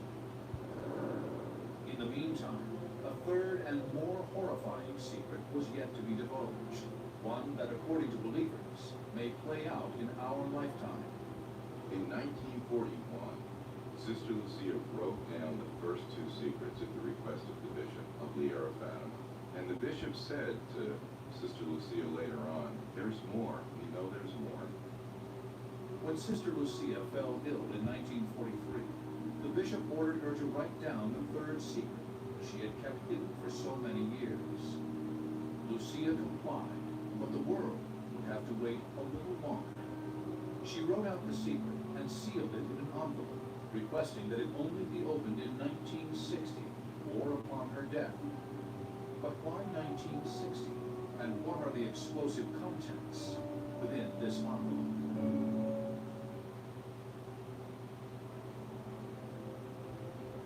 A widely believed account suggests that in 1917, an apparition of the Virgin Mary appeared to 3 children in the small Portuguese village of Fatima. She shared with them 3 secrets containing a series of ominous prophecies. By 1960, many devout Catholics around the world were certain that the prophecies in the first 2 secrets had already come true. But the third secret, and any prophecies it may hold, remained a mystery. Equally mysterious was Sister Lucia's directive that the third secret not be revealed until 1960, when she said the world could properly interpret. Every subsequent pope after that was given the secret to read in a sealed envelope. The pope read the secret and decided whether the time was right to reveal that secret or not. And most of the popes after that said, the time's not right yet. They sealed it back up again, and they put it back in the Vatican archives. Many wonder why the Vatican supposedly went against Lucia's wishes to reveal the secret in 1960. Public speculation about its contents ranged from nuclear Armageddon to deep rifts in the Catholic Church.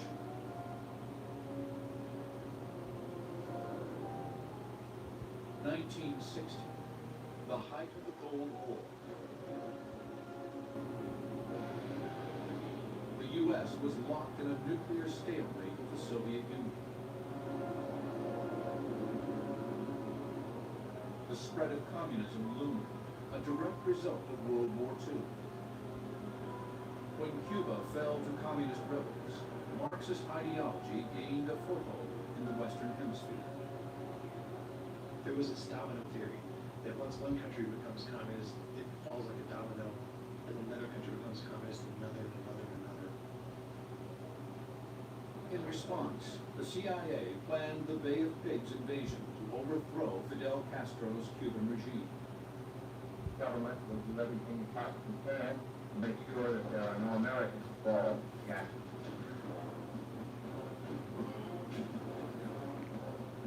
But this coup attempt failed. Tensions between the U.S. and Cuba's sponsor, the USSR, escalated. Those who believed in the prophecies of Fatima feared that the threat of nuclear war was perhaps the third secret of the prophecy. Still, others suspected the third and final secret pertained specifically to the Catholic Church itself. And this, according to some, could be a link to the predictions of 16th century mystic Nostradamus. Nostradamus seems to have written about the papacy in quatrains that have intrigued scholars ever since. After the siege is held 17 years, 5 will change in like elapsed terms. Then will one be elected in similar times, to whom the Romans will not much conform. Pope Pius XI, the one apparently prophesied in Lucia's account of the second secret of Fatima, held the Holy Seat for 17 years, exactly the amount of time mentioned in Nostradamus' prediction. And it was during his pontificate that World War II began.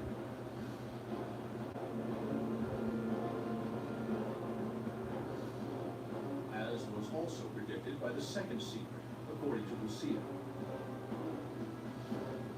Could this be a previously unexplored connection between the three secrets of Fatima and Nostradamus?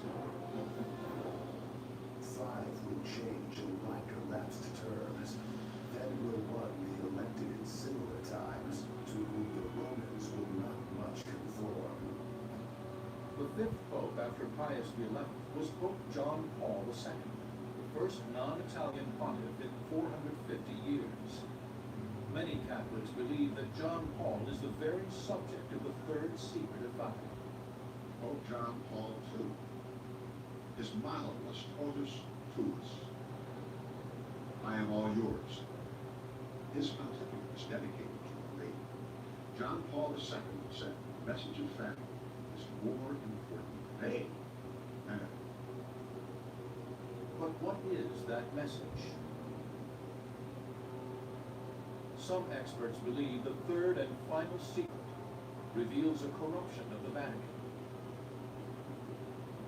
an abandonment of the principles of the Scriptures, and the eventual demise of the Catholic Church. Apostasy is a giving up of the real Catholic faith completely, seemingly happening inside the Catholic Church and starting from the very top. The Catholic Church perseveres, meaning it is unlikely that its destruction is what the Vatican might have been conceived. This leads some to suspect the final secret of Fatima would indeed be a prophecy of nuclear apocalypse and our ultimate annihilation.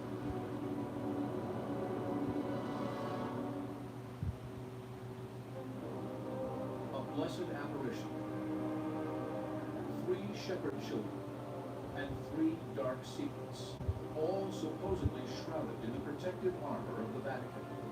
These are the prophecies of Fatima. For over 80 years, the enduring mystery of the third secret defied explanation.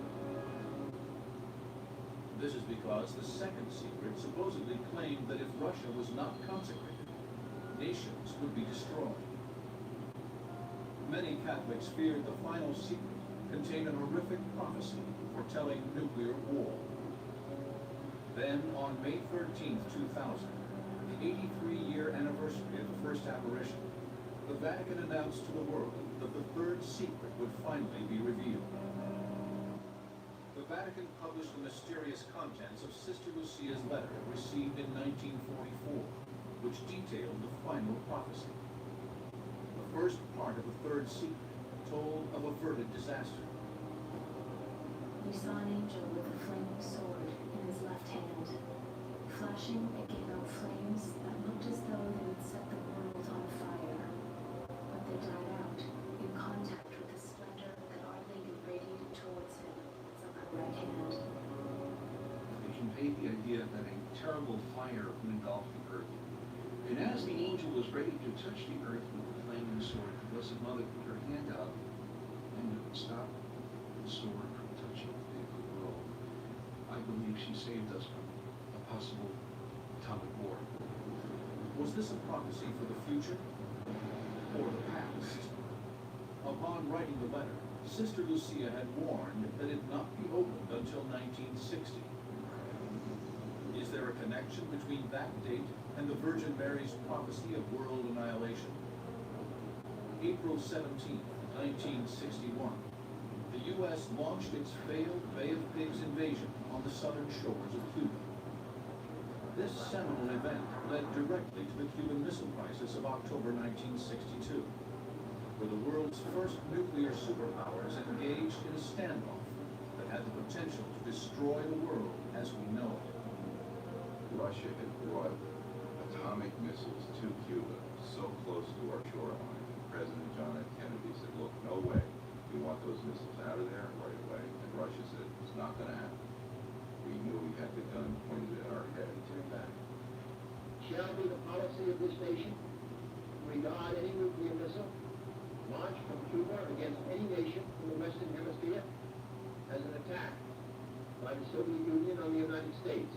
Kennedy had made it very clear in a televised address that if a missile comes from Cuba, we will react as if it had come from Moscow.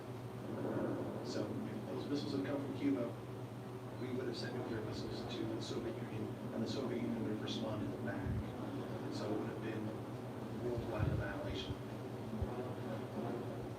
Historians believe the diplomatic skills of President John F. Kennedy, coincidentally our first and only Catholic president, prevented a catastrophic nuclear exchange.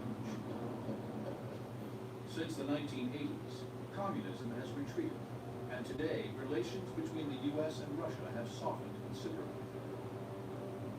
Most historians attribute this cooperation to the fall of the Soviet Union. But devout Catholics give some of the credit to one of their most beloved pontiffs, Pope John Paul II, and his deep personal link to Lucia and the third secret of Fatima. Pope John Paul saw himself in that particular secret. As one of the Vatican's most important figures since the 1960s, the Pope may have known the third secret for decades. But only upon its momentous revelation did his connection to it finally become clear. Lucia's recollection of the third secret continued. A bishop dressed in white, we had the impression that it was the Holy Father. The Holy Father passed through a big city, half in ruins. Having reached the top of the mountain, he and all the other religious figures are slain by bursts of bullets and arrows. To many, this portion of the third secret describes the events of May 13, 1981, exactly 64 years after the Virgin Mary's reported first appearance in Fatima. 20,000 devotees lined St. Peter's Square for the papal address. Suddenly, shots rang out as a gunman attempted to take the life of Pope John Paul II. As we could reign for about 3 weeks, he asked for all of the documentation on Fatima to be brought to him. This attempted assassination provoked the Holy Father to re-examine the third secret, and it occurred to him that this secret was about him, and that it was fulfilled with this attempted assassination. He said, according to that apparition, I would have died, but I came to the threshold of death, and the Blessed Mother prevented me. And he said that Our Lady guided that bullet all through him. The bullet missed major organs in the body of the Holy Father by just fractions and fractions of an inch. A second attempt on the Pope's life came a year later during a visit to, of all places, Fatima, Portugal. A Catholic priest tried to stab the Pope with a bayonet, but was thwarted by security. Soon after the second assassination attempt, John Paul decided it was time to properly consecrate Russia. He wrote a letter to all the bishops, the Orthodox bishops, inviting them to join him for the consecration of the world of Russia to the Immaculate Heart of Mary. On March 25, 1984, over 50 years after Lucia first appealed to the Catholic Church, the Vatican granted consecration to Russia. And Sister Lucia said, yes, Holy Father, heaven has accepted the consecration. And then many things took place after that that were so wonderful. Gorbachev comes into power, he has a change of heart, and he decides that he wants to go and visit the Pope. Mikhail Gorbachev, with a KGB background, the most powerful communist dictator in the world. His heart was soft. His intellect was enlightened, saw truth. Some experts disagree that the collapse of the former Soviet Union was divine intervention. They say instead it was Russia's strategy of self-preservation and survival in a rapidly changing world. The Soviet Union had been a stagnant country, a stagnant economy for about 20 years when Gorbachev finally got in power. The economy was failing. People waiting line hours just for bread and toilet paper. He wanted to bring that sense of openness and restructure because he realized he had to. Mikhail Gorbachev didn't have a change of heart about communism.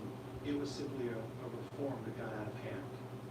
Still, some suspect a higher power at work to re-establish religious practices in a region that had been oppressed for over 70 years. Consider the most atheistic country in the world forcing atheism everywhere. Gorbachev visits the Pope, the flag comes down over communist Russia for the last time, the wall comes down, and religious freedom is again practiced in Russia, and today the spiritual resurgence in Russia is absolutely phenomenal. Is it possible that these decisive moments, from the Cuban Missile Crisis to the Cold War, and the assassination attempts on the Pope, along with the fall of communism, are all mere coincidence? Or could they be the final fulfillment of the Fatima prophecy? By 1889, the Berlin Wall came down without battle. The people who put it up took it down. That's a conversion. It's a change of heart. It ended the Cold War, and it ended that immediate threat of nuclear annihilation that had really hung over the world since the early 1950s. Still, some maintain there is a further, darker prophecy held in the third secret, that this mystery is not yet resolved. Why do many still believe the Fatima prophecy relates to World War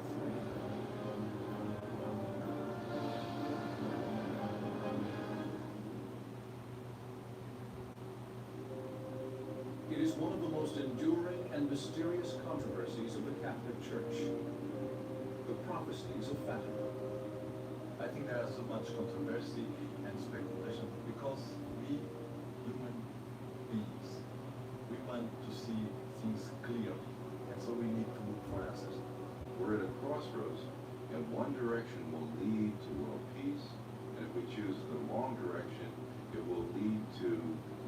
so terrible that nations will be annihilated. The first secret foretold souls burning in hell. The second secret warned of a devastating war. Believers say both of these seem to have been realized as World War I and World War II. But some say the third prophecy remains unfulfilled. If so, what hidden truths might lie in the Vatican vault? There are still some people, some groups who deny that the full text has been revealed and that the Vatican has kept something hidden. The Vatican released what they said was the third secret on June 26, 2000. And it can't be the third secret. A person who got a chance to look at the third secret said that the third secret is about 20 to 25 lines. The Vatican's version of the third secret of Fatima is 62 lines. The Vatican's version of their third secret doesn't contain any signature at the end of that by Sister Lucia. And all the letters we know of, the authentic ones from Sister Lucia, have her signature at the end. There are those who believe this supposedly still hidden part of the third secret contains a prophecy of future annihilation, perhaps a nuclear exchange. But most Vatican supporters are satisfied that the Church has adequately revealed the words of Sister Lucia's apparition of the Virgin Mary. Thinking that the third secret has not been revealed in its entirety is sensationalism. The third secret's been revealed in its entirety because the Vatican has Lucia's original written in Portuguese. You know, when you go on the internet, you find it. Pope John Paul II said the message was given. The present Holy Father, Pope Benedict XVI, said the whole message had been given. Sister Lucia, I understand, for people who knew her, was very upset when people said the whole message was not given. On February 13, 2005, after a lifetime satisfying what she believed were the Blessed Mother's wishes to spread the message of Fatima, Sister Lucia died of natural causes at the age of 97. 2 months later, Pope John Paul II, aged 84, also died. Today, the Vatican continues to uphold its belief in the events that took place in Fatima in 1917. Pope Benedict XVI wrote a complete comprehensive explanation of Fatima. The apparitions have the approval of the Church. All the prophecies have true. But for some, questions remain about whether the prophecies are complete. They believe we may still be heading for global annihilation. Prophecy has two sides to it. Either there will be war so terrible that nations will be annihilated, or there will be world peace. To the Catholic Church and believers in the prophecy, the message of Fatima remains urgent. The message that Our Lady came to bring is often called the peace plan from heaven. Mary came to tell us that we have to live responsible lives. The apparition of Our Lady of Fatima merged one way among many of God coming into our world and saying, watch out, there's a thing which is not going well. The world is in danger. We are not happy with what is going on. Has the third secret been decisively revealed? Or is there more, as some believe, hidden in the long shadow of the Vatican? When you look at our country today, I'm talking about the United States, we are perched on the precipice of the annihilation of nations Our Lady warned of. But annihilation, when you say that word, a mushroom cloud comes to people's minds and everything being blown up. But that's only one way to annihilate a nation. If you decimate the economy of a nation, you annihilate it. Interpreters of today's events suggest that there is that possibility, with Wall Street in continued crisis and nuclear weapons in the hands of radical extremists. The United States is the only country that has ever used nuclear weapons. And I think once a second country does it, it'll be much easier for the third and then the fourth and the fifth one to do it.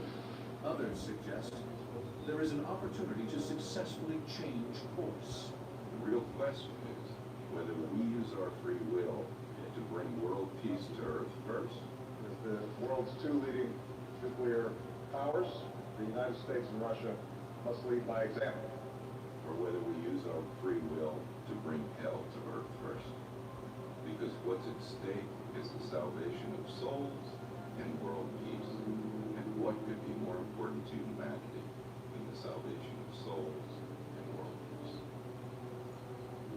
If the Fatima prophecy converges with peace among nations, this may serve as a final vindication of the three children and their vision.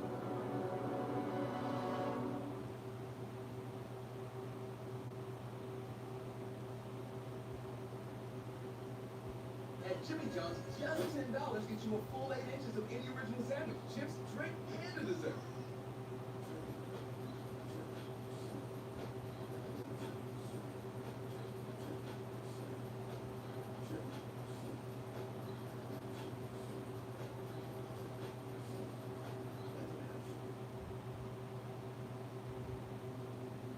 Earth, a 4.5 billion-year-old planet, still evolving. As continents shift and clash, volcanoes erupt, and glaciers grow and recede, the Earth's crust is carved in numerous and fascinating ways, leaving a trail of geological mystery behind.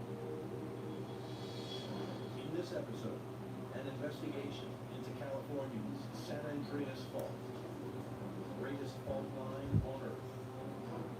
800 miles long, this ugly scar on the landscape has spawned earthquake after earthquake.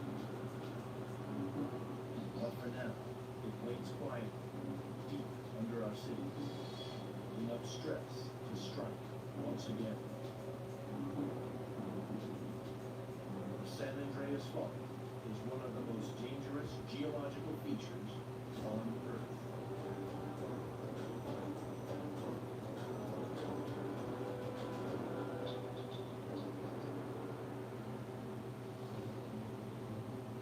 California's greatest cities and millions of her citizens live in constant peril.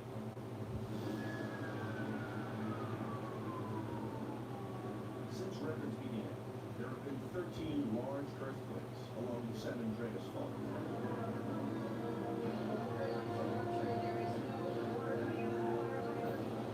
And now, America's geologists are rock detectives, a warning of a potential disaster. The major damage has been done. In the fall of 2008, more than 300 scientists calculated what a major earthquake would do to Southern California. We've been conducting a special study of a magnitude 7.8 earthquake on the southern San Andreas Fault, large enough to potentially damage tall buildings. Fire will be very significant.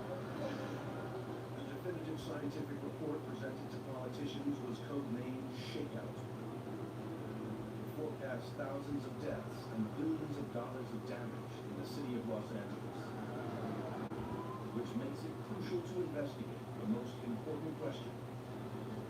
When will the next big earthquake hit the San Andreas Fault?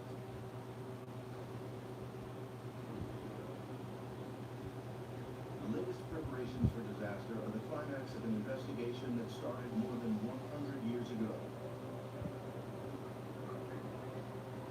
The aftermath of the Great San Francisco earthquake of 1906. The earthquake that struck on Wednesday, just before dawn. The ground shook violently for 45 seconds, igniting fire that raged unchecked for the next 4 days.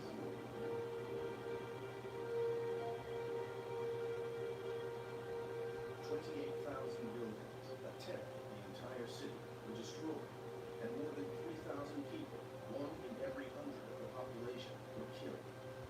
With a magnitude of 7.8, it's in the top 20 of North America's strongest ever earthquakes. The scale of the Great San Francisco earthquake shocked the nation. But no one understood what had made the city shake.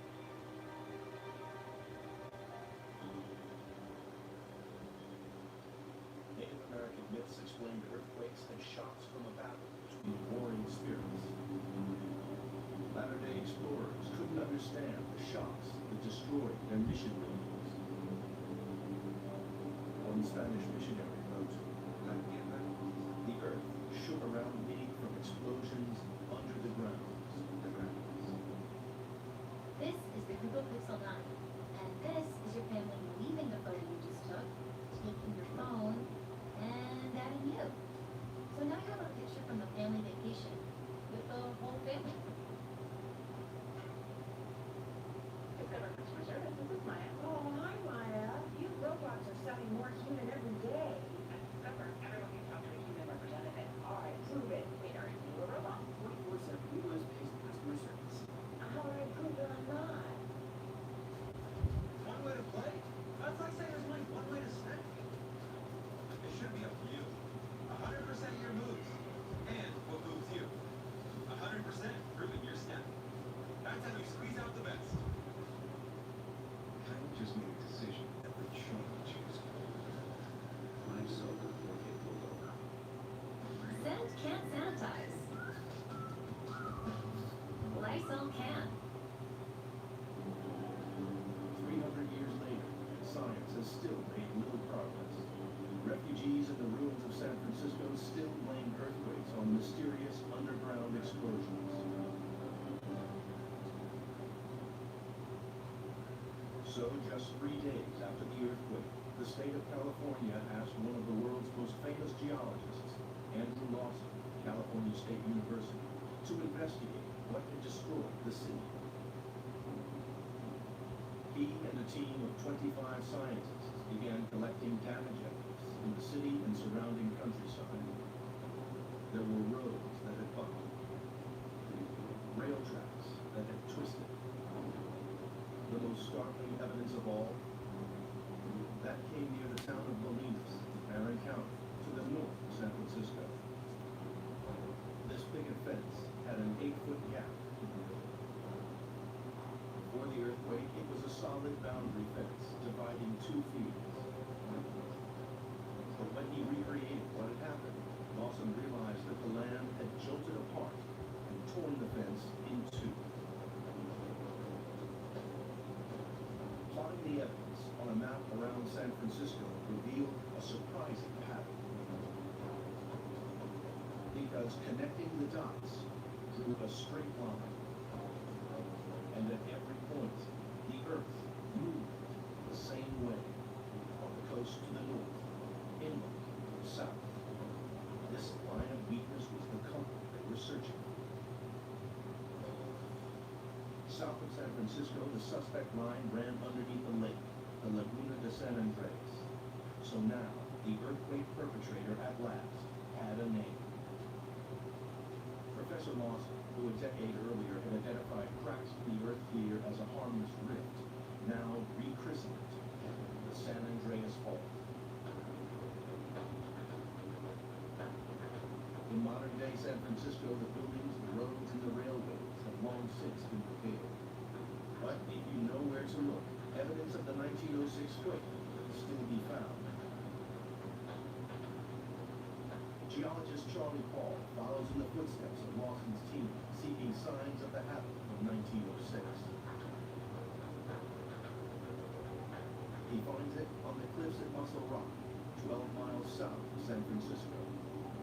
The cliff is not here by accident. There's a very good reason why this cliff is here. Half a mile or so of the shore face apparently fell off in the 1906 earthquake. And if you look down below us, there's a big rotating block that's near the present-day shoreline. And it is just inward of the San Andreas Fault. The San Andreas Fault is about a quarter mile offshore here. That's one of the major crustal junctions on this side of North America.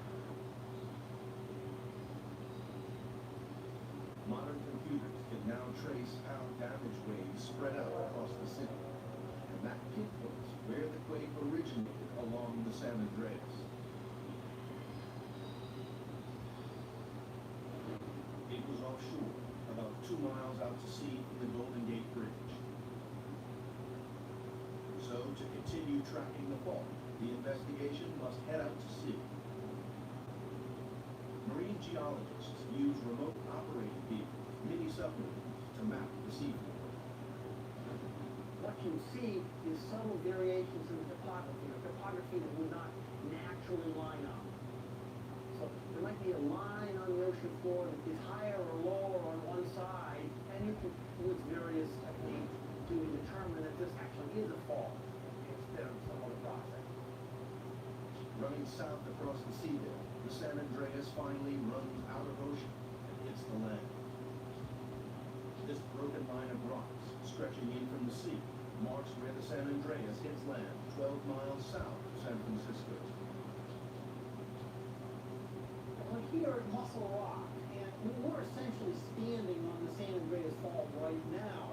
And if there was an earthquake, I don't know what would happen right here, but I wouldn't want to be here. This Pacific coastline, where cliffs crumble slowly into the sea, is the boundary between two of the Earth's massive continental plates. Separated by the San Andreas Fault, two vast separate blocks of the Earth's crust lie directly alongside each other. Here, the continent of North America lies slightly on top of the adjacent section of crust which holds the Pacific Ocean.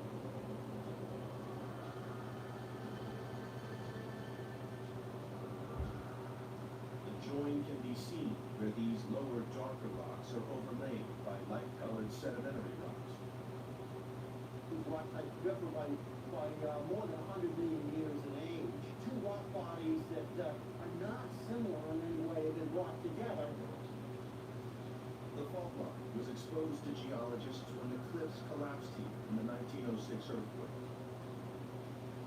But back then, nobody understood how and why the two different types of rock were next to each other. Until around 40 years ago, the answer was finally revealed by the theory of plate tectonics. Nutrish Full Health Plan for happy, healthy dogs.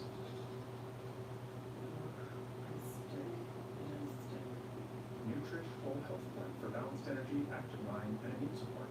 Healthy dogs, dog healthy. Gatorade, the world's most superior sports drink, designed to rehydrate, replenish, and refuel. It fuels the best, because it is the best. Gatorade, is it in you? And be able to put together fit, play with colors, play with patterns, all of it helps fuel the creative process. A lot of the times it's not about the clothes, but about how you wear them. Something you start with what's in your closet and really make your own. How precise. Next time, recharge it easily, precisely where you need it. Supercharge your switch with new Listerine Clinical Solutions. The theory showed that the Earth's crust consists of separate moving plates on which the oceans and continents sit. Around 200 million years ago, the heavy Pacific Ocean plate collided with North America and started sinking underneath the lighter continent. Professor of Geophysics Mark Zoback studies that process, called subduction, in his laboratory at Stanford University. For many millions of years prior to the existence of the San Andreas Fault, the Pacific plate was subducting beneath North America. The oceanic plate was diving down. And that process went on for well over 100 million years. So a tremendous amount of activity was occurring. As the unstoppable force of one plate met the immovable object of the other, they were forced to change direction. About 20 million years ago, the conditions were such that the Pacific plate had to start sliding north with respect to North America. And now, the principal motion of this sliding process between the two plates, and 20 million years ago, the San Andreas Fault was born. It was the moving plates that crushed different types of rock together, just as here at Muscle Rock. At last, the investigation knows what it is dealing with. The San Andreas Fault is 800 miles long, emerging from the seabed north of Point Arena in Northern California and running down to the Salton Sea in the south. The evidence is coming together. Clues from the 1906 earthquake, such as the picket fence that was torn apart, prove that the land was moving. Connecting the dots identifies the straight line of the San Andreas Fault.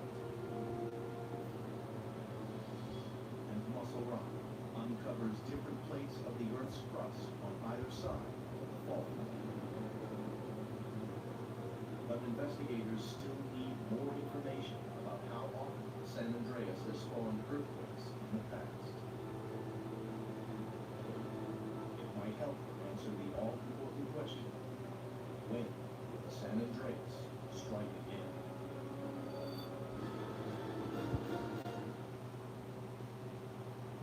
To discover when the San Andreas Fault will strike again, the investigation needs to know about ancient earthquakes that have struck along the fault line. But there's an immediate problem. Well, here in California, it's a particular challenge, and some of the earliest written records were from the missions and from the early explorers, so only dating back into the 18th century here. Other parts of the world, we have an earthquake history going back millennia. The investigation moves 350 miles south of San Francisco to a desert where the San Andreas may have been active for thousands of years. There's crucial evidence here about earthquakes from ancient times. This creek used to flow straight across the San Andreas Fault here, but several earthquakes formed a natural dam where the San Andreas Fault wedges up here in front of me. That created a small pond, and now we're looking at the dry sediments of that pond that record the history of earthquakes, and that tells us quite a great deal about the past behavior of the San Andreas Fault. Some of the clues are so small that HUD-NUT's detective work gets him down and dusty among tiny cracks inside the fault. Sometimes we can find out about the past behavior of the San Andreas Fault by looking at the tiniest details. At the bottom of this small ancient pond, mud sediments collected above a fine line of pebbles.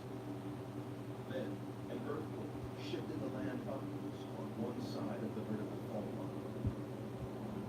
So this layer was originally flat, and then, in a subsequent earthquake, it was broken like this along this tiny fracture strand of the San Andreas Fault.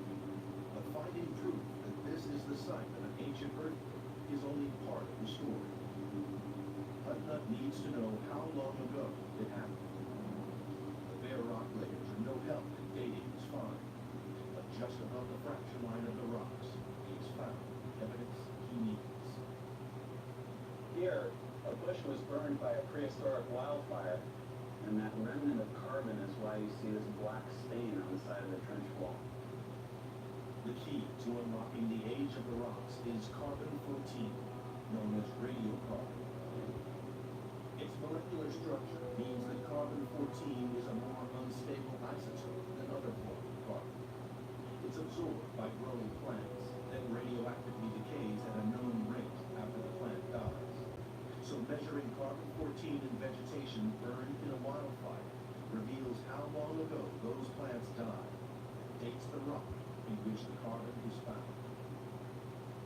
And through this, we can reconstruct the evidence of the past earthquakes. Radiocarbon dating has proved that earthquakes have been happening along the line of the San Andreas for thousands of years. The particular small earthquake investigated by HUD-NUT. Can you tell if ready is ready for anything? Because it can go anywhere. Creamy inside a crispy wafer shell. It's not your ordinary snack. Nutella Vita. Be ready for anything.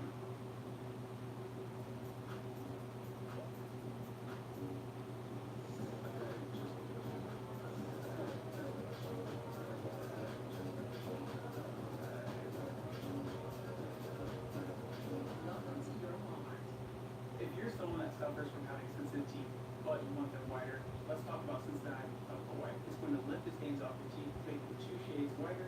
Also, it's going to give you sensitivity, protection, and it's safe for your health. And that is why I recommend it. Nut, for example, is around 3,500 years old. It happened at a time when the last woolly mammoths, dying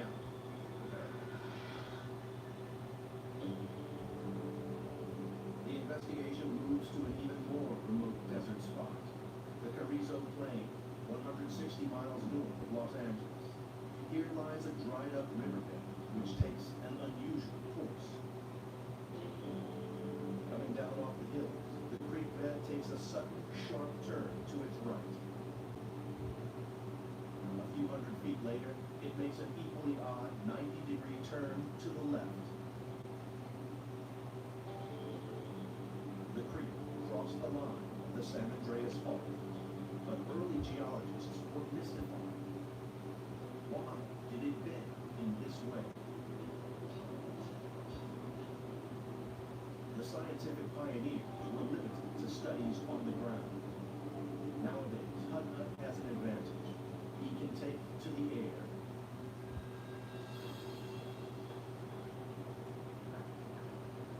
The San Andreas Fault, where it cuts through the Carrizo Plain, it almost looks like a scar, and it was caused by repeated earthquakes in the past. Along the long line of hills marking the course of the San Andreas, Hudnut spots the puzzling bends that he's seeking. Oh, if we could swoop along the fault through here, that would be awesome. Oh, there's a great angle. See that right angle offset channel with the elbow in it right there? That's a classic one right there. Hudnut's aerial view of the creek bed shows that the river once flowed straight on across the fault. But little by little, a series of earthquakes along the San Andreas dragged the creek away from its original course. Recreating how the land had moved showed Hudnut that the two parts of the creek had traveled more than 300 feet apart. So if you imagine the North American plate is fixed and the Pacific plate is moving to the northwest, the Wallace Creek site records that offset because the channel is straight across the fault, but it's been offset through time.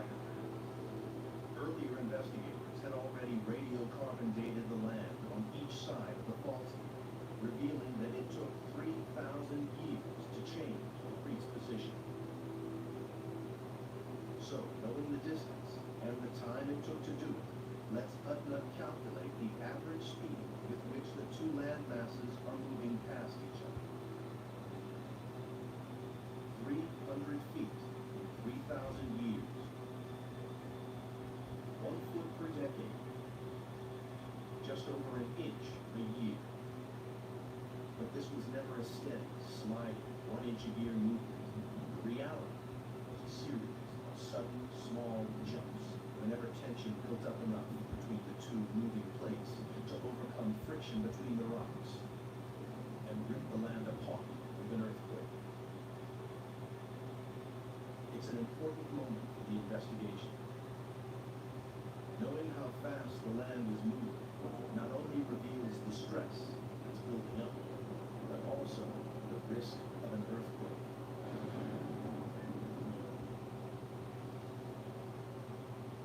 The San Andreas Fault is giving up its secrets.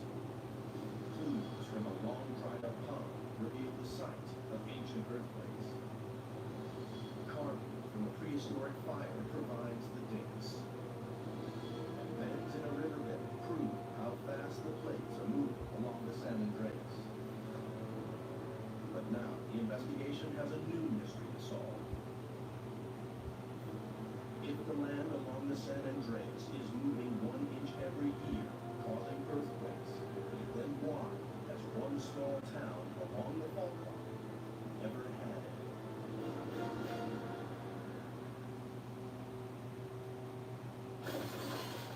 Humdrum mint. Fancy shade. Cooling and fruity grape? Fancier. Too fancy. Perfect amount of fancy. Icebreakers. Fancy.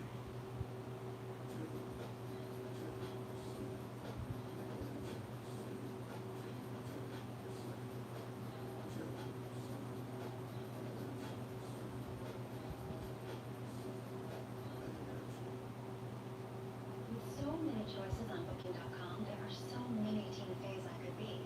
So I hired body doubles. Family Tina at the hotel breakfast buffet, or I'll just start a family Tina. Get a suite for 2. Uh-huh. Booking.com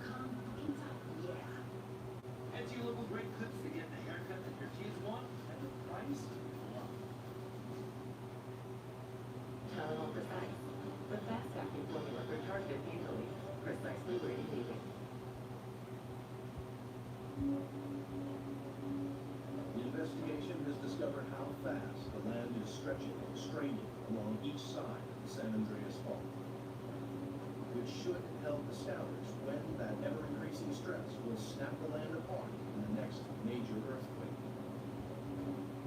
But there's a problem. One part of the fault line just doesn't fit the pattern. The small town of Hollister is unique along the San Andreas Fault system. It's never had an earthquake. Investigation to find out why.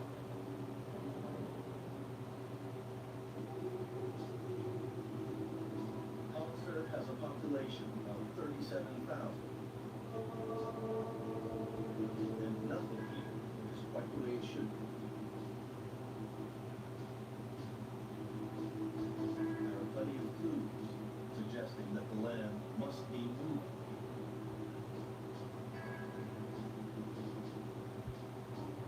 Sidewalks, cracks in it.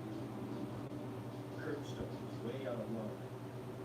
The wall, bent out of shape.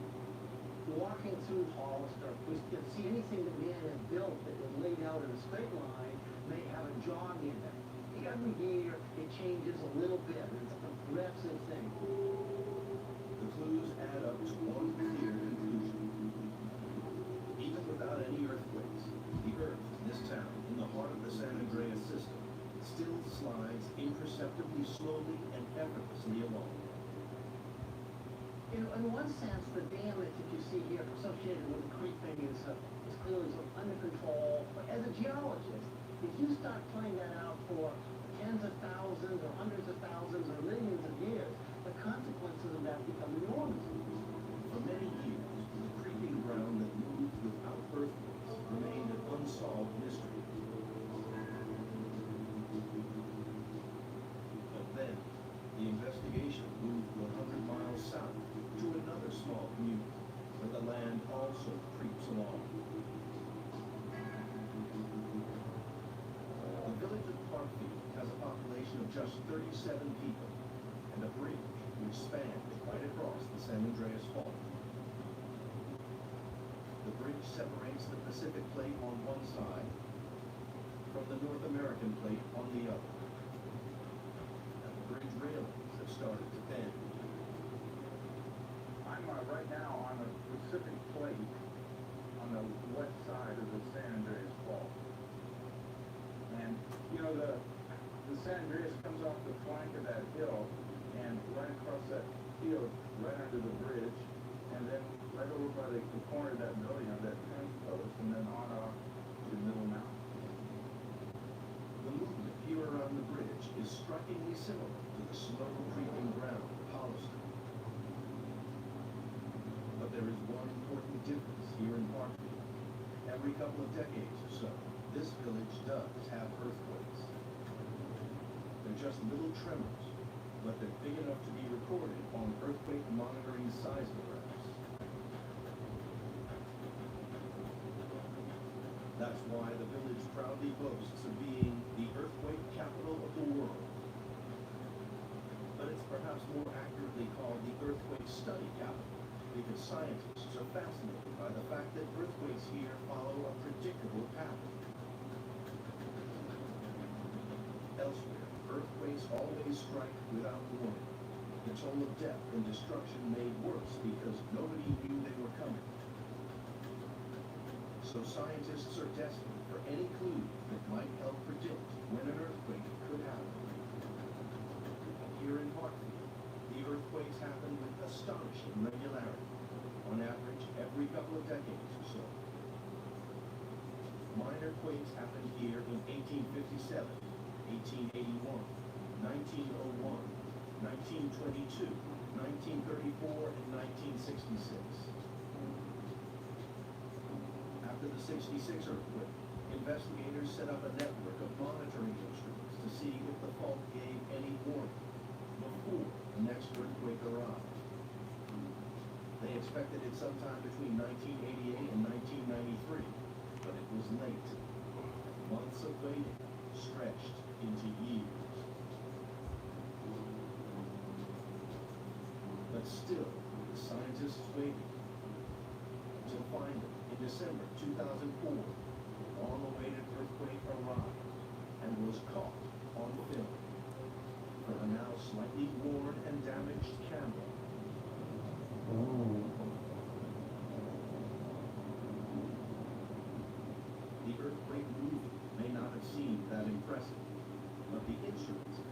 mass of information.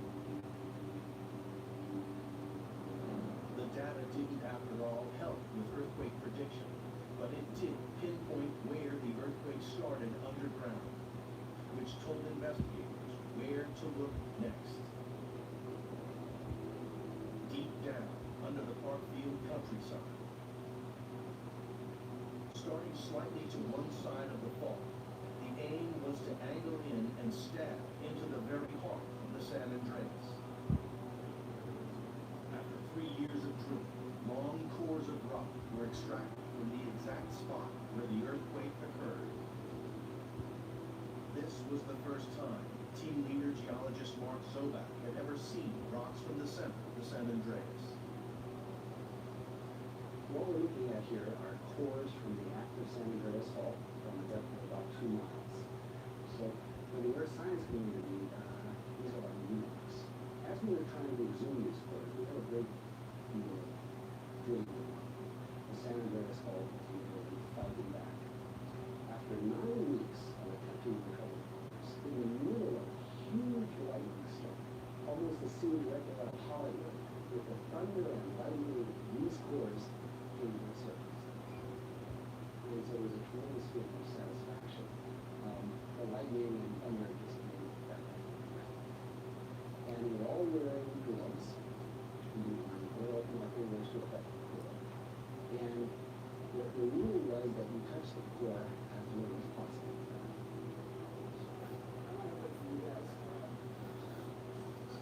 Oh, look at this beautiful rock. The reality was we couldn't help ourselves. It was just such a remarkable thing. The actual beauty of the San Andreas Fault. Very much. Buried within the rock cores, they found a vital clue about the way that land slips along the San Andreas. They found serpentinite. Serpentinite is an unusual rock type that was originally formed at the base of the ocean crust and zoomed up onto the continent. But the reason that serpentinite is so interesting is that serpentinite is very easily altered to talc. It allows the rock to slide where the first one was fixed. Now it was very slippery. Talc's crystalline structure of soft, sliding, flat plates makes it one of the slipperiest rocks known to science.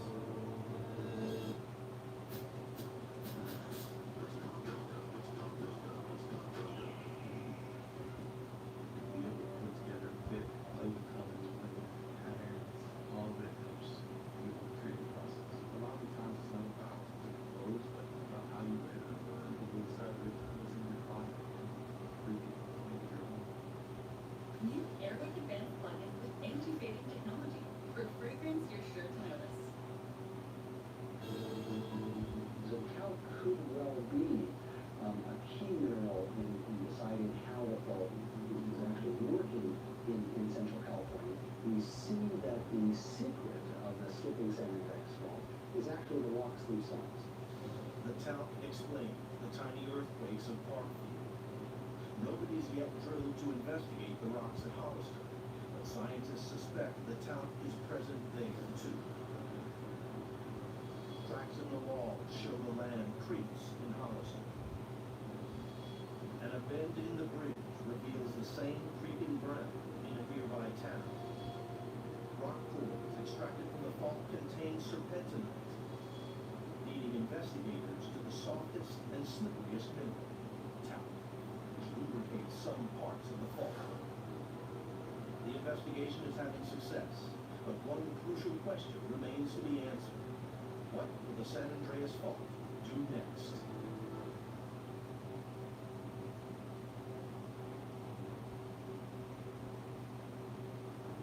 The investigation into the San Andreas Fault is trying to predict when and where its next major earthquake will strike. So far, the only certain prediction is the far distant future of the San Andreas. Look 20 million years ahead. If the plate movements continue to follow their pattern, Los Angeles will end up becoming a suburb of San Francisco. But predictions on a shorter time scale are more difficult. If you were asked the question,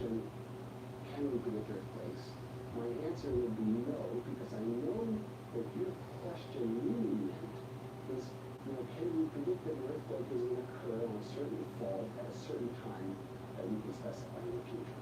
We cannot do that. But there are many things we can predict. We can predict which faults are likely to produce the big earthquakes. We can predict how big the earthquakes are likely to be, and we can even predict the probability of the earthquake occurrence over some period of several decades. Predictions are most crucial where the San Andreas runs to the south of LA. Here in the Coachella Valley Desert, geological evidence of earthquakes stretches back 1,500 years and more. And they follow a regular pattern. Major earthquakes strike here with monotonous regularity every 200 years. But the latest one is long overdue. There hasn't been an earthquake here for more than 300 years. That's a concern, because parts of the San Andreas Fault system run straight from here towards the city of Los Angeles. The faults will transmit earthquake shocks in a straight line towards California's biggest city. Geologist Yuri Fialko regularly monitors how the ground moves on either side of the fault line. He lines up his GPS equipment precisely for a series of metal pegs fixed into the ground.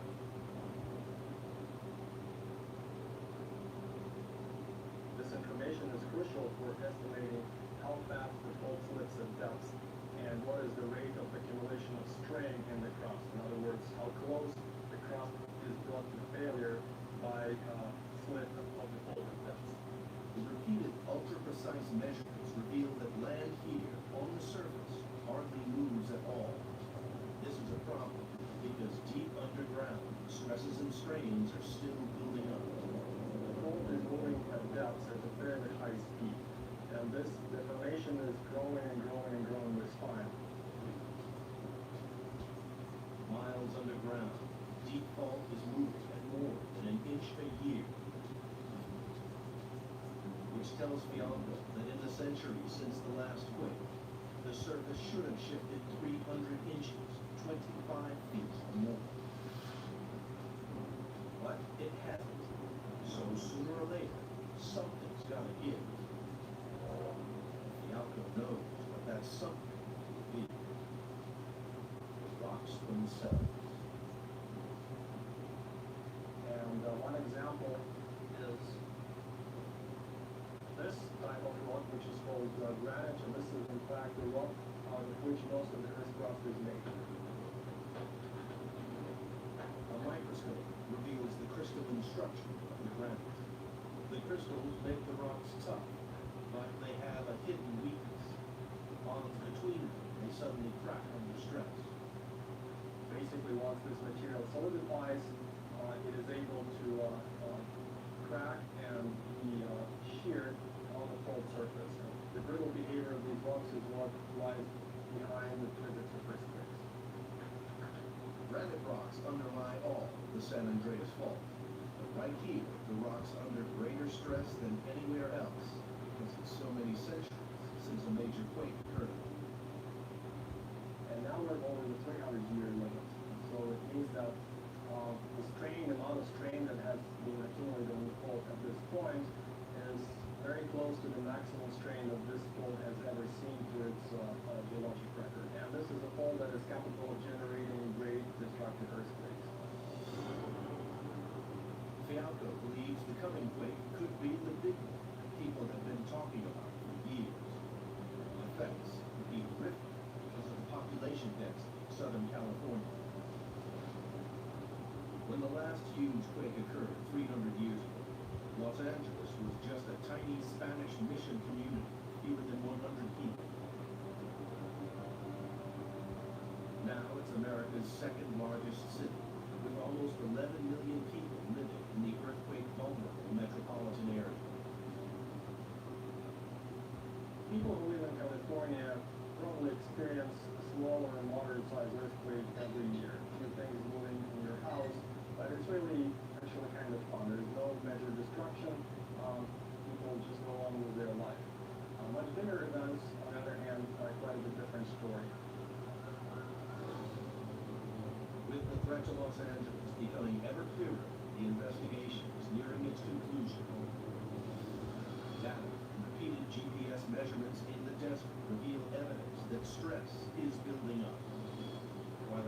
condition of the rocks of the crust show they may not take the strain much longer.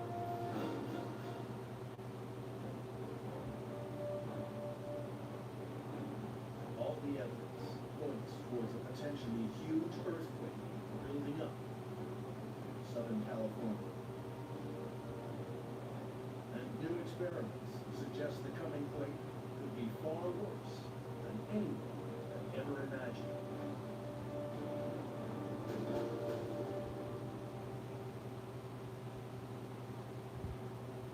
They like the way you stir it. Oh, cheesy.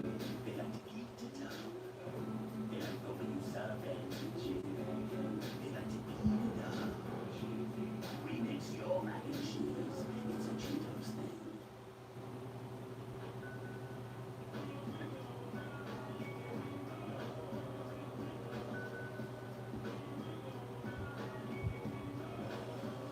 All of the year to go back in style. Welcome to your Walmart. Stem Bug Spray is made with botanical extracts to kill the most common household insects. Stem Bug Spray. There is new urgency in the investigation to the San Andreas Fault, as revealed by recent evidence compiled by 300 America's most respected scientists. They warned that Los Angeles will be devastated if a major quake strikes along the southern section of the fault line. While there hasn't been a major quake for hundreds of years, even small ones can still be deadly. Like the Northridge earthquake, which struck this LA suburb in 1994.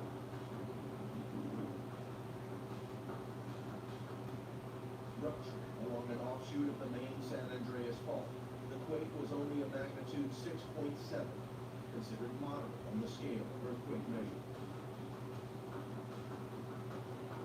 But it still killed 72 people and injured 12,000 more. And new evidence suggests Mother Nature might have a lot more in store for Los Angeles.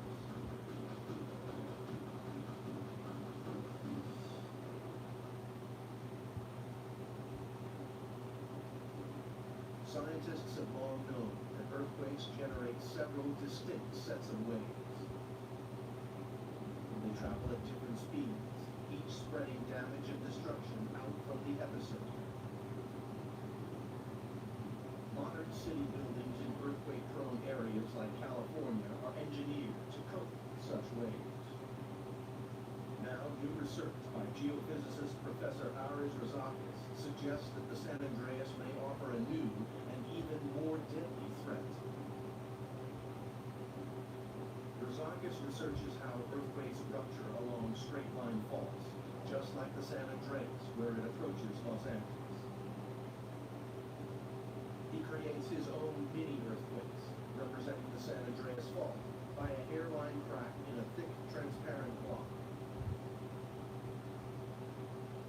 This special material shows up internal stress lines when it's lit by a laser. And the earthquake is triggered by a tiny explosion. 3, 2, 1, 0. The log has dropped. And the explosion was 2.5 meters at a crack. An ultra-high-speed camera capturing 10 million frames a second reveals a startling and newly discovered phenomenon. This frozen picture reveals stress lines speeding along the mini San Andreas in the milliseconds after the explosion. The cone to the left of this frame is a previously unrecognized type of shock wave racing along the rupture line from the earthquake center. On a microscopic scale, it looks and moves exactly like the sonic boom produced when a supersonic aircraft such as Concorde breaks the sound barrier. Because we also see mark cones, lines that are emitted from the rupture tips as from the tips of moving airplanes. And just like a sonic boom, it can be dangerous. In the same sense that when you hear the sonic boom from the Concorde, you're going to feel the sonic boom from the rupture. The danger comes because many high-rises just aren't built to cope with extra stress from this newly discovered type of shock. So if you are an old building, for example, you will say one way, you will generate some damage, and very soon after that, you get very strong ground shaking because of other types of winds coming also. The high-speed ruptures that Razak called supershear happen where faults run in a straight line, which might help explain a 100-year-old mystery surrounding the Great San Francisco Quake, natural disaster which launched the entire San Andreas investigation. The overwhelming damage in San Francisco has long seemed surprisingly out of proportion to the 7.8 magnitude of the quake. And there's a particularly straight section of the San Andreas approaching San Francisco. So many scientists now believe that the damage was greater than expected because the 1906 quake had traveled at super shear speed. Of greater concern to modern emergency services is not what happened a century ago, but what could happen tomorrow. Because there is a similar straight section of faulted ground heading straight towards Los Angeles. And if the super shear earthquake develops on that line, then the consequences could be disastrous. All of the investigation's warnings about the San Andreas came together in the fall of 2008 with the biggest earthquake drill ever held in California. If this earthquake would have happened in reality, there would have been buildings coming down. We know that there would be no water now in certain areas. So that's what this exercise is all about. But what are the real chances of Los Angeles soon being hit by a massive earthquake? Frighteningly, the best scientific consensus now warns that there's a 99% chance of a major quake in Southern California within the next 30 years. To better understand the threat to LA, the geologists produced their study jointly with experts in charge of the city's disaster plan. And none of them doubt that the big quake is coming. It really isn't even a question of if anymore. The shaking is going to be severe for 2 to 3 minutes. And then it's going to stop. And then you're going to have that moment of silence that often happens before you start hearing the car alarms and all those other sounds that you have in disaster areas. The study estimates that a major earthquake in the LA metro area would cause 2,000 deaths, 50,000 injuries, and $200 million of damage. You're going to have conflagrations developing. Tens of blocks will be on fire. Water line structure, there is no water coming out of the fire. That's the kind of nightmare scenario that we're looking at.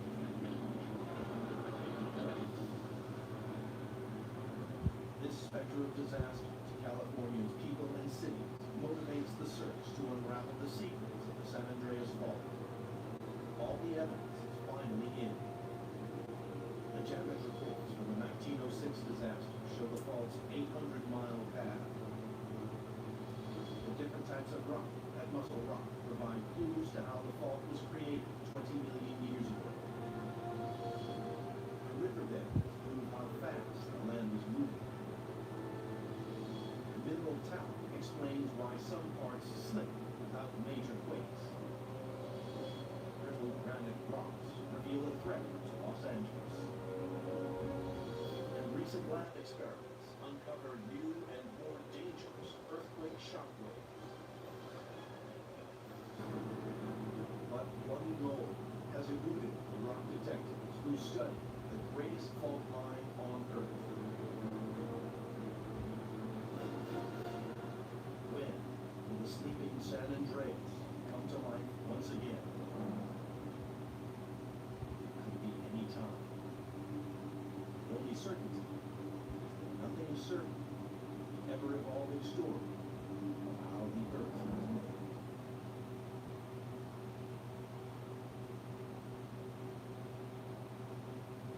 Earth, a 4.5 billion-year-old planet, still evolving. As continents shift and clash,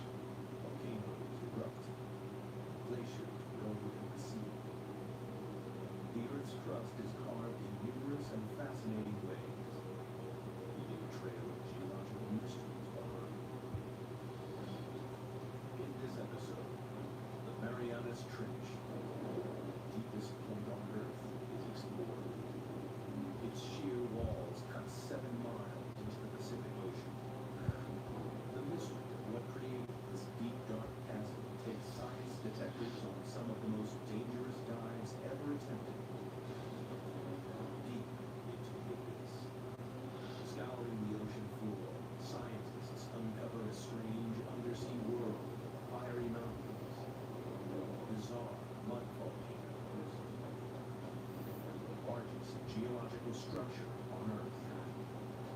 Discoveries from this unique underwater world will revolutionize our understanding of the powerful forces that shape not just the trench, but the Earth itself.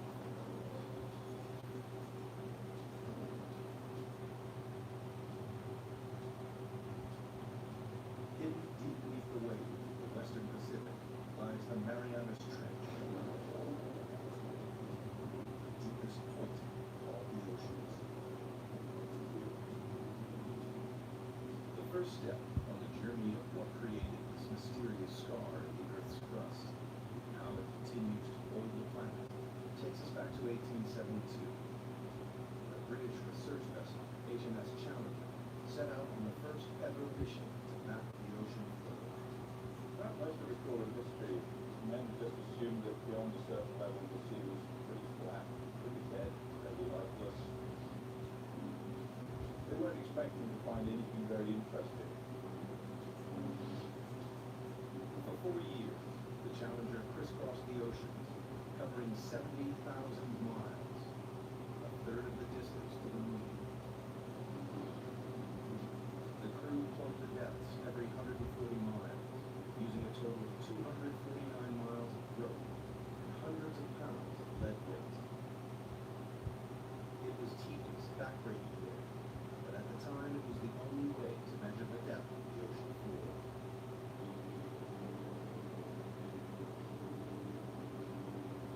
They got to the Western Pacific, 200 miles off the island of Guam. The crew routinely lowered the rope for a measurement.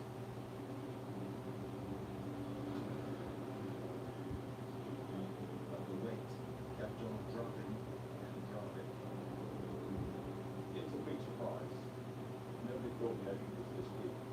So all of a sudden we've got scientists saying, what is that?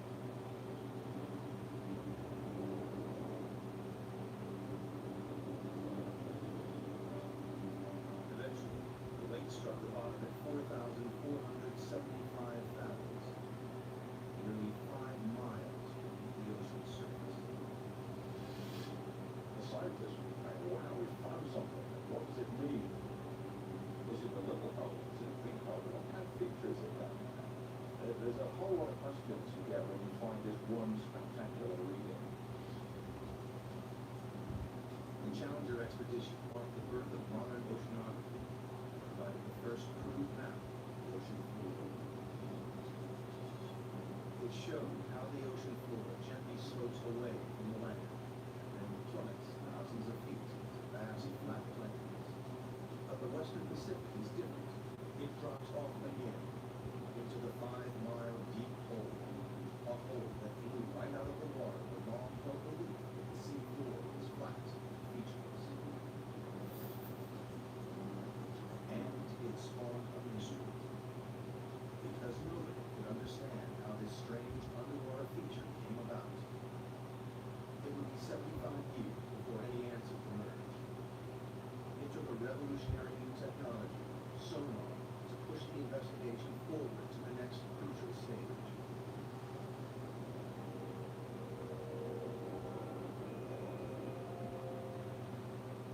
Sonar was first developed in the early 1900s and then perfected during the 1940s to detect submarines working at deep.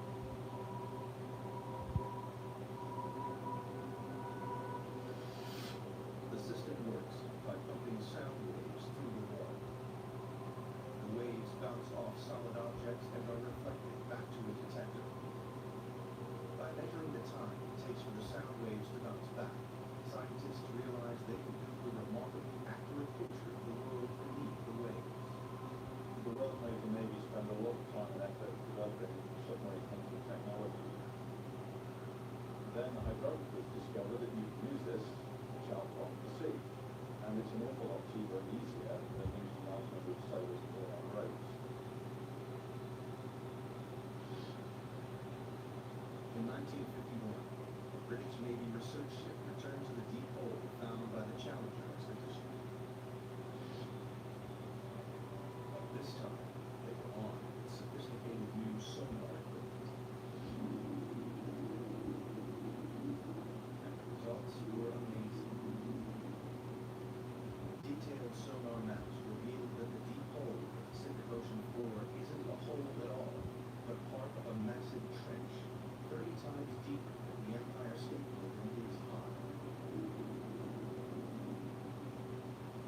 runs twice the length of California, 1,500 miles from the southeast of Guam to the northwest of the Mariana Islands. People were probably astounded by what they've seen because clearly the ocean floor has enormous changes. It's very mountainous in some places and great deeps in other places. To a geologist, this would be extremely exciting. Even within the trench itself, there are remarkable variations. At its southern end lies the greatest surprise of all. The seafloor drops down another 2 miles to its lowest point, a staggering 7 miles beneath the waves. Scientists have discovered the deepest part of the ocean. Even today, it is the lowest known point on the planet. They named this part of the trench the Challenger Deep in honor of the ship that discovered it. You get a sense of just how deep trenches are. If we take the height of Mount Everest, we would still have about a mile of water above us before we get to the ocean's surface. But how Mariana's Trench was formed remained a mystery. Investigators decided the best way to find the answer was to dive to the bottom of the trench. It's a secret themselves, the lowest point on the planet, challenges. But they faced a major problem. At the bottom of the trench, they would have to contend with pressure 1,000 times stronger than at the surface. That's the equivalent of being squeezed on all sides by the weight of 50 jumbo jets.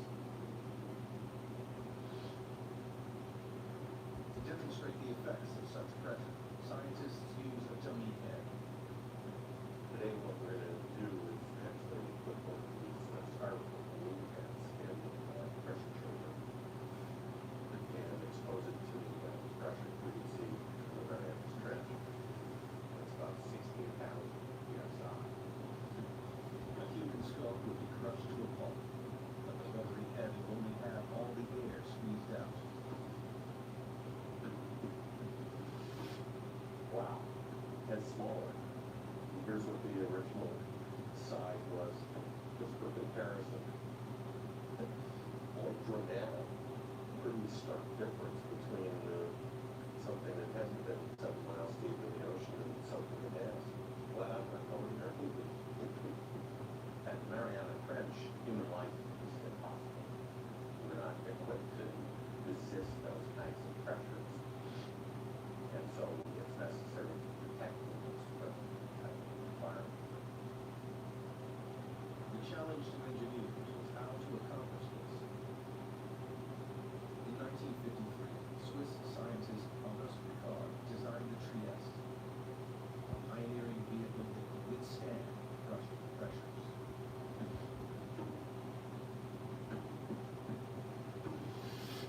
The submersible was dominated by a 50-foot-long hull filled with light aviation gasoline that led weights to control buoyancy. Slung underneath it was a tiny 6-foot spherical cabin with 5-inch thick steel walls.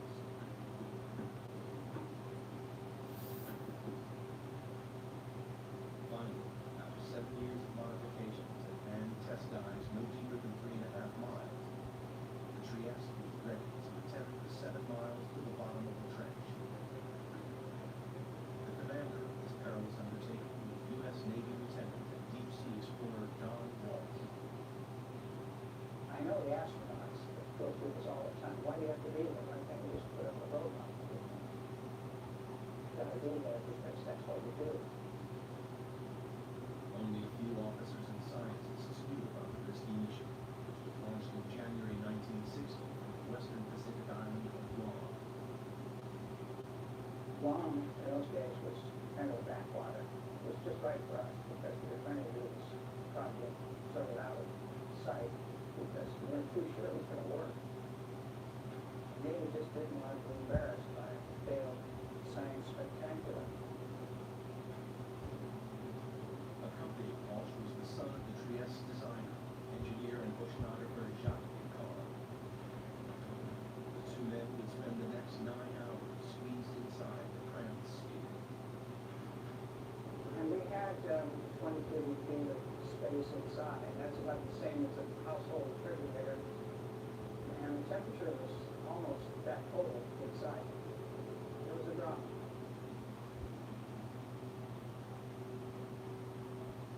The Marianas Trench, one of the most remote, inhospitable places on Earth. In January 1960, two deep-sea explorers, Don Walsh and Jacques Picard, plunged into its depths on board the submersible Trieste.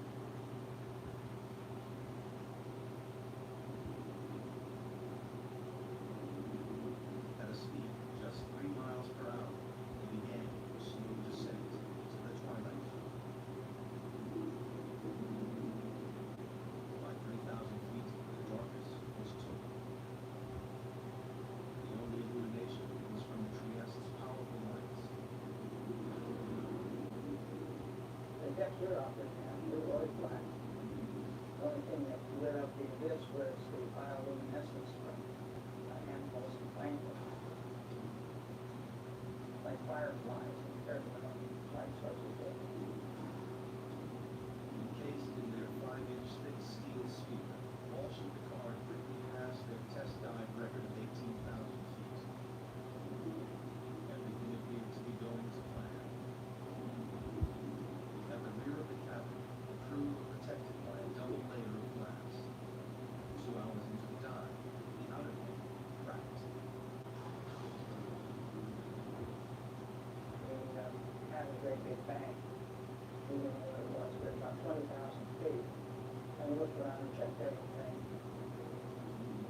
Every square inch of the tiny life-supporting capsule was fighting back 8 tons of pressure. With the outer pane broken, the only thing between the men and instant death was a single pane of glass. If the air window had cracked, we would have been instantly dead. Maybe we didn't really know it. But incredibly, the inner pane remained watertight. Walsh and Picard decided to continue the descent.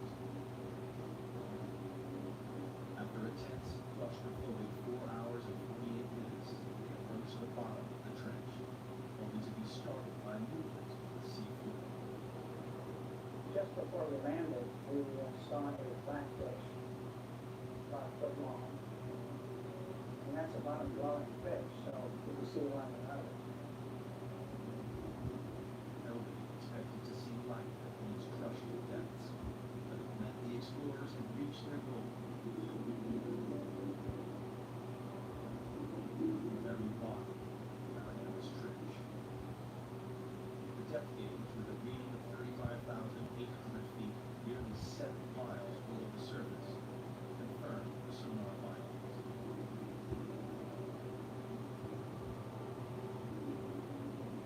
Squeezed inside their bubble of breathable air, the two explorers were closer to the Earth's center than man had ever been. We took a selfie. That's the picture that we see. So we want to do it? We did it. But there was work to be done. Walsh and Picard wanted to make detailed observations of this trench. Unfortunately, the Trieste stirred up a cloud of fine, powdery sediment from the sea floor, obscuring the view. It's like being a bowl of milk at that point. So, realizing we weren't going to see anything, we decided to go on back up to the surface. Off the island of Guam, Trieste, surfaces after a descent into the Marianas Trench. After 9 grueling hours underwater, Walsh and Picard returned to the surface on January 23rd, 1960. And officially entered the record books of the deepest dive of all time. To this day, their extraordinary feat has never been repeated. The mission was a success, but the mystery remained. Geologists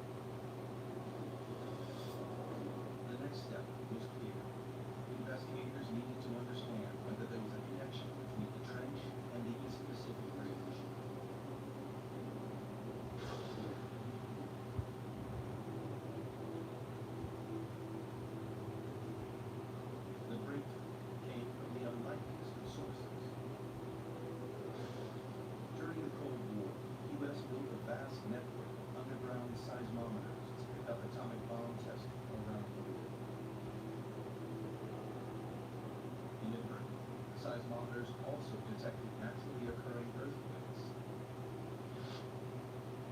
When geologists plotted these on a map, a pattern emerged.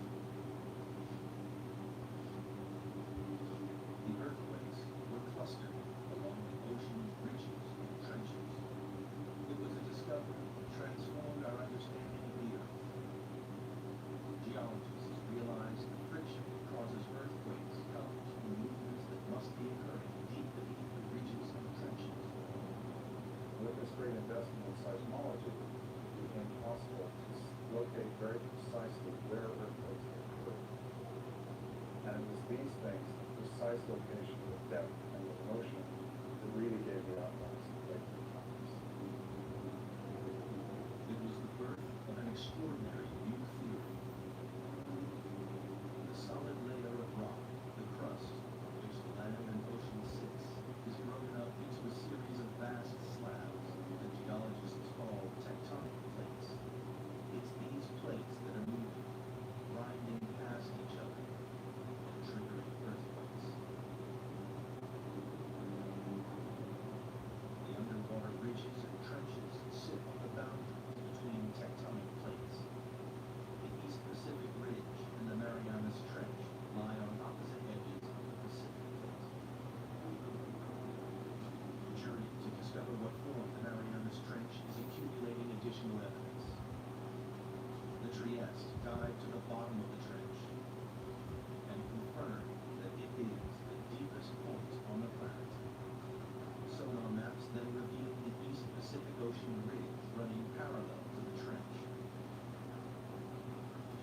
To solve the mystery of the Marianas Trench, investigators needed to find out exactly what was happening in the East Pacific Ridge. That meant exploring vast mountains, 8,000 feet underwater.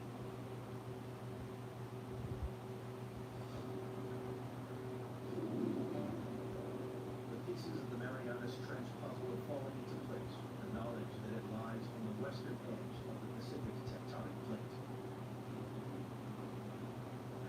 On the opposite side of the plate lies the East Pacific Ocean Ridge, part of an enormous chain of underwater mountain ranges that ring the globe to create the largest geological feature on Earth. Scientists had a hunch that this colossal ridge might help explain how the trench was formed. They found a major clue halfway around the globe, where the ridge passed beneath the middle of the Atlantic Ocean. During the Cold War, the U.S. Navy developed a new technique to spot Soviet submarines. They scanned the sea with a tool called MAD, Magnetic Anomaly Detector, which could pinpoint steel hulls lurking in the deep. But they stumbled across something else. Running parallel on either side of the ridge, they found strange stripes of magnetic rocks, alternating positive and negative away from the ridge's peak. Here's the Mid-Atlantic Ridge coming down through here, almost perfectly symmetric on either side of that are these white, black stripes, which often called zebra stripes. Geologists know the Earth is like a giant magnet with a north and a south pole. But the magnetic poles aren't fixed. Every 300,000 years or so, the magnetic field suddenly flips 180 degrees. When the field flips, a compass that was previously pointing north will swing to the south. This reversing of the Earth's magnetic field is a very interesting and exciting but very puzzling phenomenon for geophysicists to explain. Scientists think this reversal explains the stripes either side of the ocean ridge. In the 1960s, geologists discovered that molten volcanic rock, known as magma, swelled up deep underground to create the ridges of the Atlantic and Pacific. As magma wells up between the tectonic plates, it pushes the seafloor up, forms the colossal mid-ocean ridge thousands of feet high. When the rock is hot and molten, its magnetic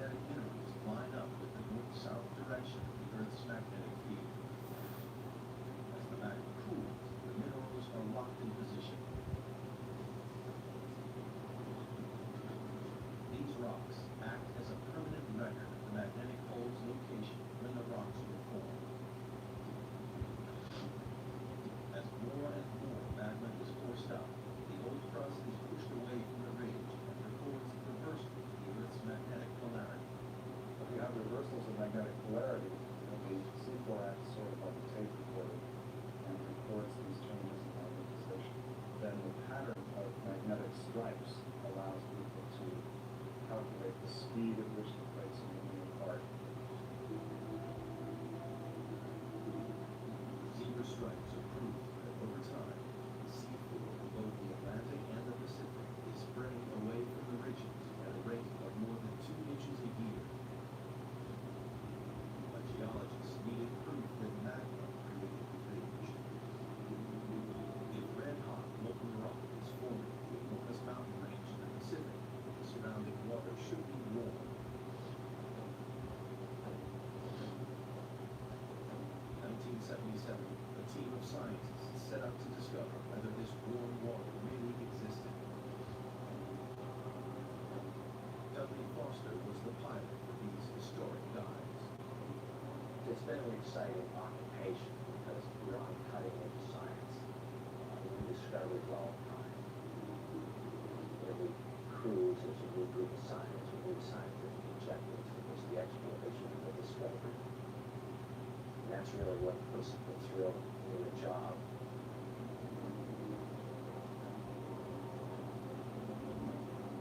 For weeks, the crew scanned the undersea mountains without success. And then they hit the jackpot. A bizarre pillar of rock, spewing hot, toxic gas. We saw the water sort of shimmering, sort of like a bubbling glass teapot. We stuck a temperature probe in there and measured 38, 39 degrees Fahrenheit, which was really amazing because the ocean's a huge heat sea. So to see something warm like that was startling. In these pillars of rock, the expedition had found the heat from the magma surging up from deep inside the earth. It wasn't warming the water evenly along the ridge. It was channeled up from strange hydrothermal vents. When you make these discoveries, you don't know how significant they are.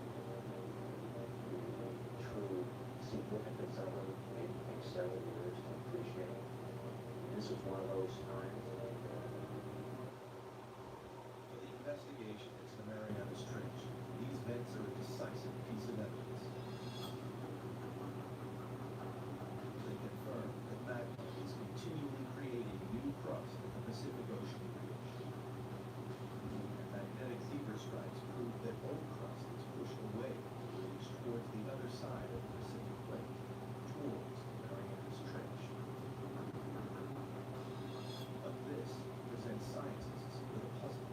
If new crust is being created at the ocean ridge, the Earth isn't expanding, then the old crust must be disappearing somewhere else. The reason that there's not getting bigger with seafloor spreading is because the same amount of seafloor is being destroyed in the Pacific.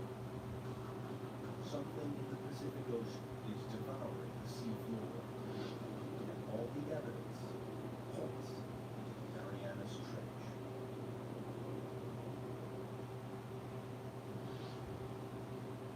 In the hunt to discover what formed the Marianas Trench, scientists now know crust created at the ocean ridge is being devoured somewhere and by something in the Pacific Ocean. They suspect the Marianas Trench is involved. But the proof will come not from the trench, but from these. The Mariana Islands, a chain of volcanoes that break through the ocean surface 200 miles west of the trench. Scientists noticed the island chain mirrors the trench's exact shape. This led them to think the trench was responsible for the island's creation. You've seen pictures of the Marianas Trench. It's curved, and the line of volcanoes that it generates is curved exactly parallel to it. Geologists believe that the trench formed the volcanoes via a process called subduction. Subduction occurs where two tectonic plates collide. As they grind past each other, the heavier plate is pushed beneath the lighter plate. The descending plate is forced down into the Earth's intensely hot interior called the mantle. It takes with it water and sediment built up over millions of years. Volcanoes form above subduction zones not because the Earth is hotter there, but because this is where we're taking the water that once was in the ocean, it's taken into the mantle, it's sweated out, causes the mantle to melt, and this magma and rises and erupts explosively to altitude.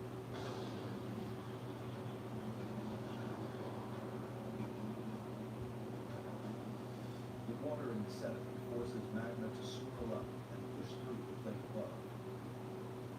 When it breaks the surface, it creates volcanoes, like the volcanoes that formed the Mariana Islands. It was subduction that formed the islands west of the trench and gave investigators the breakthrough they'd been looking for. Because here at last was a process powerful enough to create the Marianas Trench. As the descending plate dives down, it digs into the mantle. Here, the colliding plates form a trench, a giant crease in the ocean floor. It seemed that scientists had finally explained how the trench was formed. There was just one problem. A very large problem. Around the world, subduction zones cause violent earthquakes and catastrophic tsunamis. We know subduction is happening because of the active earthquakes, and these are the most devastating earthquakes. This is the earthquake that generated the tsunami in Sumatra. Also, the other very large earthquakes in Alaska and Chile.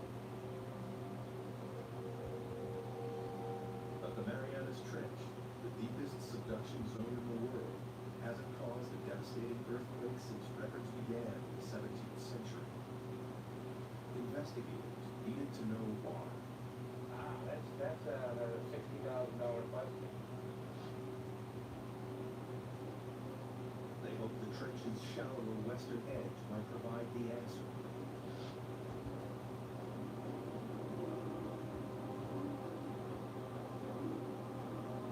Here they found an intriguing chain of underwater hills 2 miles below the surface of the sea.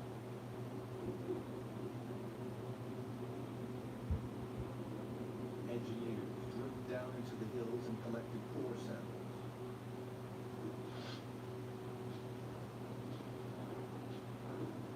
And when the scientists analyzed the samples, they discovered the hills were actually volcanoes. And they spewed out not lava, but mud. The fine powdery mud is made up of a soft type of rock that has been ground up in the subduction zone. It seemed this soft rock might explain why there have been no major earthquakes at the Marianas Trench.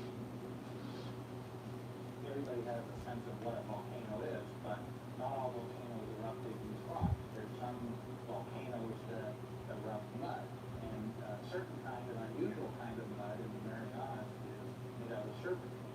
And serpentine is a very weak rock, and it can be scratched with a knife or something like that. Investigators realized the grinding plates crush the soft rock to form a lubricating mud that prevents large earthquakes. Then the mud bubbles up to the ocean floor, where it forms the strange mud volcanoes found along the trench's western edge. Other parts of the world, like the Andes or maybe Indonesia, you've got two plates that are grinding together, and one of the plates is quite strong. And if it takes a big earthquake to rupture that plate, but if these rocks are weak, like they are in the Marianas, where you've got these serpentites, those are very weak, and it doesn't take much energy at all to get the two plates to glide one past the other. At last, geologists had discovered what created the Marianas Trench. 50 million years ago, the Pacific Plate slipped under the edge of the Philippine Plate. As it bent and dived into the Earth's mantle, it formed the colossal Marianas Trench. And the plate is still moving. Like a giant conveyor belt, the Earth's crust travels slowly across the Pacific Plate, from its birthplace in the East Pacific Ridge to its graveyard 10,000 miles away in the Marianas Trench. Today, the Pacific Plate's movement can be tracked in real time. Confirmation has come from GPS technology, where we can actually put a transmitter on an island and come back year after year and actually follow it moving a few centimeters a year towards the trench. It's devouring the crust at a rate of 3 inches a year, about as fast as a human fingernail grows.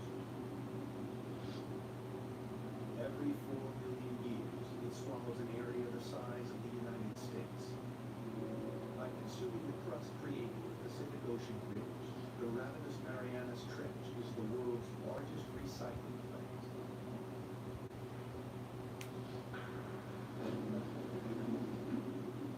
But there was one remaining and major piece of the puzzle to find. Scientists still didn't know why it is the deepest trench on Earth. They suspected the age of the seafloor at the bottom of the trench may provide the answer. It turns out there's a really strong relationship between the age of the seafloor and its depth in the water. In 1999, a team of deep sea drillers returned to the trench to collect core samples. One great thing about drilling ocean crust is we actually got pieces of it. So we're holding our hands here, the material that's actually getting subducted at the Marianas Trench, and it turned out to be 170 million years old. So we can say with confidence that's the oldest ocean floor before it's getting swallowed up in the mantle out the trench. But why is this piece of rock the oldest on the ocean floor? The seafloor of the Marianas Trench is so old because it's been so long since it was born. So it was born in the equivalent of the Eastern Pacific today, and it's just been going on longer than any other place in the ocean's floor exists.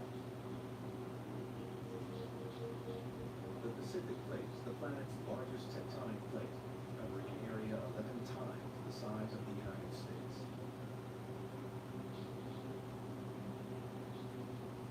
When crust bubbled up at the ridge 170 million years ago, it was light and buoyant. But as it traveled 10,000 miles across the plate, it cooled and became compact and dense. Over millions of years, the dense crust got heavier and began to sink into the mantle below.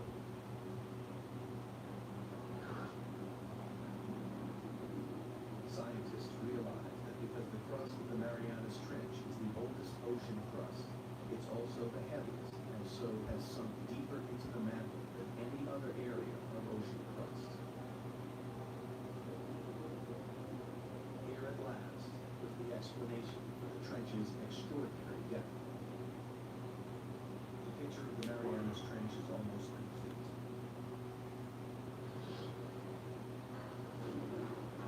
The investigation into the Marianas Trench has one final puzzle to solve. At the trench's southern end, the seafloor plummets a further 10,000 feet into a 7-mile deep chasm called the Challenger Deep. It's the lowest point on the planet. And so far, scientists have been unable to explain why this one section of the trench is so deep. Now, they believe the shape of the descending tectonic plate may hold the answer. The Challenger Deep, in addition, is a little bit deeper because of some peculiarities to how the slab is going down. A narrow slab of crust that's torn away from the Pacific Plate's descending edge. Well, it's basically got to do with how the slab pushes the mantle out of the way. Where you have a narrow slab, like you have at the Challenger Deep, it can sink almost vertically because the mantle that it's trying to displace can move around out of the way. Investigators have finally unraveled the mysteries of the Marianas Trench. In the process, they've made a discovery with implications that stretch far beyond the trench itself.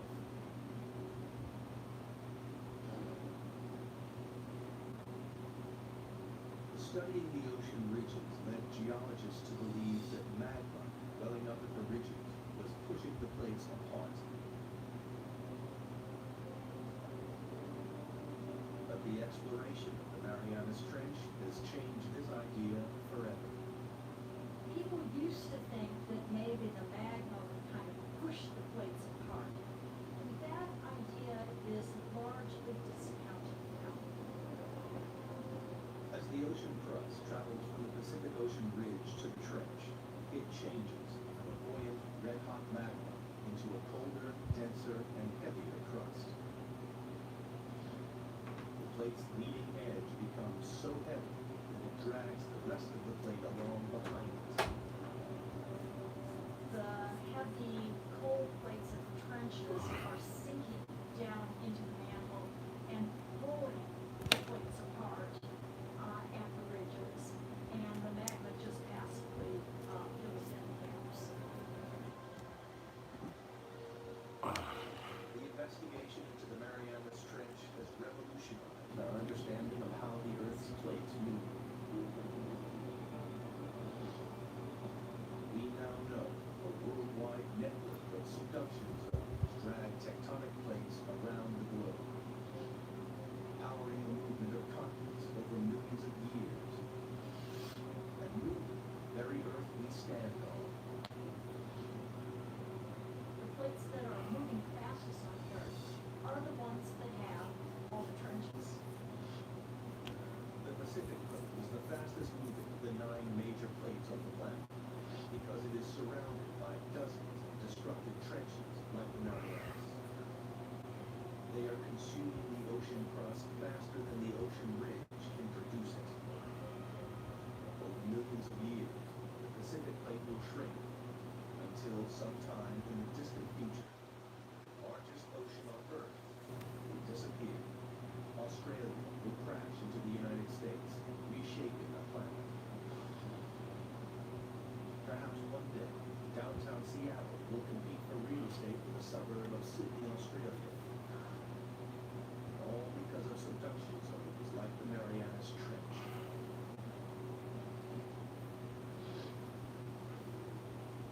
But for all its significance, man has only ever dived to the bottom of the trench once. There are no immediate plans to return. Imagine asking someone,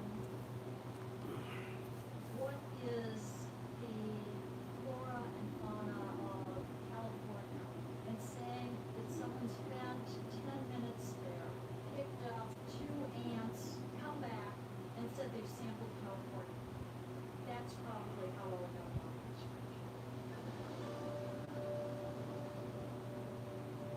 To date, less than 5% of